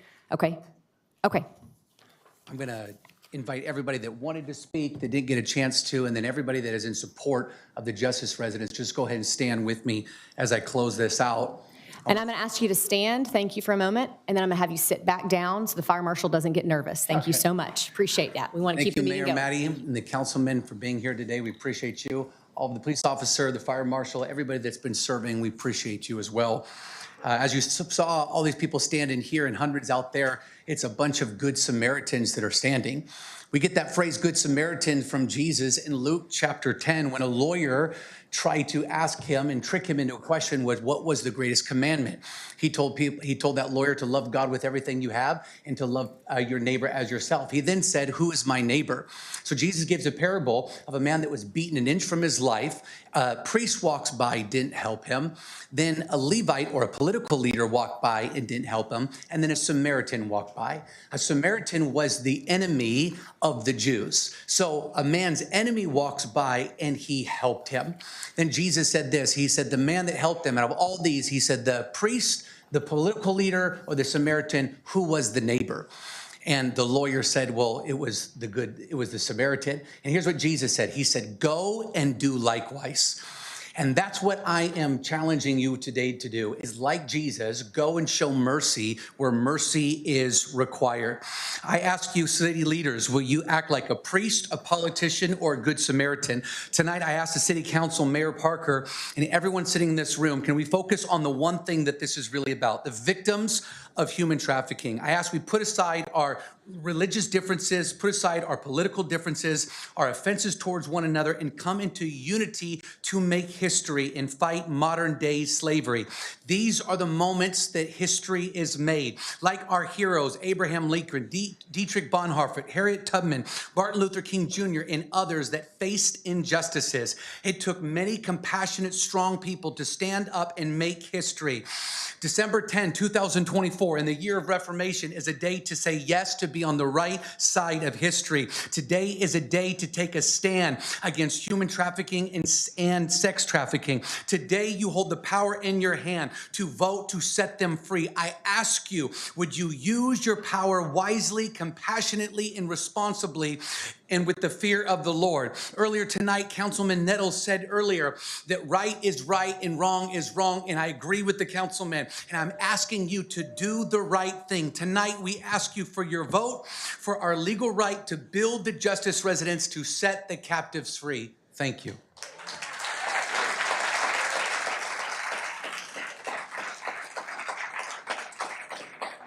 Just for clarity, did I miss a speaker over here? Were your name on the list? No, ma'am? You sure? Okay.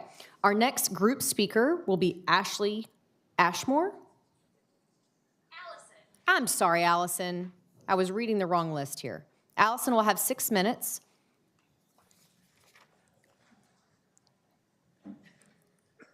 And then Allison, before you start, would you prefer the groups all go first and then we do individual speakers on behalf of Oakhurst, or do you care one way or the other? Yes, let's do groups go first and then the individual Perfect. speakers. You have 6 minutes. Thank you. Thank you, Mayor, and thank you, Council, for your time here this evening. I'm Allison Ashmore. I am the legal counsel that was hired by the Neighborhood Association Board to address the legality of this situation. And I want to be very clear. The site plan amendment application that was submitted on August 5th, 2024, that seeks to add a new structure on 12 acres of property, it's seeking approval to build a 45,000 square foot facility, a dormitory style house for up to 107 residents on a full-time basis.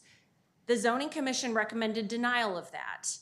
The issue is not whether providing assistance to survivors of human trafficking is a worthy cause. And this is not an attack on religious belief or practices. This is really not a question of that at all. You've heard argument that this long-term shelter is a church-related activity.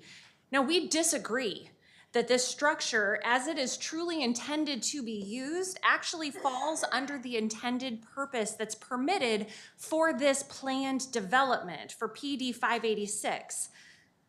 And we submitted a letter explaining why that is, and you all have that, and I don't need to repeat that for you here tonight. In there we say, not all possible activities must be permitted.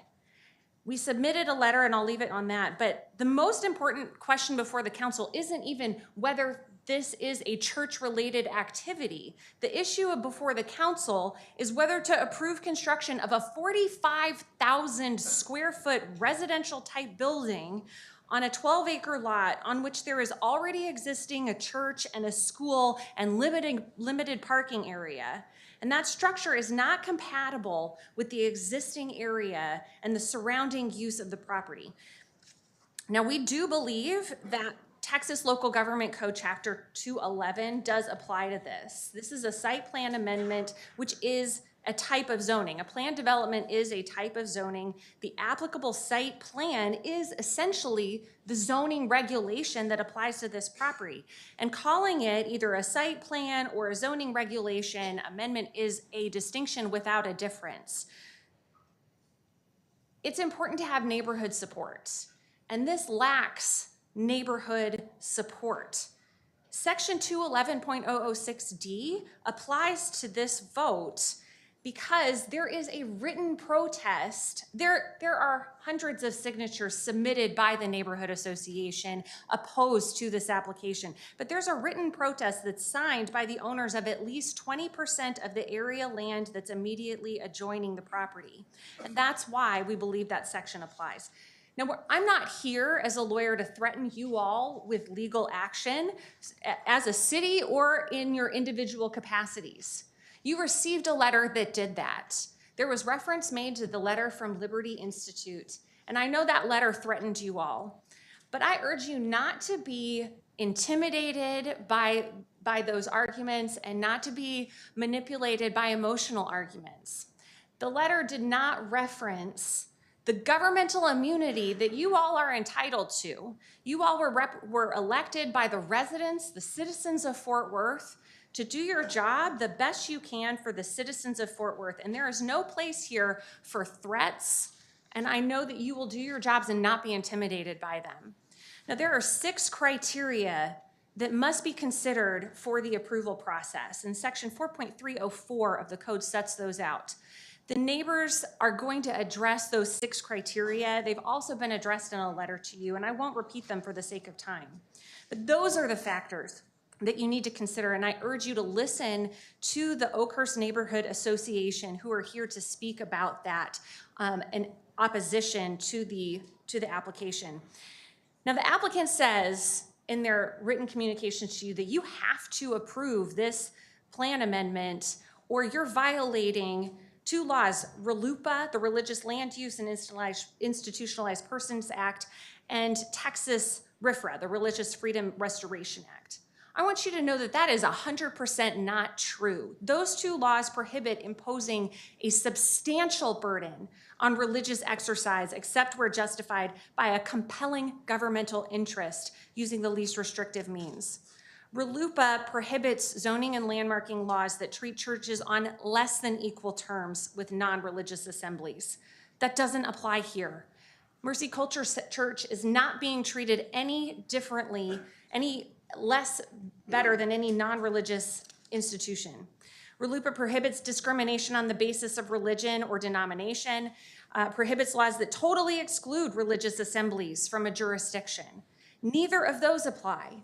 This zoning ordinance is not being implemented on the basis of religion. RLUIPA does not provide a blanket exception from local zoning laws, and the church is not immune from its religious conduct does not immunize it from governmental regulation. In fact, Mercy Culture cannot just build anything it wants because it is a religious organization. If it sought an 8-story office building, it would still have to follow zoning laws. Denying the application does not impose a substantial burden on the church. There's no evidence of any burden. Thank you. Thank you, Council. Our next group speaker will be Blaine Brewer. Blaine Brewer on behalf of a group. And the next group would be Sonali Barr. Hello, Council. Hello, Mayor Parker. I appreciate you having me here. My name is Blaine Brewer, and I'm here today to represent and with the Bluebird Avenue street, which begins just at the front door of the church, across a narrow 2-lane road, and then runs through the heart of our neighborhood. My home is located just a couple hundred feet from the front door of the church and a few hundred feet from the structure. Now, before I proceed, I want to acknowledge that there are wonderful people on both sides of this argument. I know that the Schatz have done a lot of work to build and to get this justice reform going. I know that a lot of the families that belong to the church and a lot of the families that belong to our neighborhood, I believe that they have these victims' best interests at heart. And I don't want to shy away. I think it's very important that we support that community. However, I think it's also important to address the concerns of the people who live in the neighborhood. As you've heard before, the Oakhurst Neighborhood Association, when we had a vote, unanimously opposed the church. Over the past several years, there's been a growing sense of unease among many of us as we've heard hateful rhetoric coming from the church. The shirts that they're wearing tonight, we care more about trafficking than we do about traffic. That's kind of the tone that we've received from the church the last couple of years. I know that they're just trying to, bolster their argument, but I personally have wonderful neighbors. They've called us witches, warlocks, demons, and whatever else. I haven't met a witch or a warlock or a demon. One of my neighbors is kind of unfriendly, but she's just grumpy. The people across the street from me are actually Mercy Culture members. They're very warm people. They wave every single time they see me. Their kids have played with my kids in the front yard. They're absolutely wonderful people. And if the rest of the church is representative of the people that live across the street, then I know that the church has wonderful membership. We are not enemies. This has been a very divisive argument, a very divisive topic, but we are not enemies. We can exist, and we can coexist peacefully. The reason that we oppose the proposed building is not because we are devils and demons.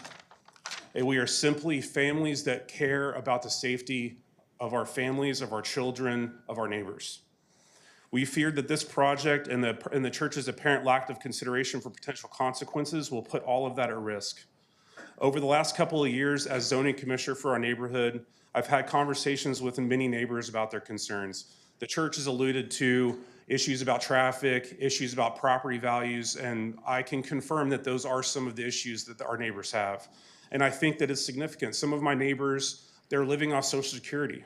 The only value they have, the only thing of value that they have is their home, and they're worried about the equity in their homes falling. The church argued that the prices have gone up ever since the church came in. Well, the prices have gone up everywhere, so not just by the church. And we're not sure how it's going to affect property values, but my argument is that it's going to negatively impact them. Others are worried about extra traffic, parking spots. I think those are legitimate concerns, but it's not what I'm arguing about. By far, for me, the most consistent concern I heard from my neighbors, and my primary concern is safety. Safety is my top priority, and it's the reason I feel so strongly about opposing this. The councilman from District 4 made a comment earlier about not in my backyard. He thinks it's refreshing not to hear that. I'm not saying not in my backyard. I'm saying not in any backyard. I would come in here and I would argue just like this if it was any one of your districts, because I don't think that this center should be adjacent to a neighborhood, adjacent to families. This is a very real concern that could have a lasting impact on our neighborhood, on our city.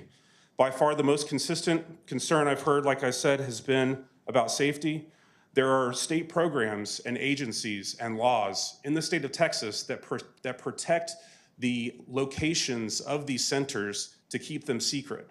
There's a reason for that. These centers get infiltrated by the traffickers looking for their victims, looking for their property, and it's something that we need to worry about. The church has made an argument that they put up security lighting, that they put up a fence.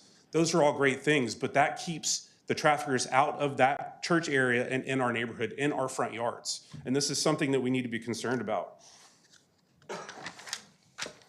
While the church has added the security fencing and the lights, there is a lack of consideration about the surrounding community. I think that's deeply concerning. As a father, my number one priority is to protect my children and protect the children in the neighborhoods that are in our neighborhood and the families that live around me, but obviously primarily my children. I worry every day about whether kids will be safe to play in our front yard as it is. We've got people that drive by quickly. It's been an issue. There's been no abductions in our neighborhood, thankfully. But I feel nervous about letting my kids play in the front yard, about riding their bike down the street. But a center like this, all the families that live in our neighborhood are going to be living with constant fear that something is going to happen to their children. They won't even allow our kids to be kids in our neighborhood. Our community will be left feeling vulnerable in the very place that they should feel like sanctuary. People will no longer feel safe in their own homes, knowing that the risks have been pushed from the center with security lighting and fencing into our neighborhood.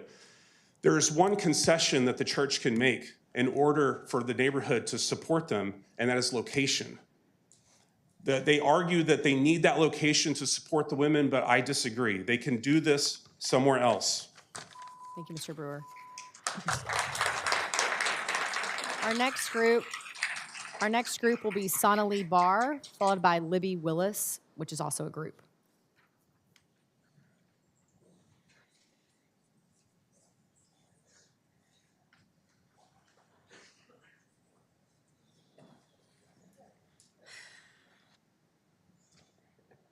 Hello, everyone. My name is Sonali Barr, and I was a lot less pregnant when I got here today. I'm also first generation Latina, if that is relevant. I am here speaking on behalf of residents of West Lotus Avenue, the closest street to the proposed facility. Fort Worth holds a special place in my heart, and I am deeply committed to this city. It's a city that welcomes with warmth and authenticity, and no neighborhood embodies that spirit better than Oakhurst. As you can see, I'm expecting a baby girl, and I can't not think of a better place to raise her than Oakhurst. A modest community of thoughtful neighbors with an enduring 100-year history. My family hopes to make this neighborhood our home for decades to come, but today I stand before you with a deep sense of concern and a plea for your help. Standing here tonight is not something I take lightly. Earlier this year, I experienced the heartbreaking loss of my only sibling due to the devastating cycle of substance abuse and its far-reaching impacts. A tragedy that underscores the importance of creating safe and healing spaces for those in need. If the proposed facility were being built in an appropriate location with discretion and without a public marketing campaign that jeopardizes the safety of survivors and neighbors alike, it would have my full support. None of us are refuting the importance of this cause. I've met several of you through my work in commercial construction and development. Through this work, I know firsthand how critical it is to earn the trust and support of the community for a project of this scale and significance. Despite what you've heard tonight, the applicant has chosen not to engage meaningfully with our community. I have been very surprised by the statements that they've made because it has not been my experience interacting with them. They refuse to acknowledge the glaring location and scale issues that have a very real public safety impact on area residents. The outcome of tonight's decision extends far beyond our neighborhood. It has implications for all single-family zoning in Fort Worth moving forward. It could set a concerning precedent, creating uncertainty about the safety and stability of neighborhoods where families choose to live and grow. If the applicant is permitted to build anything on their property without regard for its impact on the surrounding area, it undermines the very purpose of zoning regulations. Oakhurst residents deserve the right to protect our community and our children. We love our neighborhood and cherish the safety and peace we feel as we walk along its historic blocks. I imagine the applicant's congregation values these same qualities in the neighborhoods they return to after church services, the large majority of which are not in Oakhurst or the surrounding areas. This is a community that looks out for each other's safety and well-being, and that is exactly what we are here to do tonight. We deserve to have our voices heard without being bullied into submission. I want to share a few points from my neighbors on West Lotus. Public safety. The applicants cite the high security fence, 24/7 surveillance, and flood lighting as key safety features. But these requirements implicitly acknowledge the potential for a significant threat. Predators seeking to recapture victims is a known issue for safe houses, especially when facility details are widely publicized, as in this case. Lack of buffer. Many of our homes are less than a football field's distance from the proposed site on the outside of the high security fence. How should I feel walking alone in my neighborhood with my baby if this becomes reality? Property values. As Blaine alluded to, many of our older neighbors have invested their life savings into their homes and are depending on the stable property values for retirement. Fear, uncertainty, and safety significantly influence housing market sentiment. Facility scale. The applicant cites no evidence to justify a 100-bed facility, a size that goes against expert recommendations, further jeopardizing residents and neighbors. Challenges if survivors choose to leave. What happens if they decide to leave the applicant's care? This is a large facility, and if you have any experience with substance abuse, you know how powerful the pull can be, despite the most well-meaning support and regardless of the possible trauma and suffering downstream. Proximity to I-35. As a major human trafficking corridor, I-35 poses a significant risk to survivors who choose to leave the facility. There's limited access to roads. The property location forces all traffic to flow solely through Oakhurst Scenic with no alternative routes for ingress or egress. And density. Church services and events already cause severe traffic congestion on Oakhurst Scenic, blocking the route and forcing detours. This becomes critical in emergencies, as emergency vehicles may struggle to access homes. The applicant refuses to consider alternate locations, they refuse to work with experts, and they refuse to listen to legitimate concerns. There are so many practical reasons that this facility does not make sense in this location. How will this unwillingness manifest in the day-to-day operations of running a facility like this one? The applicant has not made a good faith effort to listen to our community and respond earnestly, again, despite what you've heard today, and again, it has been shocking to hear their interpretation of what has occurred. Neighbors who previously felt secure are extremely worried for the safety of their children playing outside due to the hateful rhetoric the shots have used against our neighborhood. They use their national platform to amplify a dehumanizing message against us. And this disproportionate response to our sincere safety concerns has been a significant stress on our community. If you are driven by faith, I ask you to consider, what if God has more to say than what mercy culture leaders are willing to listen to? Councilmen and women, I hope that you can hear how deeply we care. While the applicant attempts to paint us as villains, the reality is that we are mothers and fathers, friends and advocates. We come from all different walks of life, but we are rooted together through a community that we love. Please help us to protect our children, our homes, and our safety. Thank you for your time and consideration. Thank you.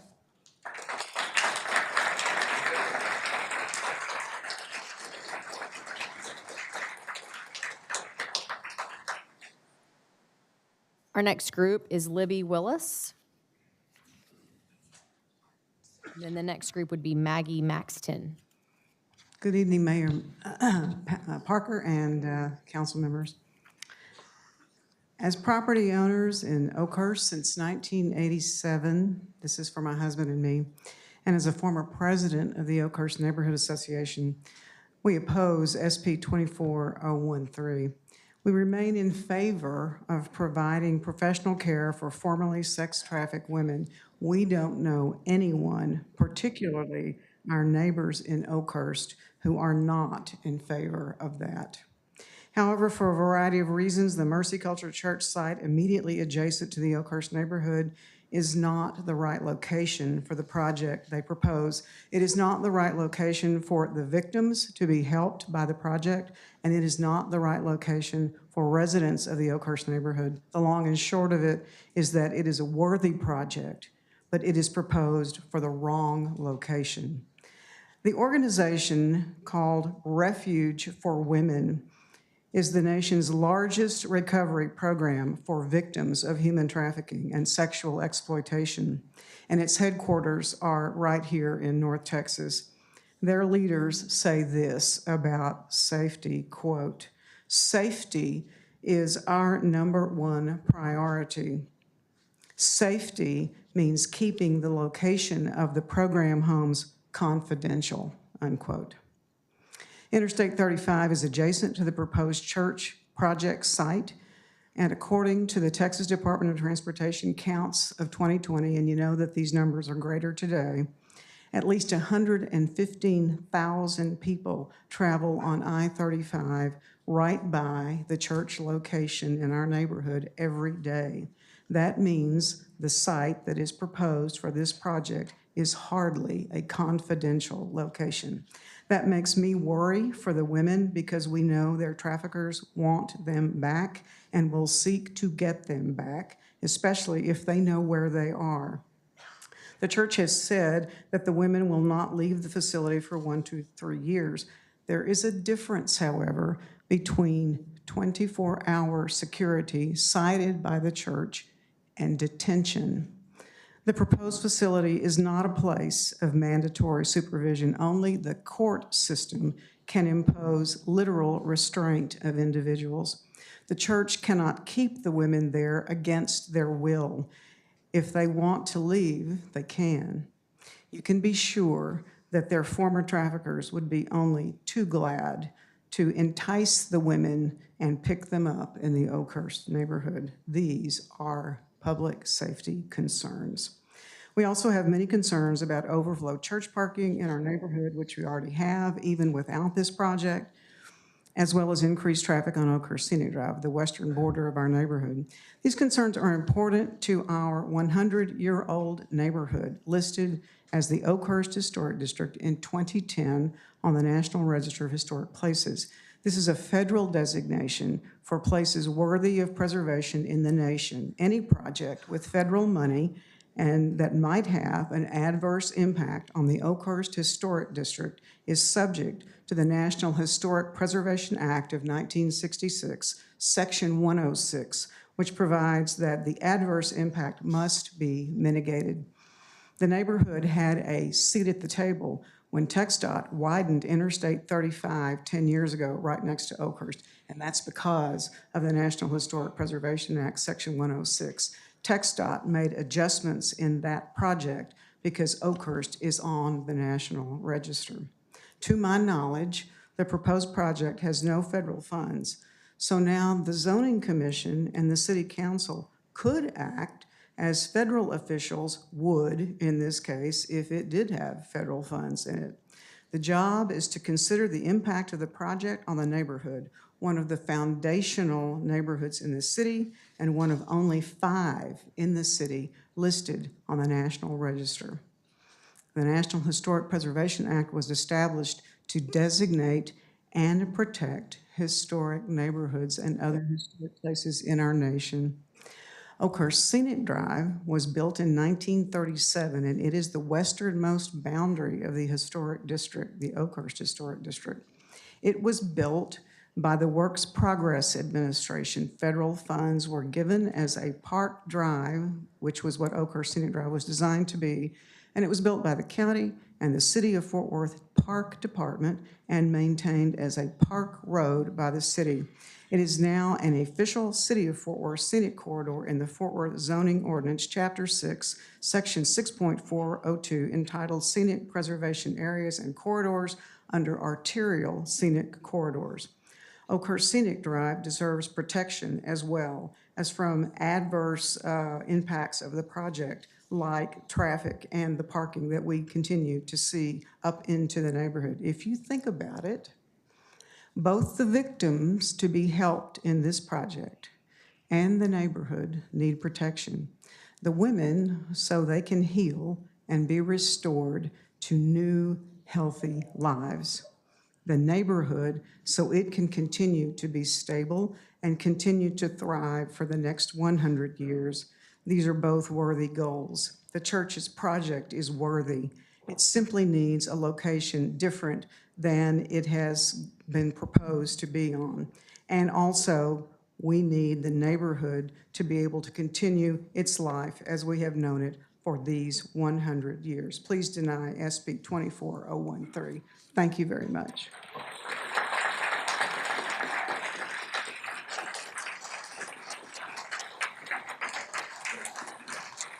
Our next group is Maggie Maxton, followed by Allison Ashmore's group.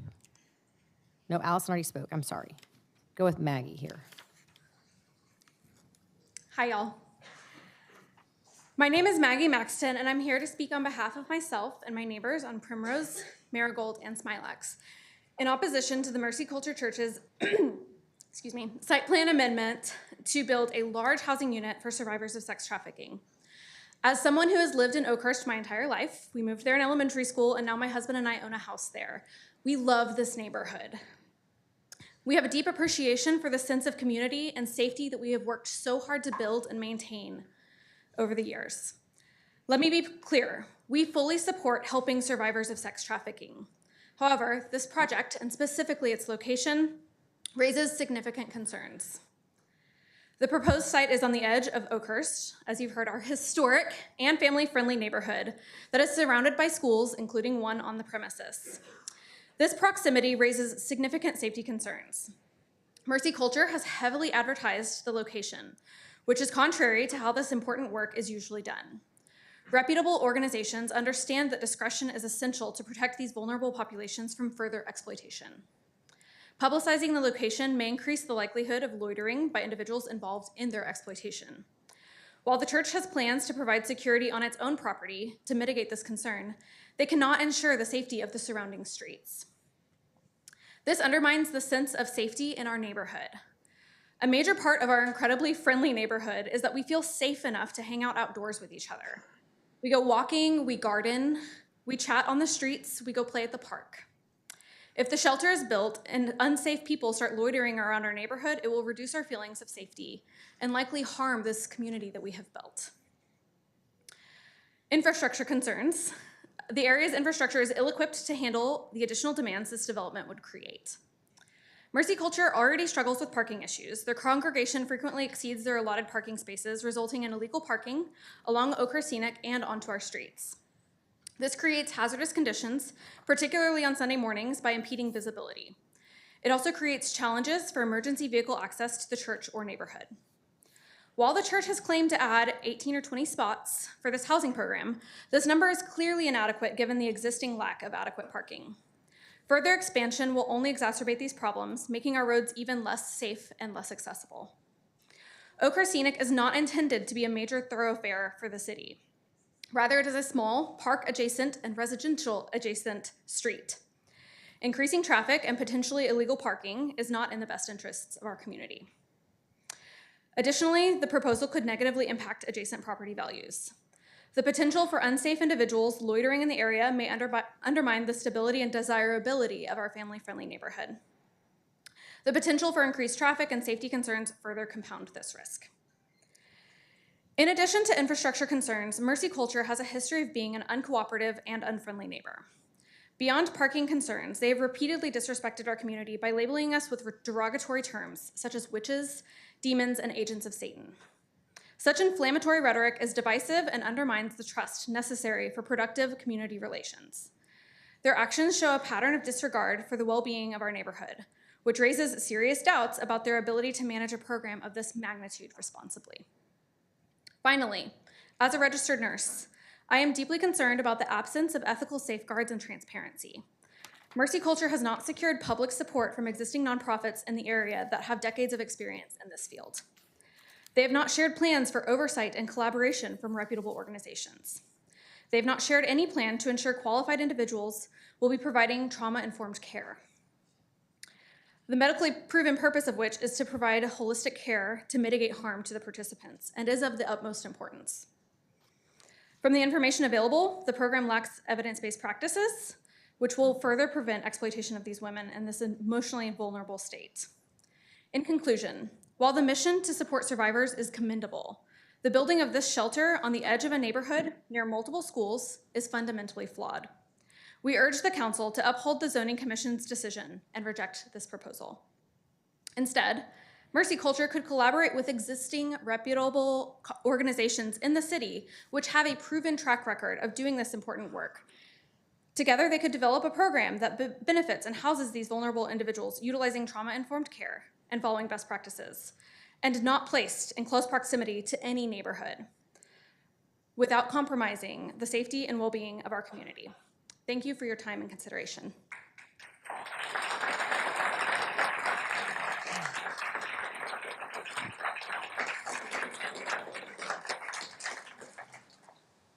Request of the Oakhurst neighborhood, Catherine Bauer will be last. I'm going to move to, her group will be last. I'm going to move to individual speakers. The first. Hold on, Rick, just a second. I believe you, I'm just tired. Let me make sure. You do, Rick, you're next, and then we'll move. The next individual speaker will be Kelly McCormick. Rick Herring on behalf of a group, thank you. Thank you. I didn't mean to speak out of turn. I appreciate it. Keep me on track. But I think I have 10 or 11 people, and they're welcome to come down. And if Eric Jones is here, come on down with us, Eric. But good evening, Mayor Parker, city council members, city staff, and a special shout out to my own council member, Jeanette Martinez. There she is. Rick Herring from Riverside. Thanks for having me. By the way, I want to make it clear so everybody knows, Riverside and Oakhurst residents vigorously opposed all the apartments that overtook the most beautiful bluff above the Trinity River in Fort Worth. So to say we did not is completely false.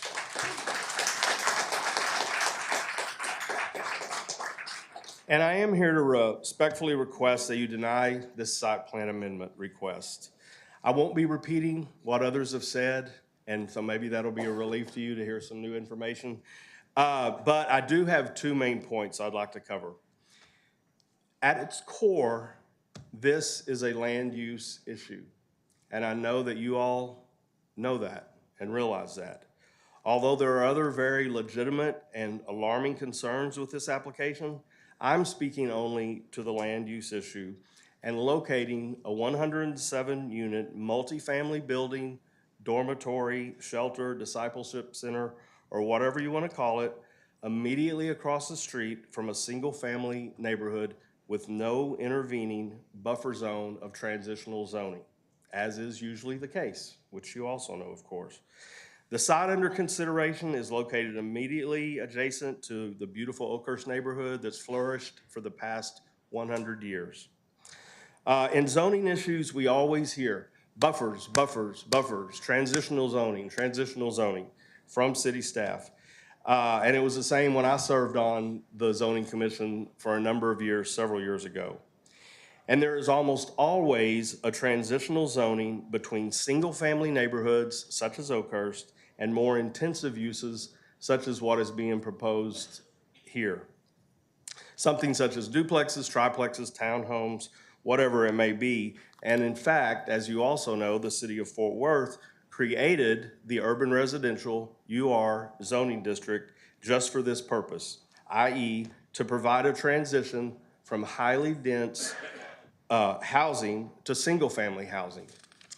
It's just the way it is. This cardinal rule of zoning is drummed into our heads and repeated over and over, excuse me, by the City of Fort Worth staff and the city attorney's office. That is my first point. In this case, there is no transitional buffer zoning between a dense housing facility for 107 persons and a single-family neighborhood a stone's throw away. My second point, the case you heard and denied last year, ZC 23015 at 2201 Annabelle Lane in Rolling Hills. You denied this case because it was placing a dense housing facility in a single-family neighborhood. The intended use was for a wonderful ministry by Dash Network to assist refugee families. Many of you on the dais tonight made statements to the applicant in that case that you fully supported their mission and that it was a wonderful project. But you said, this is not the right place. Repeat, you said this is not the right place. The Dash Network did go on to find the right place with help from some of you, I know. And the Justice residents can do the same. The parallels of the Dash Network case to the current case are striking in the extreme. One major difference is that the Dash Network project offered detached units that would house a far lesser number of residents, while the case under current consideration intends to house over 100. Yet, council chose to deny that request. As was also expressed in the Dash Network case, what may be the unforeseen and unintended consequences if the proposed ministry at Justice Residences is not successful and does not continue. In that case, Oakhurst is then forever saddled with an empty multifamily facility in their neighborhood and all of the problems that go along with that. I simply ask that you consider two items. Consider the long and well-established zoning concept of transitional zoning districts to provide buffers between incompatible uses, single-family and more intensive uses. And secondly, consider what you just did last year when you denied another case that has an almost identical fact pattern. And I do realize that we're talking about a site plan amendment and not a straight-up zoning change, and there are some nuances there, obviously. But the end result will be the same if you approve this application. I also ask that this council be bold. You are being bullied, threatened, and intimidated, and we understand the intense pressure that you are under to make the right decision. But I ask that you be bold, like you were bold when Councilmember Martinez led a city-initiated zoning change to protect Echo Heights from further industrial encroachment. I ask that you be bold like you were when Councilmember Lauersdorf led a city-initiated zoning change to protect children from a motel being built next to their school, where strangers would be constantly coming and going just as they will in the Justice Residences, also next to a school. This council has done some pretty bold things to protect neighborhoods. I ask you to be bold. Thank you.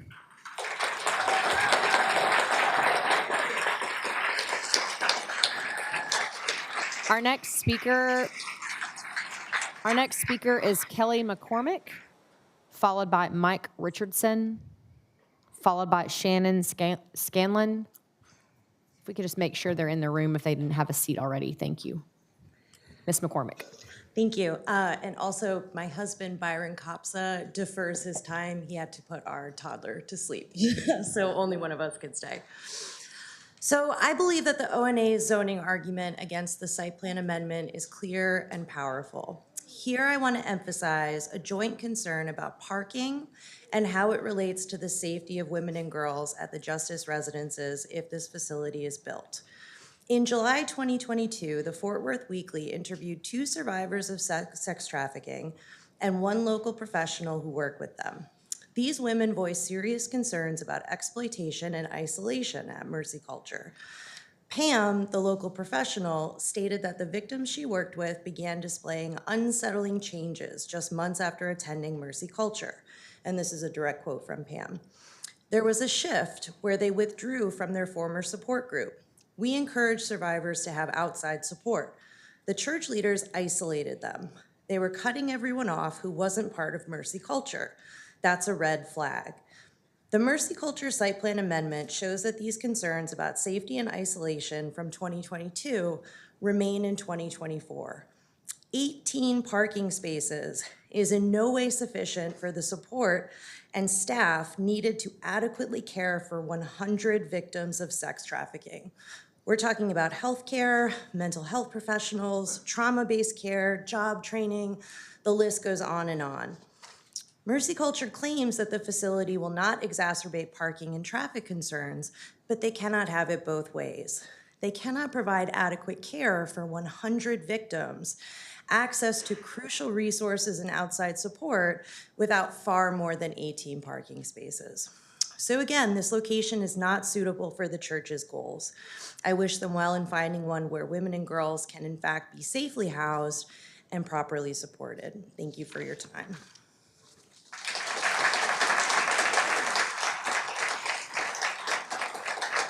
Mike Richardson will be followed by Shannon Scanlon. Hello, I am Mike Richardson. I moved to Honeysuckle in Oakhurst over 20 years ago. 2 days ago, my wife and I celebrated our 4th wedding anniversary.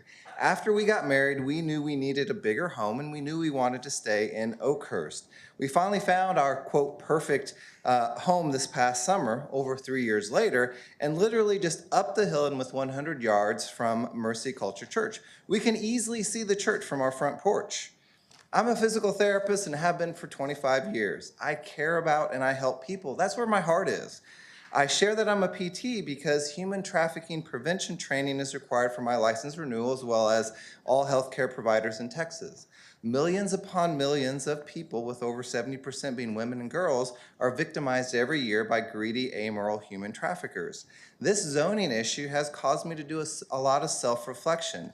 Was this an instance of, yes, this is a very important issue that sorely needs to be addressed, but just not back in my backyard mentality?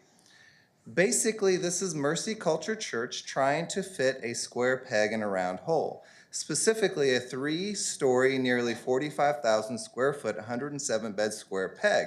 A facility of this type is simply not a good fit for their proposed location. You've heard the many reasons already why this location is not a good idea. But ultimately, I decided that I needed to oppose this proposed expansion because I have grave concerns that these survivors of human trafficking would be unnecessarily placed at increased risk of being exploited again, as the church is simply not following better practices regarding the standard of not disclosing housing location of these survivors. I shared earlier that I was a physical therapist. I did home health for several years, and I got to know where a lot of things were in Fort Worth during that time.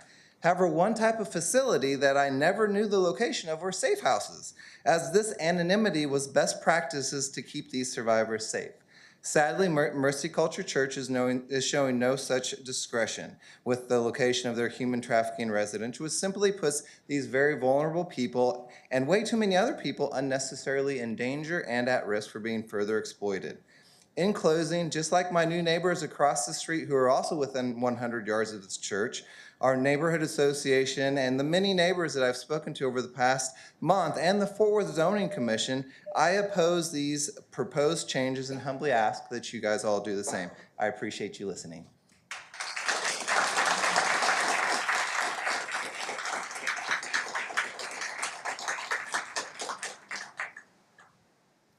Scanlon. If I'm butchering, I'm sorry. Is that you? No. It is you. Okay.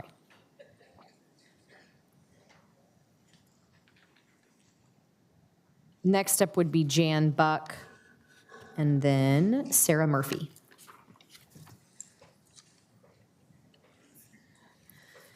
Good evening, Council. My name is Shannon Scanlon, and I am the past president of the Oakhurst Neighborhood Association. Council, I'm here tonight to ask you to vote against the sex trafficking shelter proposed by Mercy Culture. It is pretty clear that the shelter is not compatible and consistent with the current surroundings, land use of houses, schools, and parks. Further, the atrocious traffic and parking issues brought to this peaceful neighborhood by the church is well documented. The few alleged parking spaces added to this plan will do nothing to help the overflow of parking they often realize. There is not enough time for me to detail the ill planning and effects of this shelter, including drops in property values, light pollution, poor ingress and egress both into the property and the building. What I would like to bring to your attention is the statistics concerning trafficking shelters of this scope and scale, which are bad for the victims they claim to care for. The Samaritan Women Institute for Shelter Care composed a study in 2022, which I've offered there, with a focus on large capacity shelters. What they found in summary is that the average capacity shelter bed is 9 beds, and 30 beds, which is rare, is considered a large-scale shelter. Annual budgets are in the millions to maintain large shelters, which there is no indication that the church can achieve those financial requirements, and that the victims don't do well in large community. It's chaos multiplied. You must have people who are gifted at managing that many people. And the more girls you have, the more drama you have, the more fights, the more self-harm, the more bad behaviors, etc. Council, the applicant often points to the Dream Center in Los Angeles as a model for success, but that facility was built as a private hospital nearly 100 years ago, and the city essentially grew around it. It's not a new building that was proposed in the middle of a neighborhood, but rather a recycled building in a mixed-use area of low-income apartments and houses. Further, there are homeless camps and rubbish in the streets and lines of people around that building waiting for assistance. Council, these victims come with an array of physical and emotional problems. Staff burnout within shelters of any size is real, and there appears to be zero plan to protect their own volunteers and staff for the trauma they will suffer in a shelter of this scale. Further, the church has told us that they will not give us 1 inch. Last, I would like you to consider this. If this facility is safe and in a good fit beside a historic neighborhood, parks, and a school, then why do they need all those high walls and security and lighting and an alleged partnership with Fort Worth PD? Thank you.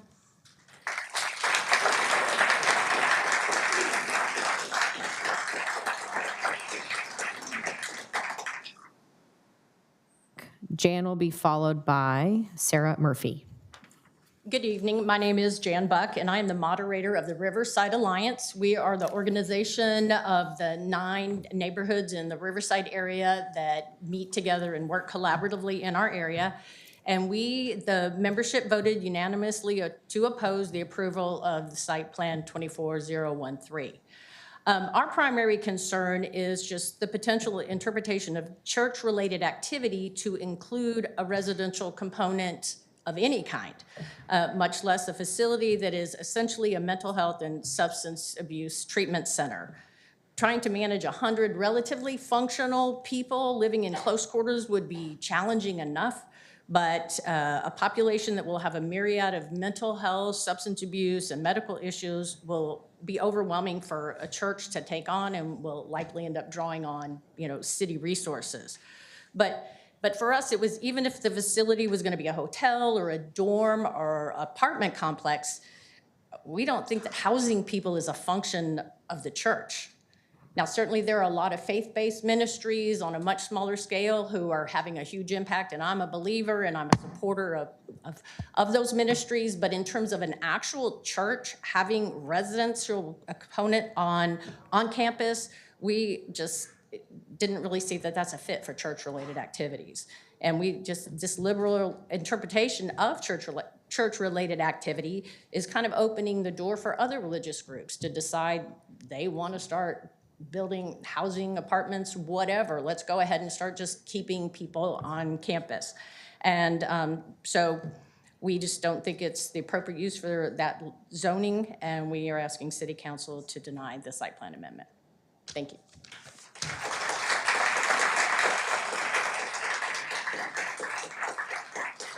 Sarah Murphy. Is Sarah here? Let's just make sure Sarah's not in overflow, please. Denise Bennett. Is Denise here? Denise Bennett. Christy Miller. She had to leave? Okay. Carla Palmares.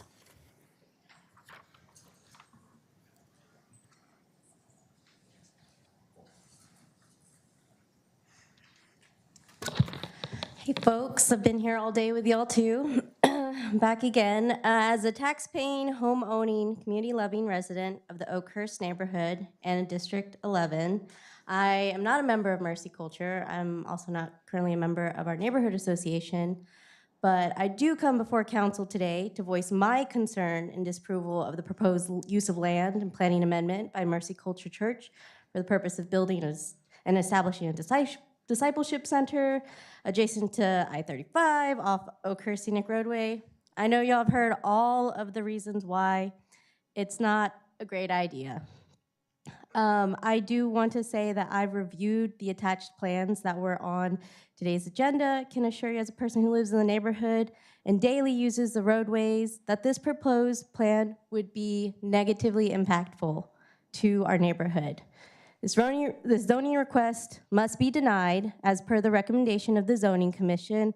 I implore you, Councilmember Jeanette Martinez, to please put a motion on the floor to have this denied so we can all go home, and make sure that we put this to rest in this final attempt, because we're tired. We're tired of having this ongoing dispute between the church, between the neighborhood. It's really frustrating, and it is very stressful. Just want to say, constructing a 3-story building, probably going to be painted white with concrete, fencing, and barriers. They're just going to continue to add very stressing infrastructure to an area that actually needs some sidewalks and to have some potholes filled. My husband and I walk our dog. I know I see neighbors frequently using this area, and yes, it is very congested by the church traffic. And it's only going to get worse if we do approve this amendment. So I do please ask Jeanette that you put a motion on the floor. Let's deny this. Thank you. Good night.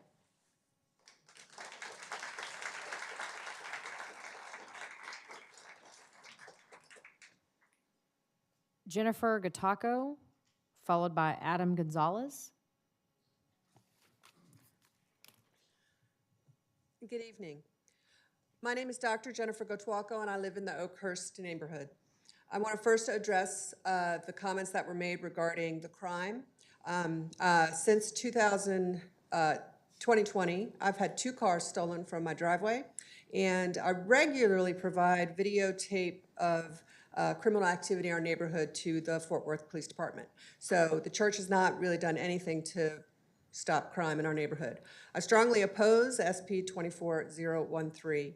As an educator with 27 years of experience, I fully recognize the need for resources to support survivors of sex trafficking. However, my training and understanding of the needs of vulnerable populations make it clear that the proposed location is unsuitable for this facility. Unfortunately, Mercy Culture's highly publicized approach and the facility's proposed central location along I-35, a corridor infamous for trafficking activity, stand in direct opposition to established best practice. At this point, Mercy Culture appears more focused on winning a zoning dispute than on genuinely prioritizing the victim's well-being. Organizations with expertise in this field understand the importance of operating quietly and discreetly to ensure confidentiality and security. Mercy Culture's Promotional campaigns and insistence on this high-profile location demonstrate a concerning disregard for these principles.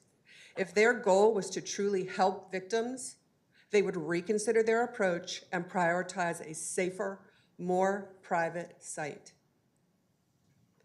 This zoning change does do the things that the other community members have raised. It is a dangerous precedent for changing the zoning. It is a strain on the infrastructure, and it does provide increased traffic. It may impact our property values in a negative manner. But mostly, based on Mercy Culture's action, I question their true motives. Are they genuinely prioritizing victim safety, or are they more concerned with public recognition? Their aggressive promotion of this project and their refusal to consider more discreet, secure alternatives suggest the latter, because the Bible warns against such self-serving behavior. As Matthew chapter 6, verses 1 through 3 teaches, be careful not to practice your righteousness in front of others to be seen by them. So when you give to the needy, do not announce it with trumpets, as the hypocrites do. I urge the council to deny this request and encourage Mercy Culture to explore alternative locations, ones that align with best practice, protect the victims, and respect the integrity of the community. Thank you.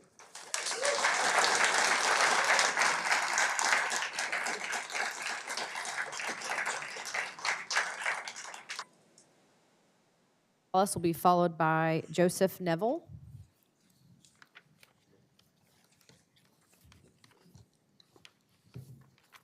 Good evening. My name is Adam Gonzalez. I'm a resident of Oakhurst, and I'm speaking against SP 24013. I urge you to uphold the Zoning Commission's decision to deny the proposed facility. Zoning regulations exist to benefit the entire city, and the Commission has fulfilled its role, and overturning its decision should require a very compelling reason. Interpreting church-related activities broadly leads to absurd outcomes.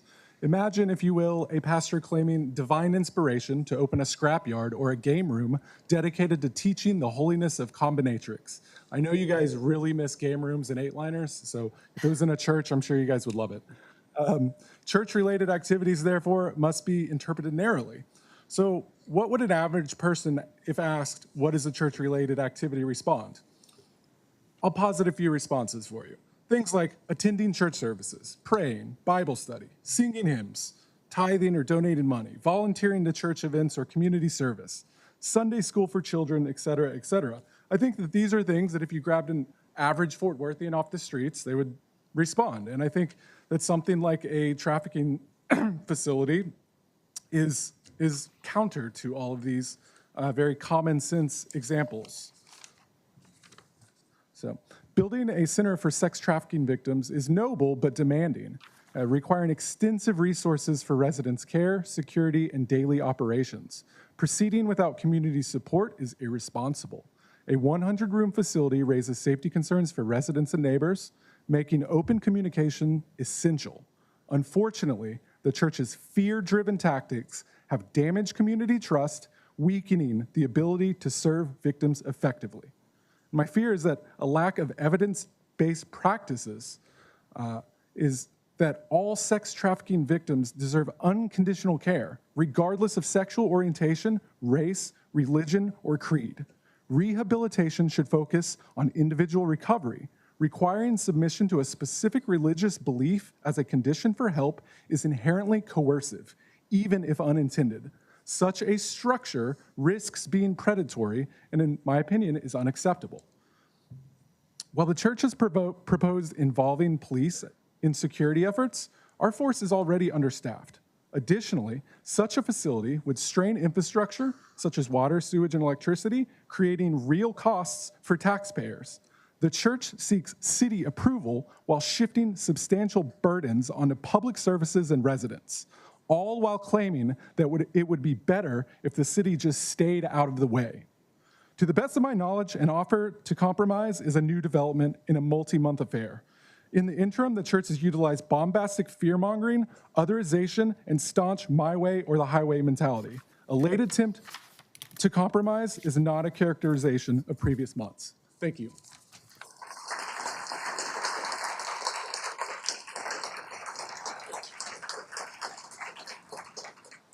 Joseph Neville is our next speaker, and I think I've been told no one else is an overflow, so that would be closing with Catherine Bauer, which is a group. Thank you. Madam Mayor. Just a second, I'm sorry to interrupt you. Yes, sir. Were you a speaker? What was your name? Jared Miller. Okay. I'm sure you're on here somewhere.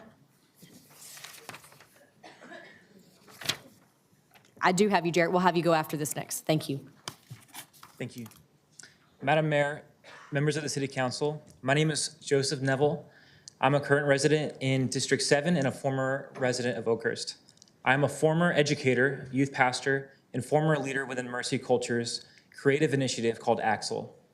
I have witnessed firsthand the Shot's pattern of using fear, emotional manipulation, and misinformation to intimidate its members, its staff, volunteers, and most recently, its Oakhurst neighbors. One example of that pattern is this. After Heather Shot publicly criticized and bullied a barista for enforcing a temporary mask policy, one of her own worship leaders privately confronted her. This leader said, "I don't feel this is right or that it represents Jesus." What was Heather Shot's response? She accused the worship leader of being demonically influenced by a spirit of offense, then offered to exorcise that spirit via her own pastoral care.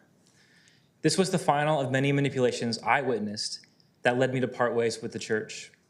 Over the past several weeks, Landon Shott has mobilized tens of thousands of online followers in a national campaign to label their Oakhurst neighbors as demonically influenced anti-Christian activists. This was not because Oakhurst opposed the Justice Center itself, but simply its proposed location. Yesterday, I was personally mocked by Landon Shott, who accused me of not caring about victims of sex trafficking. Sadly, this is consistent with their approach, using fear and emotional manipulation as organizational tools. Now let's talk about those victims. Just this morning, I spoke with someone counseling 2 trafficked women formerly under the care of Heather Shott. These women say they felt, quote, pimped and emotionally manipulated to help raise funds for the Justice Center. I'm asking you to consider why there is such staunch opposition to this project. This is not about opposing the fight against human trafficking. We all want to help those affected by this tragedy, especially in our own communities and city. The opposition is to its methods, its messaging, and the location of the project. We are not demonically possessed, anti-Christian activists, as the Shotts would have you and their followers believe. We are teachers, pastors, parents, doctors, counselors, many of whom are also Christians and Christ followers. Please do not give into the fear of the mob. Please do not give into bullying. We ask that you respect the recommendation made by the Zoning Commission. Thank you for your time and for your service to our community. Thank you.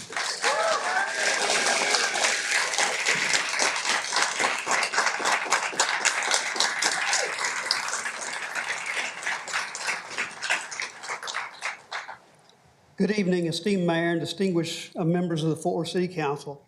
My name is Jarrett Miller and my wife, Evelyn, and I live at 1944 Bluebird Avenue in the Oakhurst neighborhood. Our street discharges onto Oakhurst Scenic Drive and our home is about 1/2 block away from the Mercy Culture campus. We are before you tonight as concerned residents of Oakhurst to speak against the approval of the construction of this facility. Tonight you will hear or have heard several speakers also argue in opposition to this facility for reasons ranging from the legal perspective, increased traffic, inadequate parking, improper zoning, likely loss in property values, and numerous other reasons.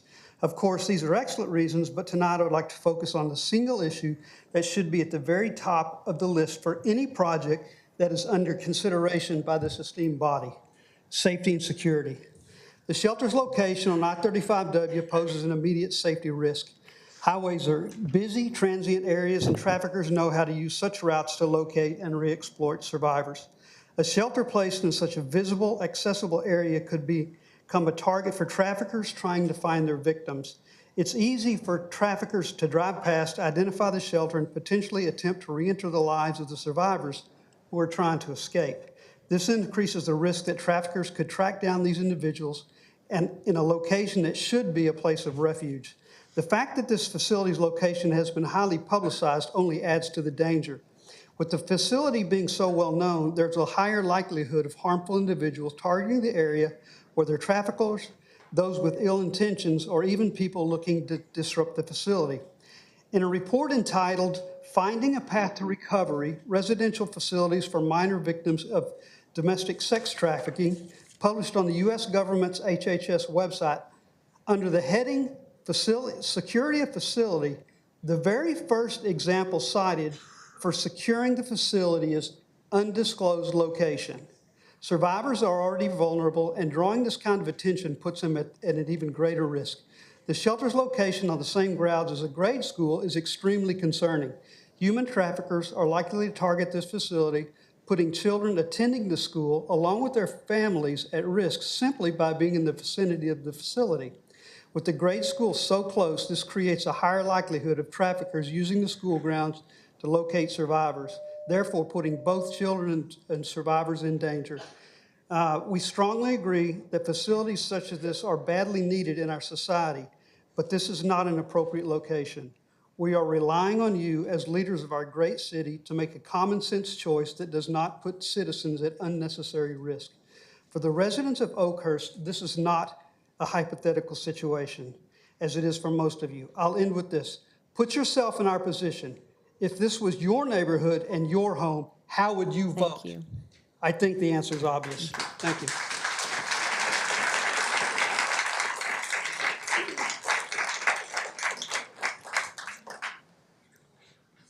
Catherine Bauer on behalf of a group.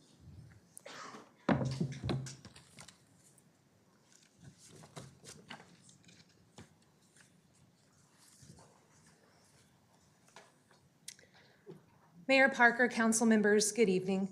My name is Catherine Bauer, and as president of the Oakhurst Neighborhood Association, I would like to thank you for the time to express Oakhurst comments, concerns, and ongoing questions with regard to SB 24013. I'm joined tonight by dozens of neighbors all wearing green and 384 signatures, which we have attained in opposition to this proposal. We're asking you to accept the recommendation of your zoning commission and deny this proposal because if approved, SB 24013 would allow for the construction of a facility with an unclear and ever-changing intended use, but a very foreseeable and multifaceted impact to the surrounding community, including the Oakhurst neighborhood. In August of this year, I had the distinct honor to accept this proclamation on behalf of Oakhurst in recognition and celebration of our neighborhood's 100th anniversary. As evidenced by each of your names affixed here too, you stood unanimously with Oakhurst and its neighbors on that night.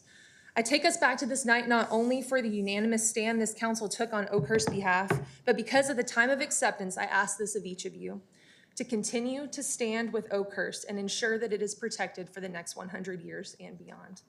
Oakhurst asks that you do just that tonight and vote to deny this site plan amendment. Oakhurst in no way opposes the applicant's stated desire to assist victims of human trafficking. In fact, many Oakhurst neighbors dedicate their own professional careers and personal time to serving and assisting those in need.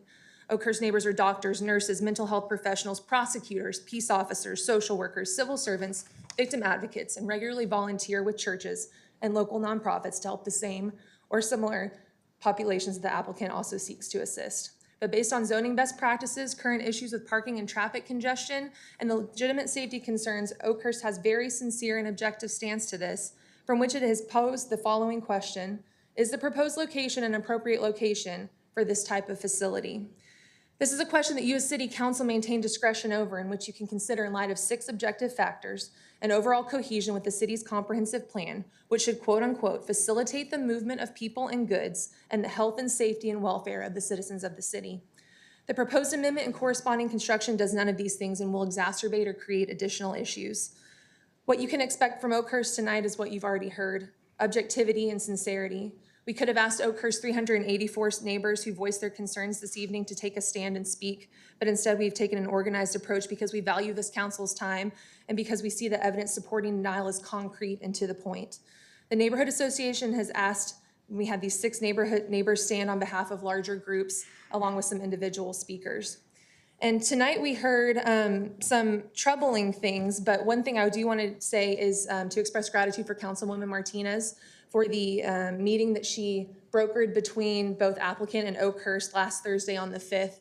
And contrary to what you might have heard tonight, that was the first meeting that Oakhurst has had with this neighborhood since the spring of 2022.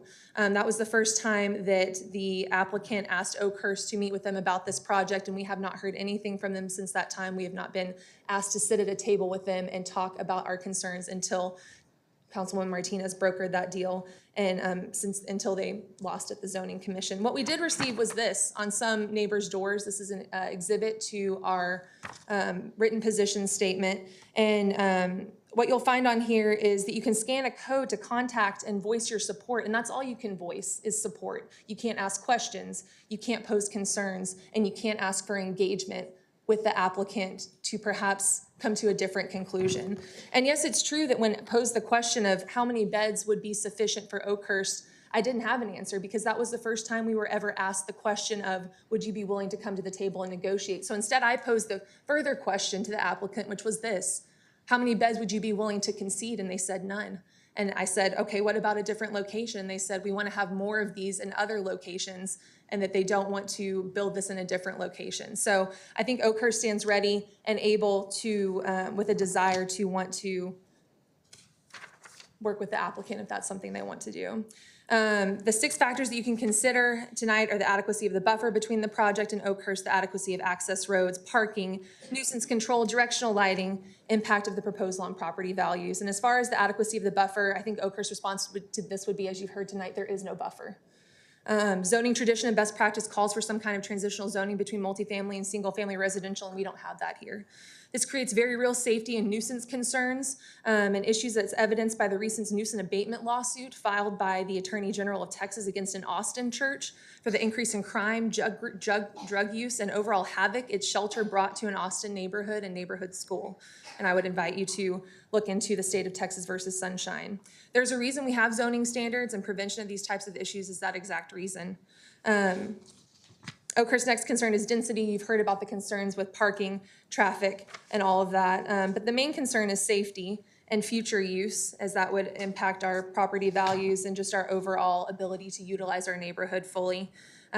We've spoken to Sergeant Johnson, Commander Turner, NPO Bauer, Program Coordinator Talent. It does not appear that there is any arrangement with Fort Worth PD. In that meeting that applicant brought up, we were told that there was a commercial alarm system given.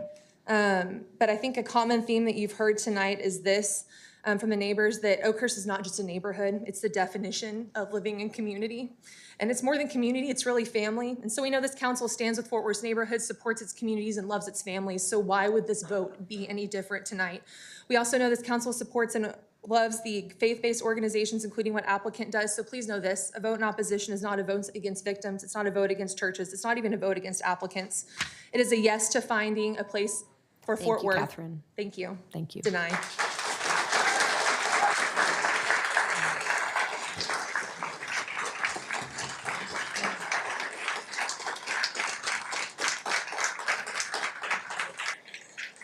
Member Martinez, that's the conclusion of our speakers.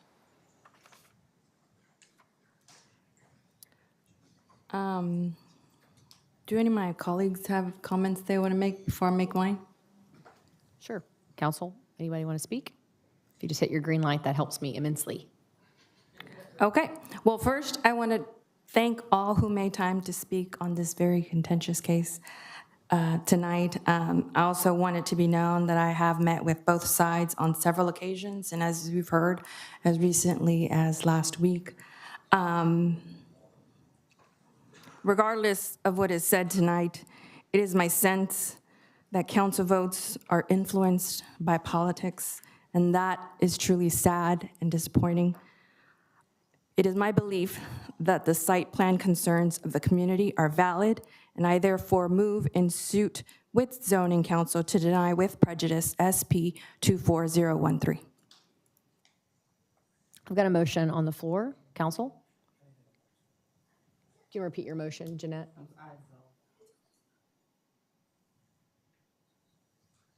Councilmember Nettles? Go ahead. Well, who wants to speak first? Just hit your button. It helps me. Chris, you going first, and then Michael. Okay, Michael, go. Perfect. Chris, you're up. Go for it. Go for it. You're good. And you can, if you want a second, do whatever you want to do after that, that's fine. I'll second your motion.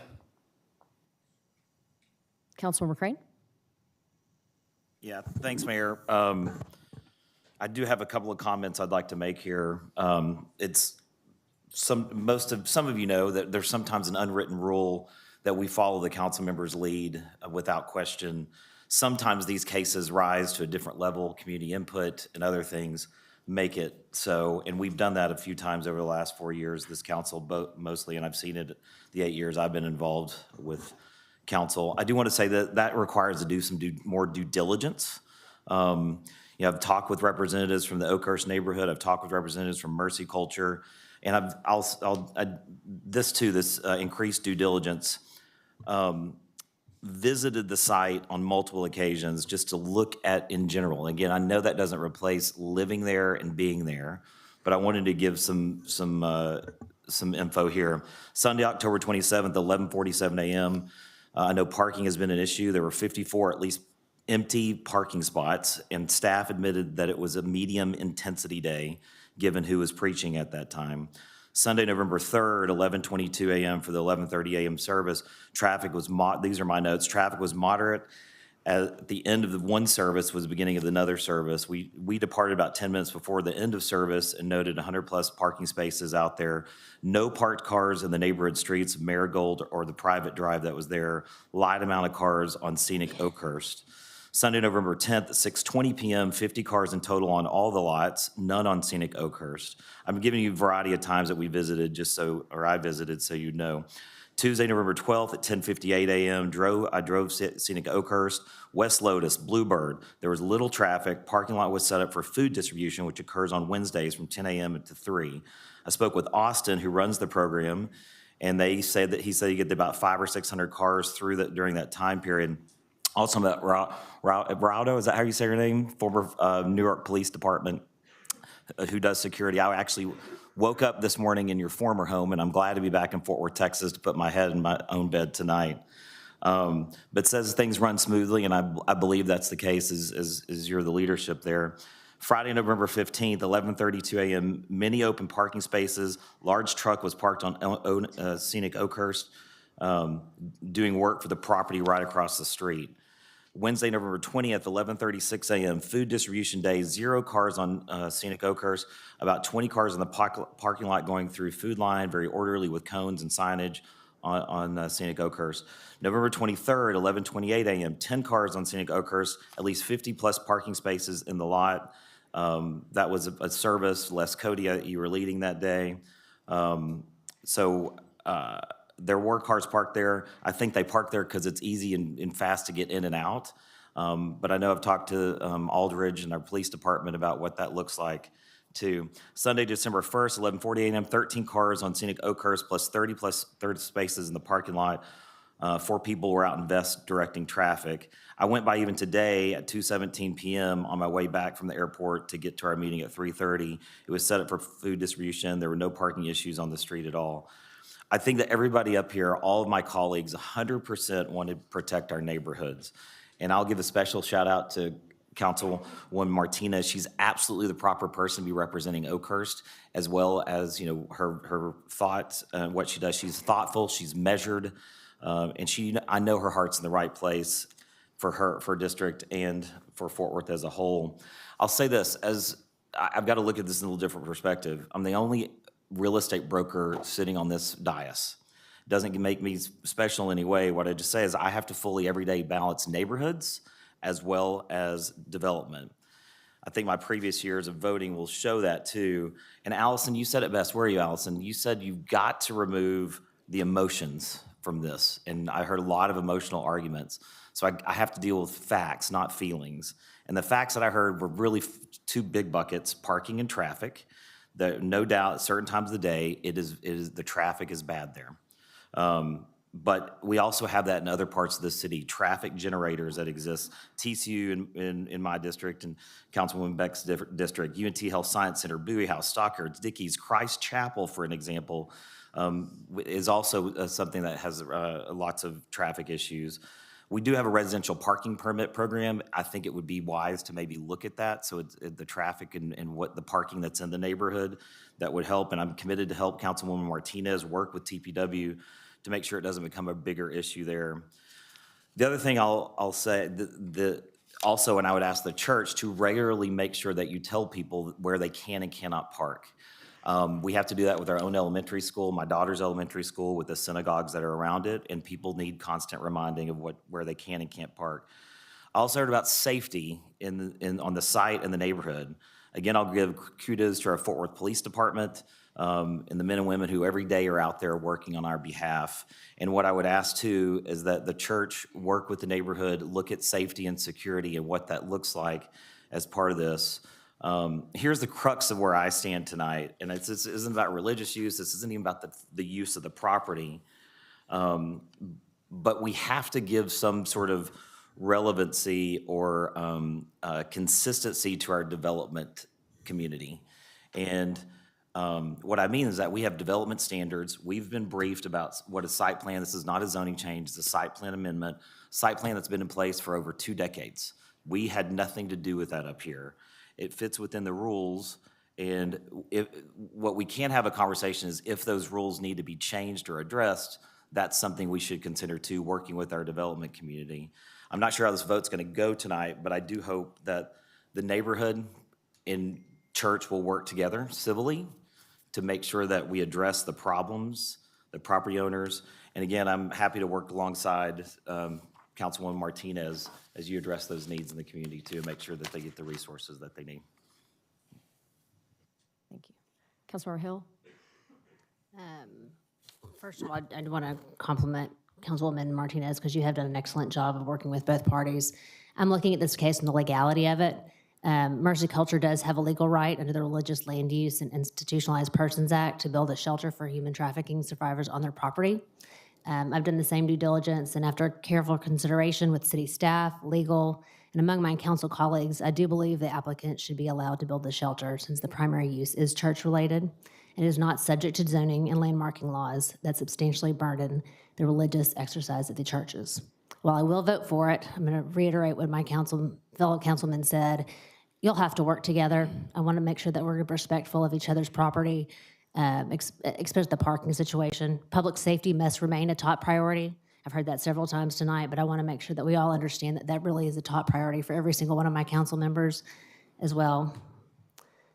Every effort should be made to manage parking and traffic, and I trust the applicant will work collaboratively to ensure success benefits both on the mission and the surrounding community. I'll say a few things and then make sure. Go ahead, please. That's okay. All right, thank you, Mayor. I just wanted to second the motion so we can have the motion on the dais. I do want to make several comments tonight. I appreciate, well, let me speak truthful. I don't appreciate everything I heard, but I appreciate everyone being here. There's a couple things I want to articulate, and I want to second the political stance. And I do think a lot of this has been politically driven. And I'll be honest with you that there has been threats made to this council for the far right to be even farther right. They have threatened to run candidates against the Republicans that sits on this dais, and that is a true fact. To see Sheriff Wayborn, Waybay, whatever his name is, articulate his support even shows the position.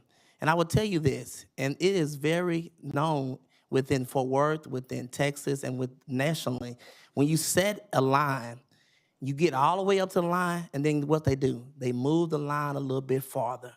And so why I sit here, and a couple of speakers pointed at me, called my pastoralship out, and X, Y, and Z, bullying tactics to try to force someone to vote on your side does not make this vote any easier.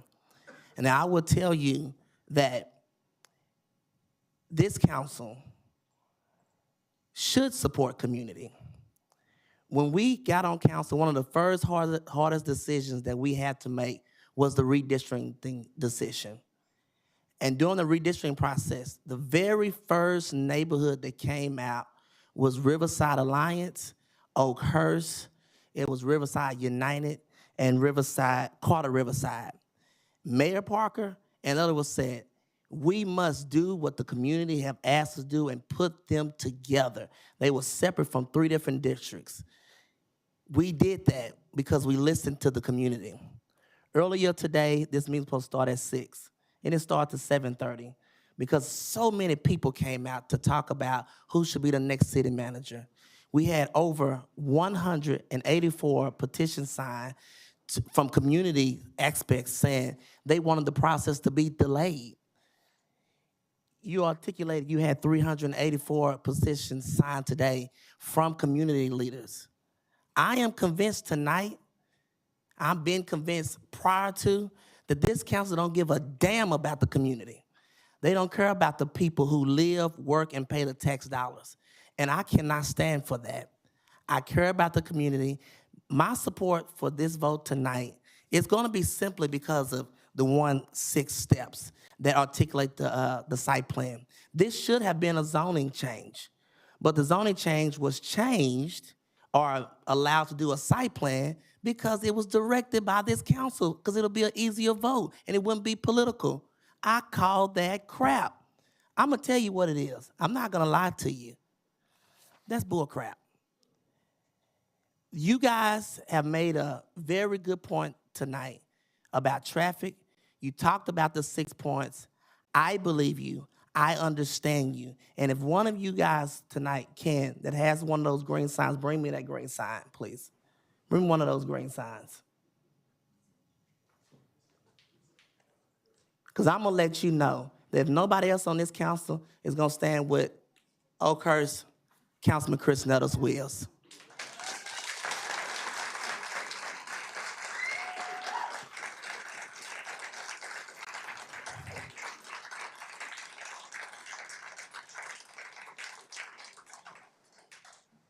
Member Larsdorf. Yeah. All right. Well, thank you, Mayor. Yeah, I can certainly appreciate the position Councilmember Martinez is in. I think she has done a great job of speaking with both the applicant and the neighborhood.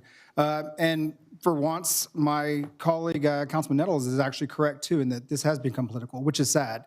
I don't want to violate any ethics and discuss what we discussed during executive sessions, but some colleagues made it quite clear that this is political with their attack on the actual church and their political leanings, and made it be known that that was the main reason behind their feelings. So I agree, it has become political. I've received hundreds of emails from both sides. I have got what some could perceive as threats from actually both sides.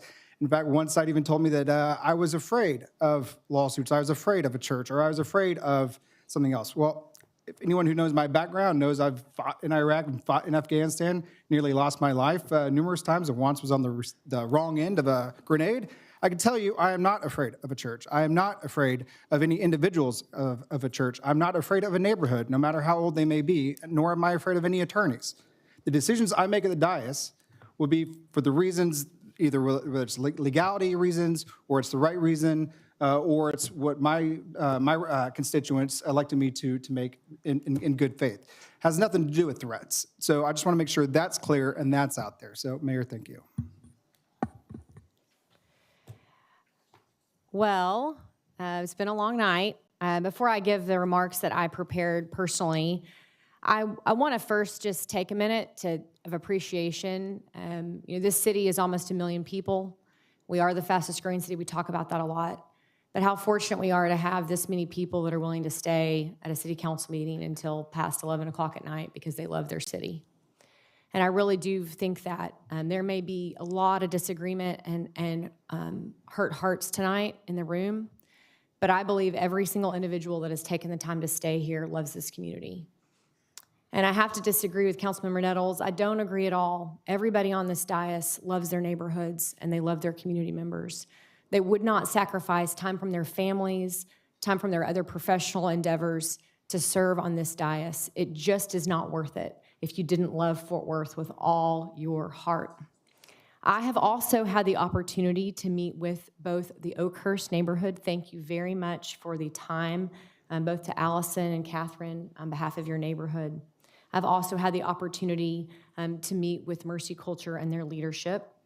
I think it is important to note, as a fellow attorney, oftentimes we get a bad rap, but I think in this situation, the attorneys that have represented all sides, that includes Allison, that includes Kyle, that includes Trey and Melinda on the city side, have shined brightly.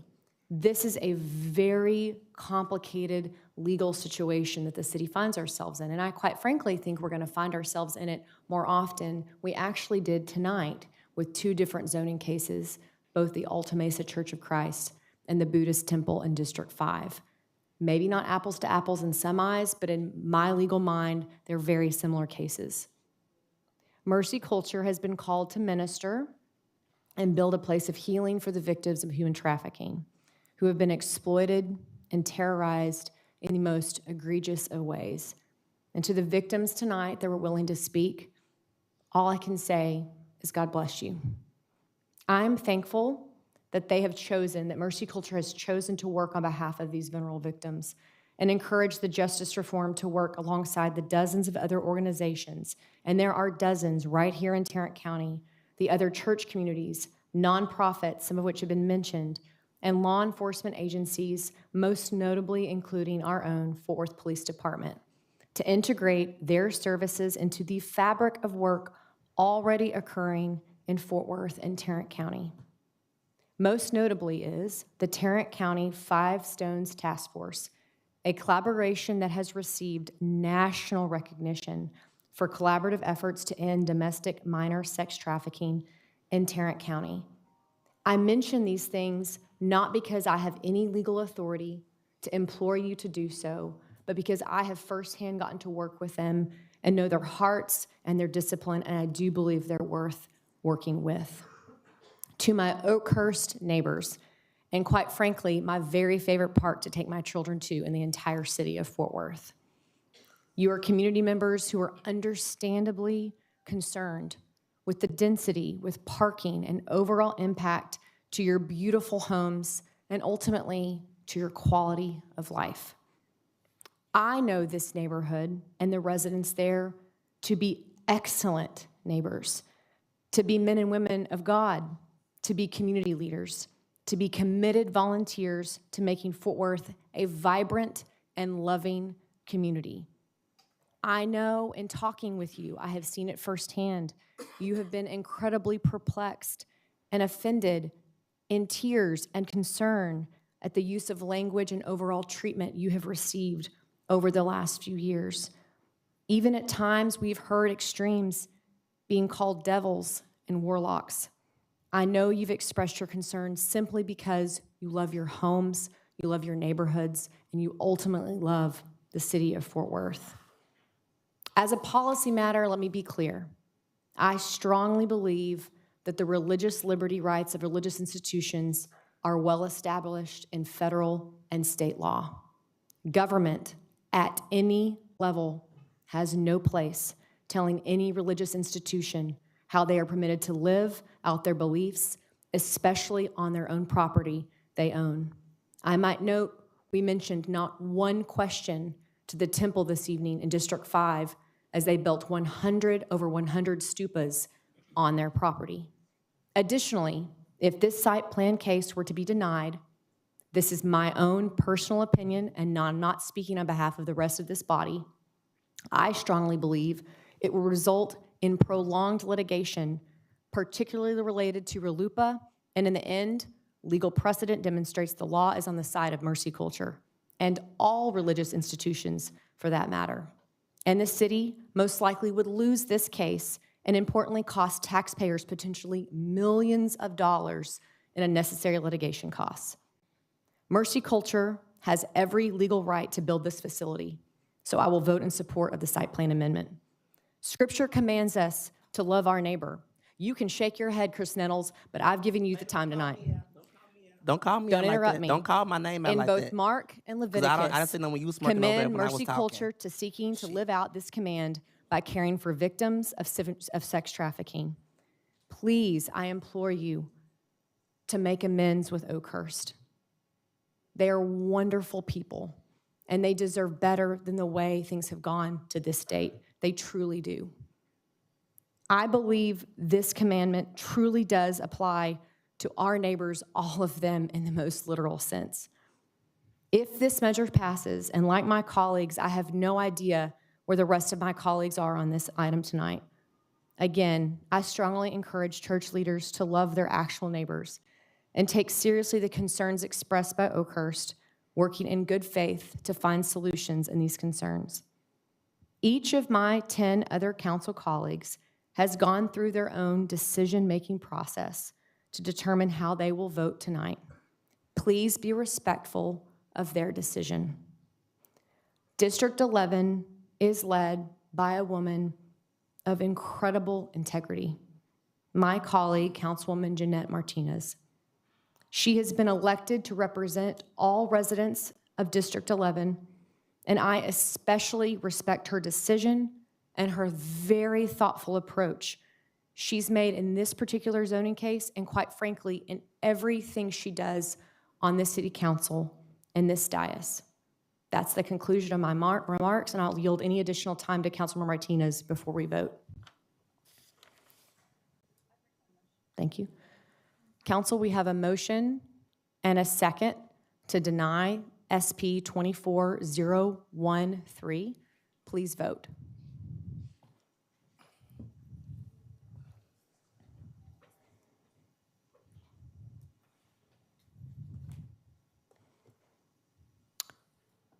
Motion to deny fails. For legal clarity, is there an alternate motion, council? Is there an alternate motion, council? I'll make the motion. Thank you. Motion to approve SP 24013. Councilmember Larsdorf, do I have a second? I've got a motion and a second from Councilmember Vivens. Please vote.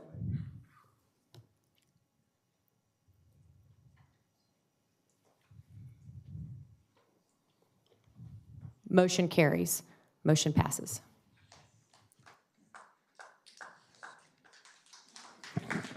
Mayor, that concludes all of the action items.